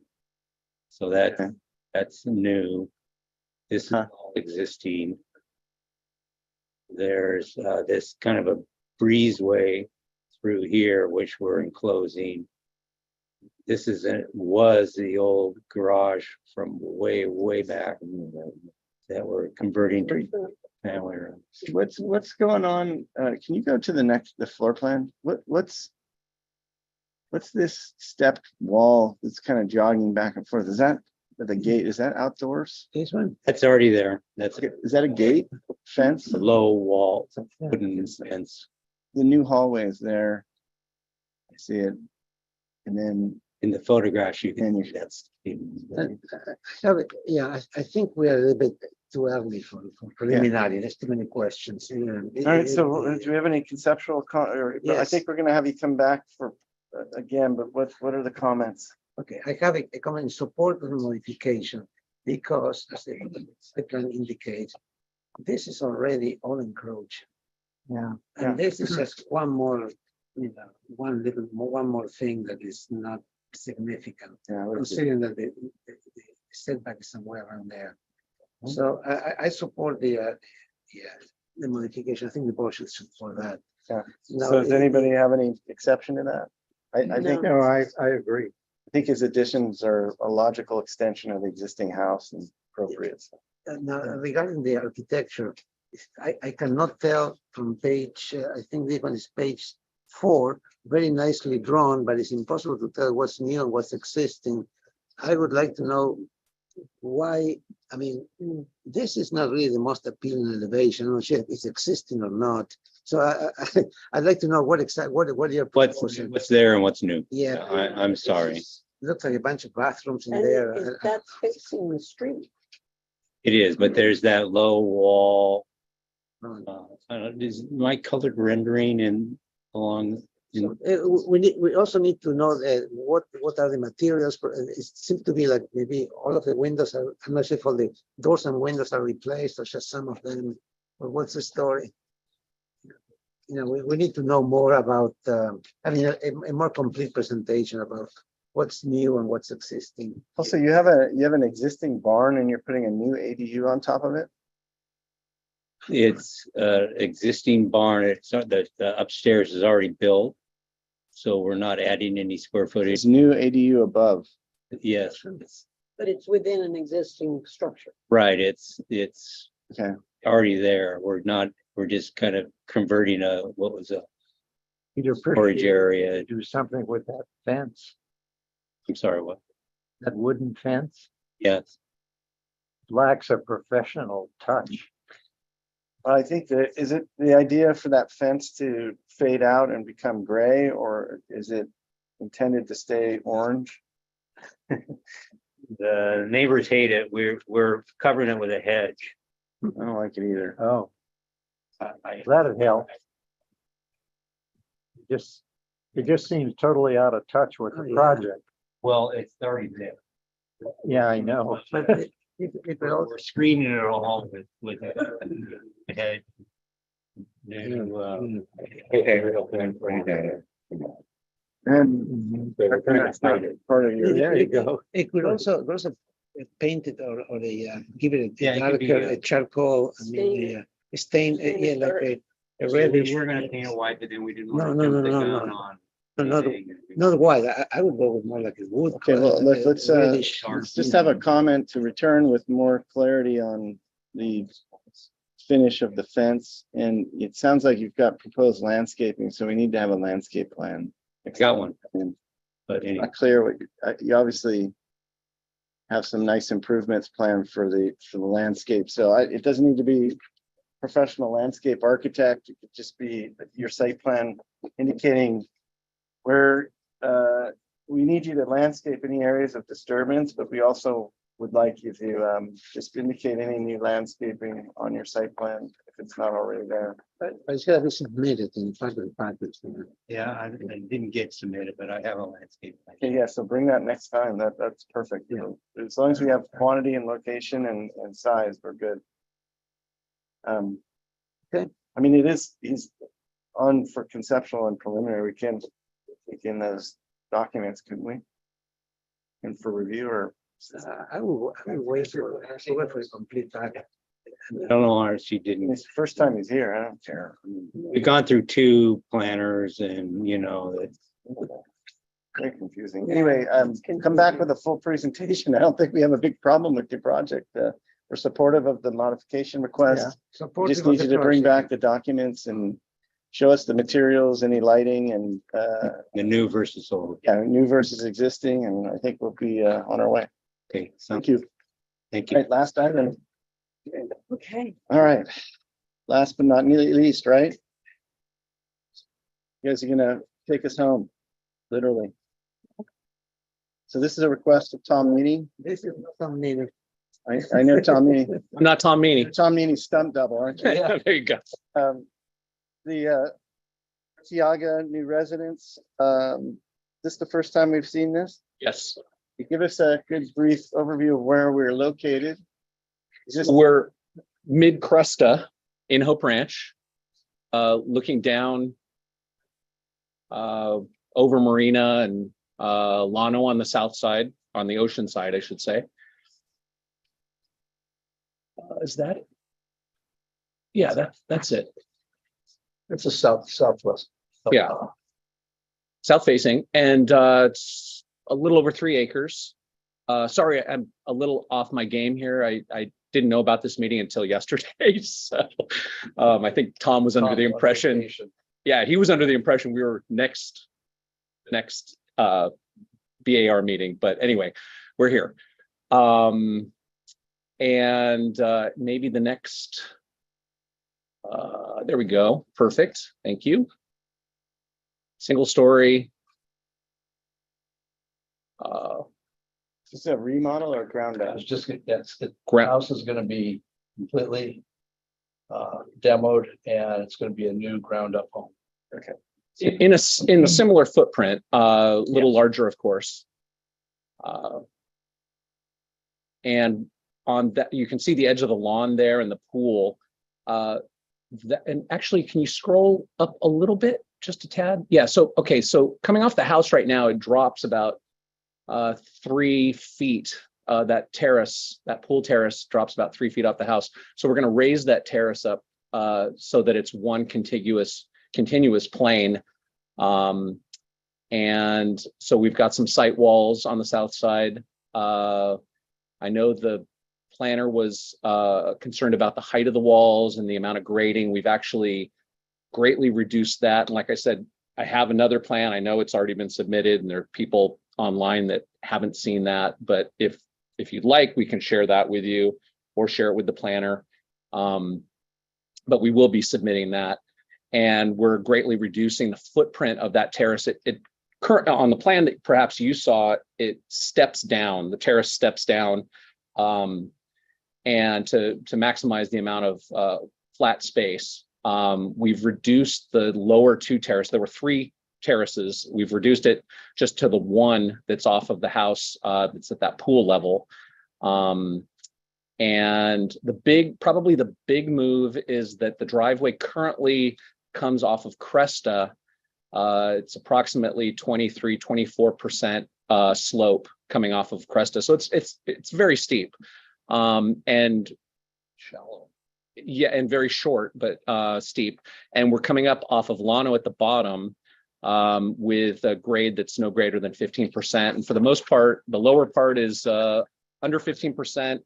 And then the upper half of the driveway is approximately 9.5%. I think that's on your, that didn't really change much on your plan that you have. We also reduced the paving by narrowing the driveway. And that was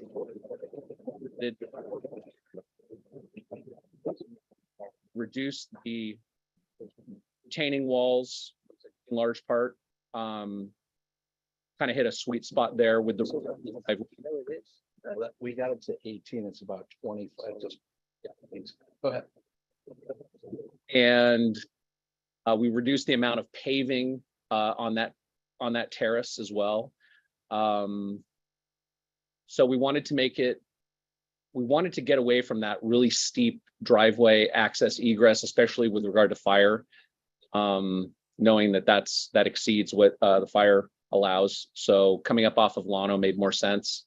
And I think you can probably keep going. I believe Tom's elevations are in there, so you're probably interested in that. Let's see. Oops, you might have scrolled a little too far.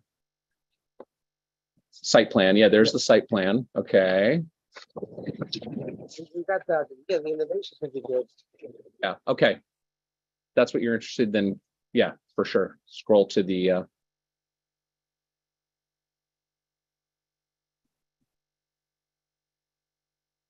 It does have a second story you can see there added to it. It has a little basement too, right? Currently it has a basement. They're still to maintain a small. Right, like a wine cellar kind of thing. Yeah. And then there is a detached garage as well. So that you can see there on the bottom left, the garage, that's more or less where the garage is currently. That will remain. And then over on the lower right-hand side, you can see where the slope drops off. And then there's a lower detached garage over on that side as well. Car garage. 3-car. Yeah, 3-car garage over there with a studio, an art studio, and a half, I believe it's a half bath powder room there in that art studio that's on the South Ocean facing south side. And as far as other structures, there are no other structures. There are some large retention ponds that we're adding to mitigate stormwater.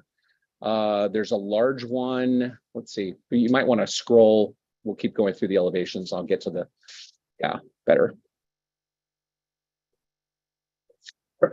Is there a way of knowing that dialed in? He was going to try and dial in. Okay. Sorry, this isn't what I typically do. Good. You're doing good. By the way, I'm the landscape, Leland Walmsley, I'm the landscape architect, so forgot to introduce Now myself. everything makes sense. Okay, sorry about that. Talking more about the exterior, All right. outside the box. Well, I think we got a pretty comprehensive set of plans. I think, let's check and see if we have any questions first.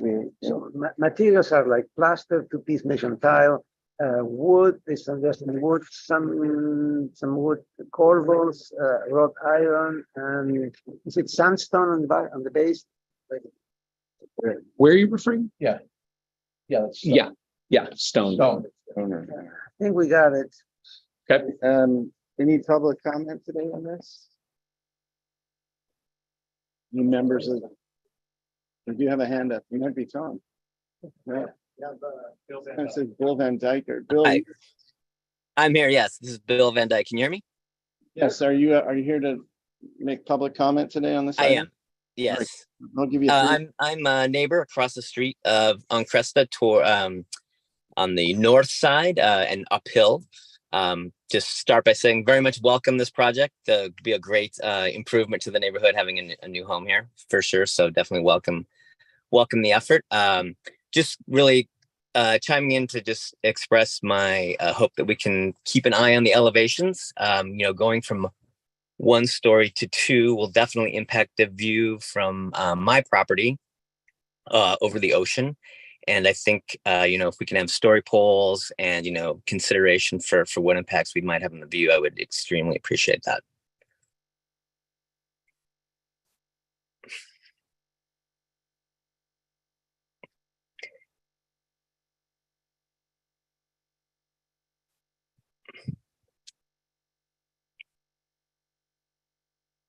Does that make sense? Can you hear me?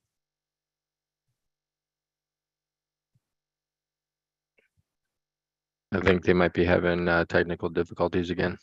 Okay. Bill, I'm sorry, we lost audio. Can you repeat that? Sure, absolutely. So Bill Van Dyke, I'm at 4242 Cresta, which is across the street on the north side and uphill a bit.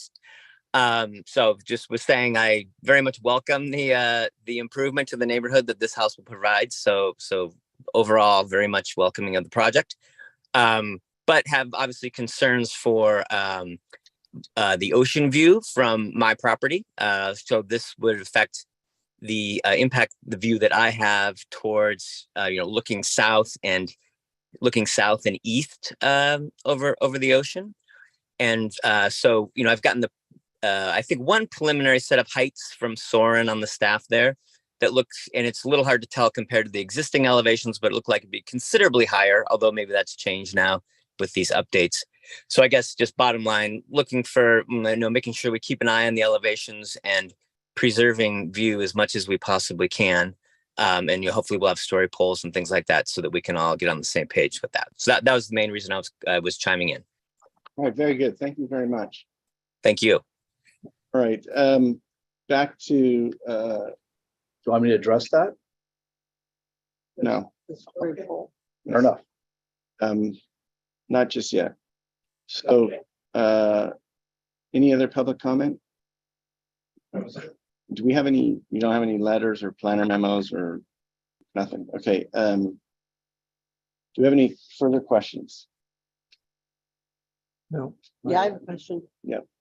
When are you going to put up story poles and Story- branch review? We've been approved with Hope Ranch already. And then this came up. It's already been scheduled for the first week of March for the story poles to be put up. They'll be in place for 2 weeks for review. And we're prepared. I strongly believe there will not be any issues. Review. We're going to go ahead and do that. Who's review? I think that came from Soren. No, we wouldn't have asked for story poles. That's something that would come from the BAR. I received an email from Tom Meany last week, and I think they're going in like the 3rd of March. Let's figure this out. So, do we need story poles for this project? If they're putting them, we'd like to see them. It is built, correct? Well, it's kind of early to say. I mean, in a conceptual thing, I think we should give it a review first. Yeah, well, and this is in Hope Ranch. Yes. Does Hope, is the reason why the story poles are going up because of a request that Hope Ranch made? I don't believe it was a request by Hope Ranch. I believe it was a request by the neighbor that's here on. So you guys are voluntarily putting up story poles for the neighbor? No, we're putting them up, but they're at his expense. I don't know what that means, but you got a big wink from the other. Doing it out of the kindness of my heart. I know, but the neighborhood, how's that? Yeah, that's something that the county of, so the way it works is we request story poles and then you have to do them the way you're supposed to do them per the county guidelines for story polling. And then we go out, it gets agendized and we review them. And then we come back and we have a hearing about it. So that doesn't, it just doesn't, like what we don't want to, but the reason why I'm bringing this up is we don't want you to have to do it twice. So, you know, if you're doing it, and sometimes these homeowners associations require them and then they put them up and then they bring them down and then we ask them put up again, and that's problematic for you. You know what? I believe you're right. And thank you for bringing that to my attention, because I will take that up with Tom and the HOA, because I do believe that this came from the HOA, not from county. So I'll make sure that when Tom gets back in town, it's coordinated correctly. Right, and So it- how do we get that communicated properly through, do we have a planner assigned to the project that we can have help coordinate that? Soren, yeah. And we have 6 weeks to David, figure this I out. have a good sense of what to communicate there to get this timing right, because if they're gonna do it for HOA, then if they're gonna keep them up for 2 weeks, it seems like then we could actually put that into our agenda to do a site visit. Well, if they're doing them, yeah, I mean. Or it could be us, it could be independent. I mean, we don't have to organize. it. Yeah. So why don't you just contact me directly? And I can contact you and Chris, so Okay. ask you how you want to handle it. I just want to make sure these guys don't have to do it twice. Thank you. Nor do I. Can I say something? That's my wink. Yeah. Look at the elevations. Is this the only second story proposed? Yes. Yeah. Because this level here is 14 feet below, 14 or 15 or 16 feet below the floor level of the street, you know? So if this is the only second story, this is really the only thing that have the story poles. That's what I was And- gonna, yeah, I was I'm getting just, at that you too. know, that seems to me like the rest, if it's all one story, you know. Well, if there's any, so for the record, if there's any talk of story polling, I think the board would probably limit it to just outlining the second story element. I think architectural comments I want to make, obviously the architectural character and the post fenestrations and detailing looks very appropriate and well done, and you know, is probably an asset to the neighborhood if this is going to be built this way. My only comment would be the second story element seems a little bit out of cadence with the rest of the building. And I'm not sure if it's a problem or not. I actually don't know. And the entry volume, I don't see the Go to the lines that govern, hold on a second, please, I'm making comment. So maybe that could be raised up to modulate it, but I think the comment for the record is going to be study the second story and try and integrate it into the single story nature of the house so it feels more balanced. It just occurs a bit like it's just protruding up, but and perhaps some three-dimensional drawings to show this in a more dynamic way. I know Tom Meany can draw, so let's, you know, if there's usually you get a little bit more of a presentation level drawing to look at his project. So maybe a suggestion would be to come back with some perspective of this so we can understand how it really works in site. Because I'm not 100% confident that it's a problem. I don't It just, I don't know, what do you guys think? Yeah, I was feeling the same I thing. share that. It does seem almost like arbitrary. Yeah, All of a sudden, there's it's one small. piece right there that sticks out. But maybe it's probably more noticeable from the back than from the front, I would imagine, because it has. It was added on later. Yeah, so anyway, I think the comment should go forward, just to study the second story element and look at integrate it more or modulate it to the single story nature of the house. But other than that, I don't, is there any other comments? Just wanted to let you all know that the planning staff did communicate some concerns regarding the extent of grading with the project, at least with our initial review. I'm not sure if there's been subsequent revisions that have been made that we've had a chance to look at, but just so you're aware of that.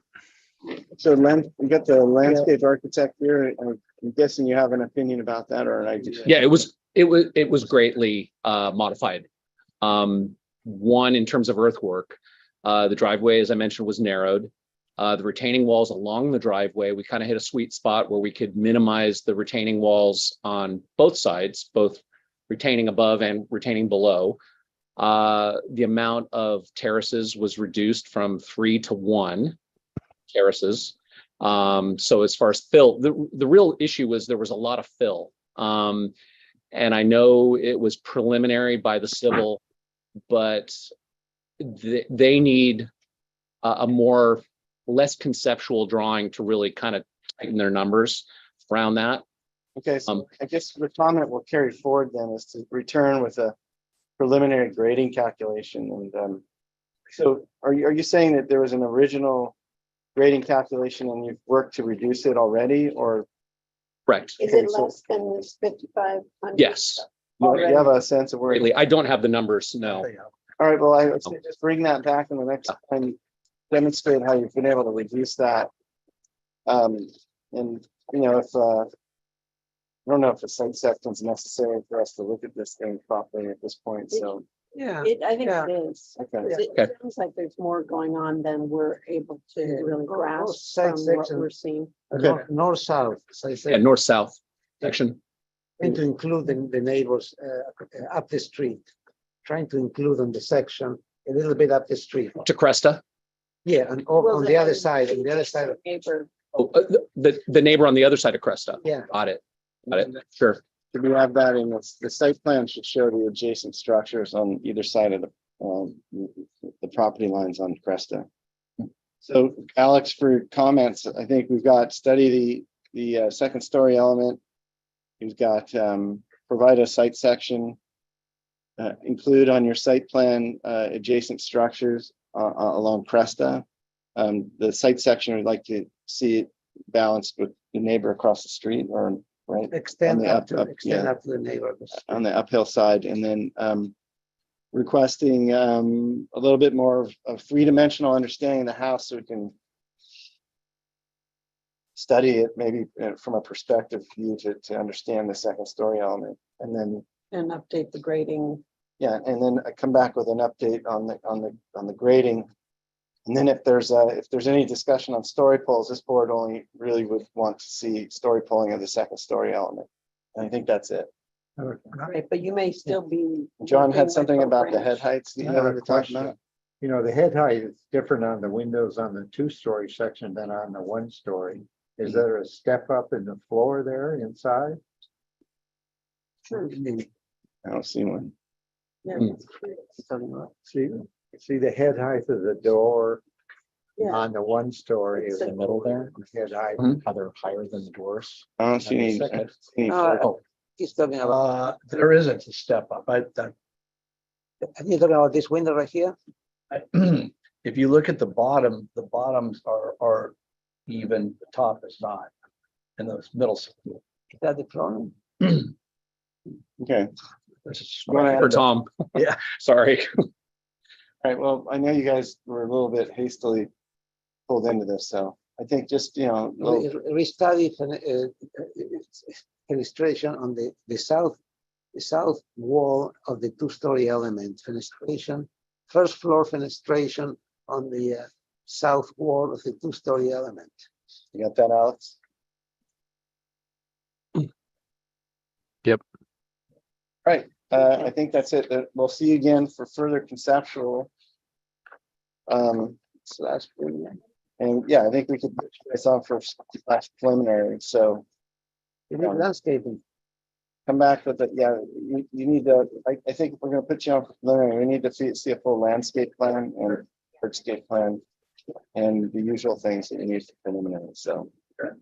Great, thank you. All right, thanks for filling in, guys, and things moving. All right, that's our last item today. You guys enjoy your weekend. Okay. You know, I'm final approval. Does anybody have any parting comments before we disband? Any issues or? By the way, this is the biggest eyesore, largest eyesore.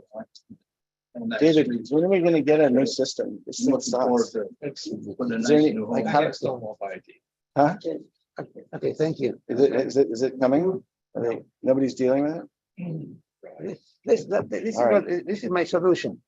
Each of us put 20 or 40 bucks or something and we buy home this thing. Are you kidding me? This is the county. You're replacing the system is probably gonna be $4,000 each. No, that's what I said. We bring our own and we connect it, we plug it in, I think we're good. How about we just bring in our own bullhorn, like our own, like megaphones? Yeah, go talk I talk to the Home principal. Depot and and I- see if you can borrow So it. go with this to Home Depot. Give me something. Get walkie-talkies. All right, so anybody want to make a motion to get the heck out of here? I'll make that motion. Okay, Valerie's making a motion to get the heck out of here. Yep. I'll second the motion. All right, all those in favor of getting the heck